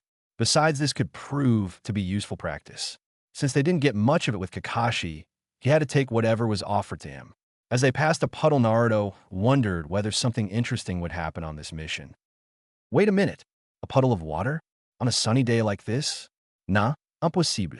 Maybe I'm just seeing things, he thought, but he heard some sound from behind and remembered Kakashi-sensei's advice from before. He turned around to see his sensei bound by chains just before he was cut to pieces. He managed to notice that there were two opponents before he was charged by them. Both were clothed in similar gray cloaks and had metal-clawed glove on one of each of their hands. They were also connected with metal chain. Naruto wanted to dodge, but found that his body was like it had frozen. Move it, damn it. I have to dodge it. Have to move, he frantically thought, and finally his body started to move. He barely managed to dodge the attack to the side, when suddenly, Sasuke jumped from above and pinned the chain with which the two opponents were connected to the tree. They disconnected it immediately, and Naruto suddenly saw his chance and tried to trip one of the opponents while at the same time aiming his kunai at his knee. Naruto succeeded in tripping his opponent, but he managed to catch himself in time and blocked the kunai with his glove. Metal scraped against metal as weapons clashed, but Naruto didn't have the strength to push through with the strike, and opponent aimed his clawed hand at Naruto. But before he had a chance to react, Kakashi stepped in and knocked out their opponent. At the same time, the second opponent tried to take his chance to attack Tazuna. He managed to keep his balance after ditching the chain and started towards the bridge builder. Just as he moved in that direction, Sakura stepped in the front of the client, but it seemed that enemy ninja is determined to plow through both of them. Sasuke tried to intercept him and even managed to overtake him, but Kakashi managed to get there in time and incapacitate the attacker with his second opponent already unconscious, held by his collar. Show off. Sasuke mumbled under his breath. You okay, scaredy cat? You looked ready to run away, he said to Naruto as he recovered from the ground. You're right. You need your eyes checked if you see things like this. Shut up, dope, said Sasuke, suddenly really angry. What did you say, team? Enough, guys. Now we have more important things to worry about, Kakashi said as he finished tying their opponents and examining their weapons and equipment. Now, is there anything you want to tell us? He asked Tazuna. What do you mean? Asked the bridge builder. These ninja here are former Chunin from Hidden Mist Village.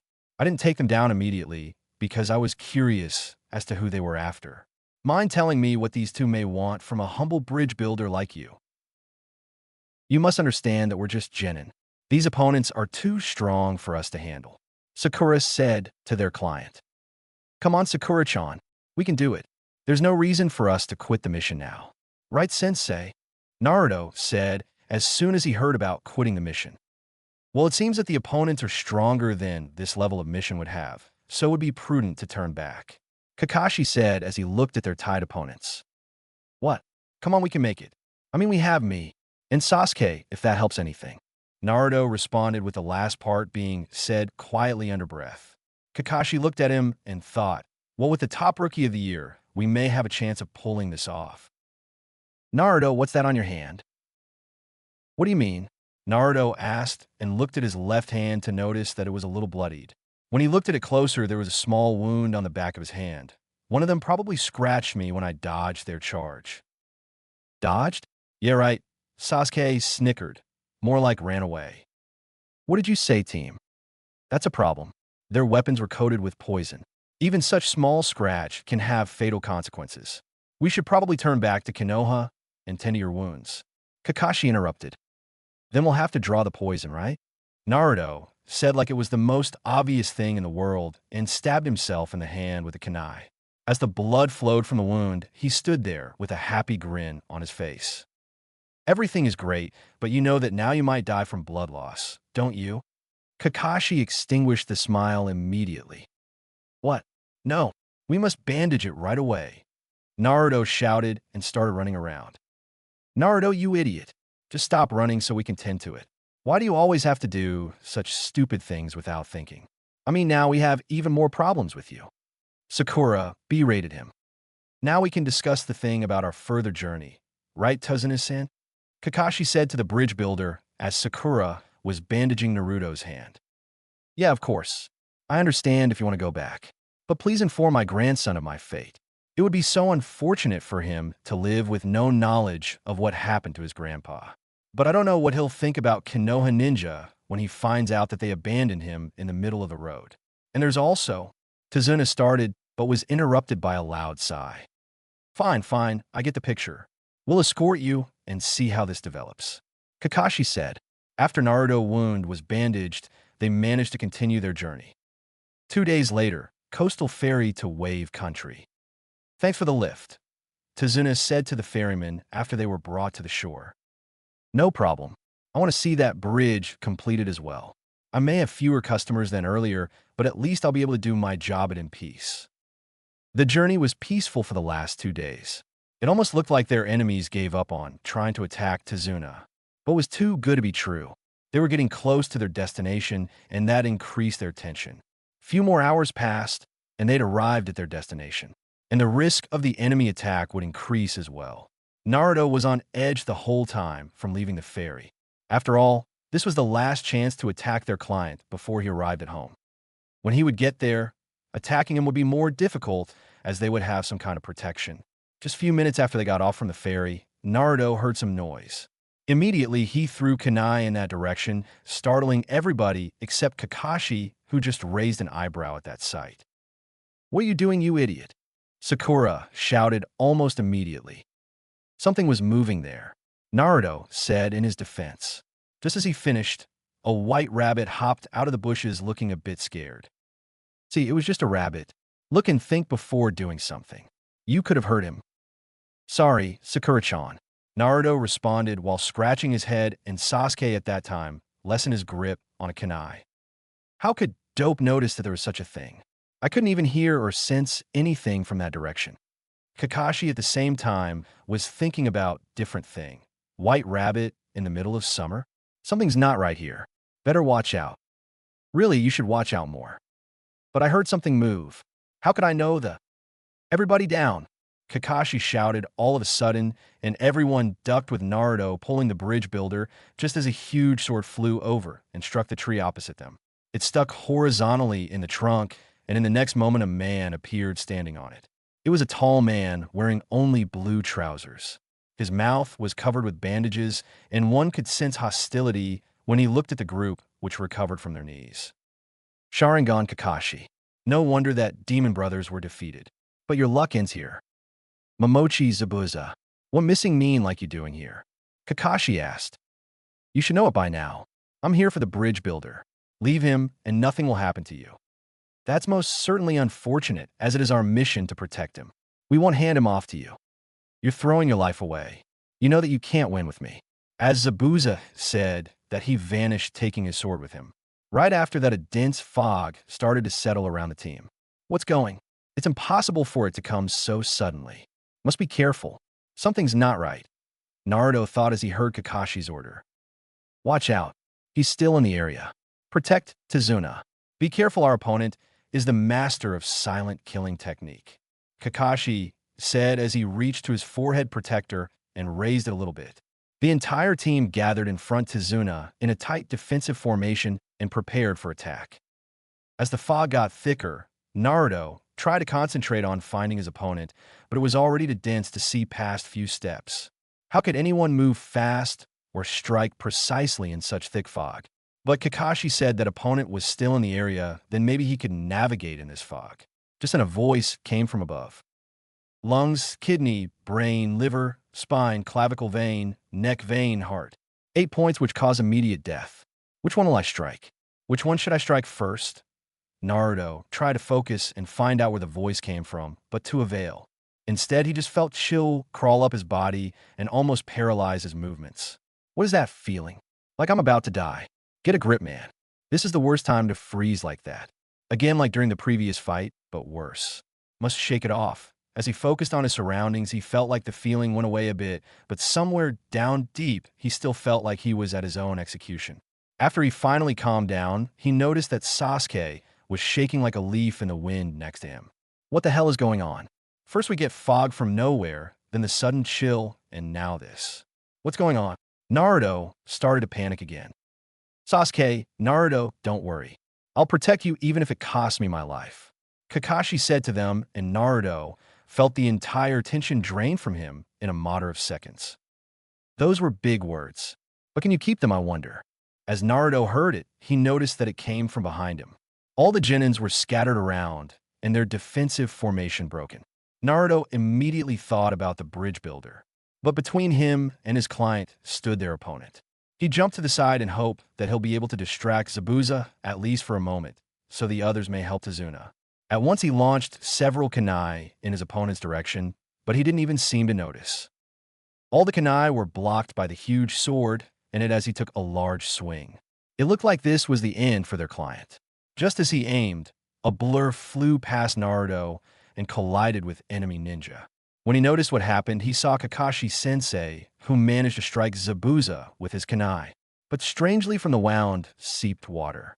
Almost immediately from mist appeared another shadow with huge sword and cut Kakashi-sensei in two, only for both parts to turn into water.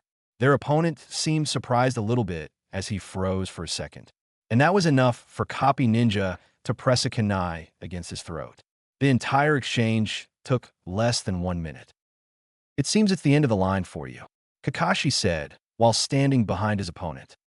You're really skilled. You already made a clone when I disappeared in the mist. Crafty, but don't think that's enough to defeat me. Kakashi, hearing that, immediately attacked his opponent only to discover it was another water clone. At the same time, the real Zabuza landed behind him and aimed his sword at Kakashi. Watch out, Sensei! Naruto managed to shout as Kakashi dodged the strike. Unfortunately, the next attack came immediately in form of a kick that launched him in the air towards a nearby lake. Naruto noticed, however, that their sensei jumped a little bit before the impact. Zabuza took off in the direction of the lake, only to stop few meters from the shore and jump into the mist that still enveloped the area. Due to that, Naruto couldn't see that well, but he managed to make out two silhouettes on the surface of the lake. Water prison technique, he heard few seconds later, and suddenly the mist started to lift from the area. He recovered immediately and stood next to Sasuke, who also managed to get to his feet. But what he saw surprised him. On the lake, Zabuza stood with outstretched hand, which appeared to be emerged into a huge sphere made of water, in which Kakashi-sensei was encased. It looked like the water inside of the sphere was extremely dense and constricted movement, as their sensei didn't even try to move. Now, then to finish the entire play, water clone technique. With those words, Zabuza held his other hand at his chest level, and water from the lake started to form another copy of him. Just wonderful. Sensei is captured, and we have to fight a Jonin-level ninja while protecting this stupid old drunk. Should we flee? Or buy some time when he and Sakura try to get to the village? Now that won't cut it, though. We'll have to free Sensei somehow. Naruto thought, but was suddenly assaulted by the clone. When he landed, he was several meters from his opponent. Seconds later, he noticed Sasuke landing next to him after receiving similar blow. As he got up, he noticed that he didn't have his headband. It lay on the ground next to the clone of the enemy ninja. Damn it, we have to think up something fast or we're doomed, Naruto thought as he surveyed the terrain. A plan started to form in his mind, but for it to work, he first needed to prepare. So he took out the explosive tag, run straight at the enemy.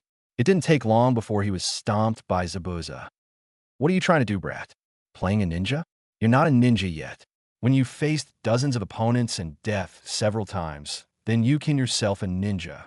As he was laying on the ground, he planted the tag in the ground and covered it barely with dirt. You, brat, are just a pathetic imitation of a ninja. With these words, he kicked Naruto, again, sending him again near Sasuke.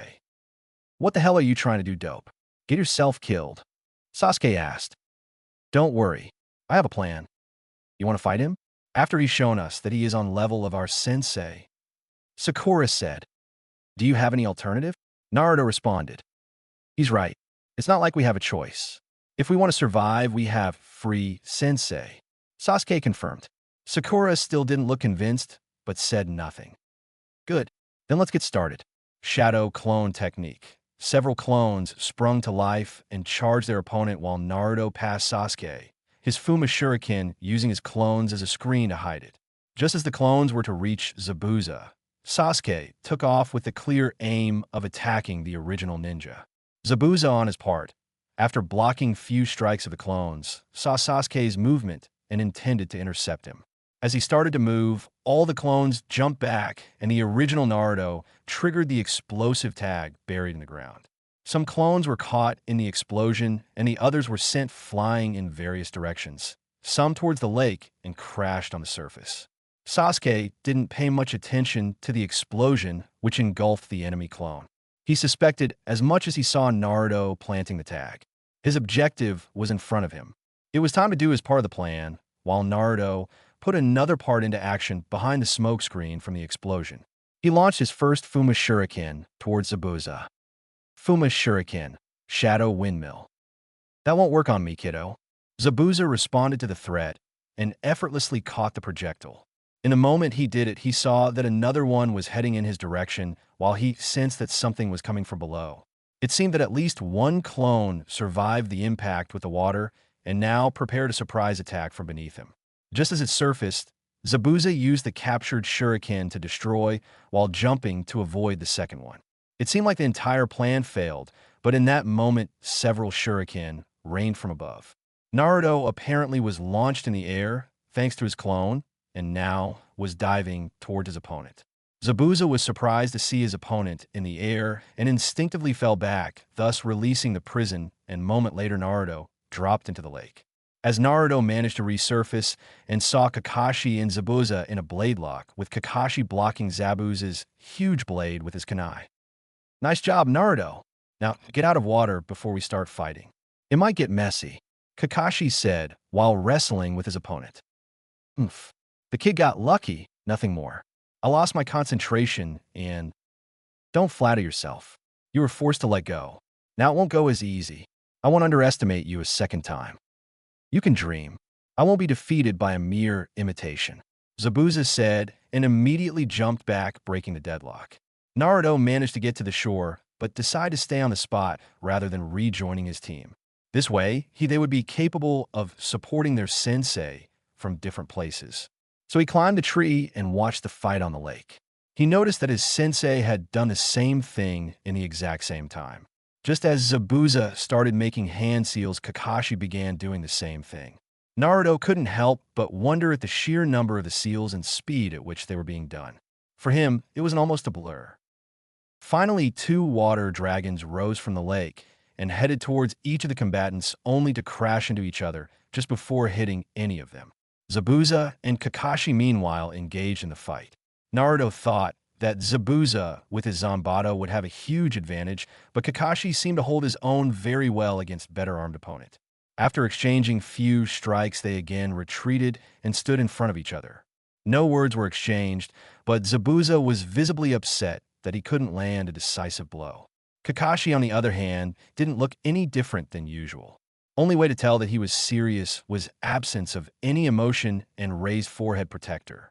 For a second, they both stood and waited for their opponent's move. Then they started to move. To the onlooker, it seemed really strange. The two men started a series of movements like raising their hands or making a few steps to the side. While doing it, both looked like a mirror image of each other. Naruto didn't know what to think. Is Kakashi-sensei copying that guy? Or is it the other way around? They're doing the same moves at the same time. Something strange is going on here. Read your mind? Came Kakashi-sensei's voice across the lake. It sounded like end of the thought. Zabuza seemed utterly stunned, but he wasn't given a chance to calm down as Kakashi immediately started another technique. He quickly performed needed seals while Zabuza's eyes widened when witnessing the technique. A whirlpool rose in front of Kakashi and launched Zabuza spiraling across the lake. He hit the tree on the shore, and Kakashi didn't waste any time and charged his opponent, pinning him to it with a few kunais. After that, he landed on the tree branch and looked down on his opponent. "Can you see the future?" Zabuza asked.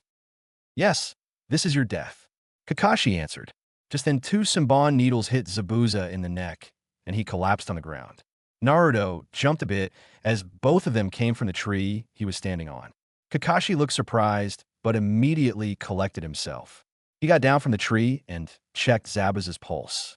After a few seconds, he looked up from a body to the tree from which the Senbon came and on which Naruto was hiding. Naruto looked up from his position to see another person standing above him. This person wore gray and blue clothes and a porcelain mask with swirling design on it.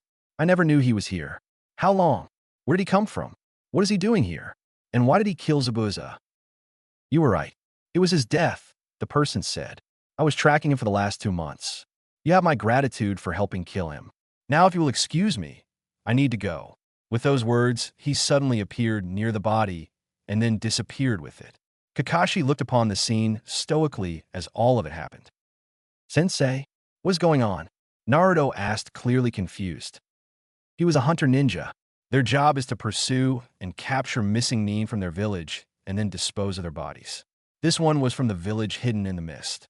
Naruto jumped down from the tree with Sasuke, Sakura, and Tazuna joining them from the other side of the lake. "But we shouldn't drop our guard just yet. Something is not right here." "Shouldn't we track him then?" Sasuke asked. "No, he could lead you to ambush. Besides, maybe I'm just overreacting. Nevertheless, you'd better not drop your guard. There may be another ambush in front of us." With that, the entire team got back into their formation and marched towards the village. Few minutes after, Naruto and Sasuke noticed that Kakashi was not exactly himself. He seemed distracted. He didn't take out his orange book, but instead focused on their surroundings. H scanned them several times before his eyes settled back on the road. But as soon as they started going, he stumbled and collapsed on the ground. "Kakashi-sensei!" Sakura and Naruto shouted. "So what do we do now? We wait till he wakes up?" Naruto asked. "Baka, we must take him from here. We don't know whether there are other men of Gado in the area." "How far is your house, Tazuna-san?" Sakura asked. "It's not far. Just several more minutes, and we'll see the village. My home is just a few steps from there," Tazuna answered.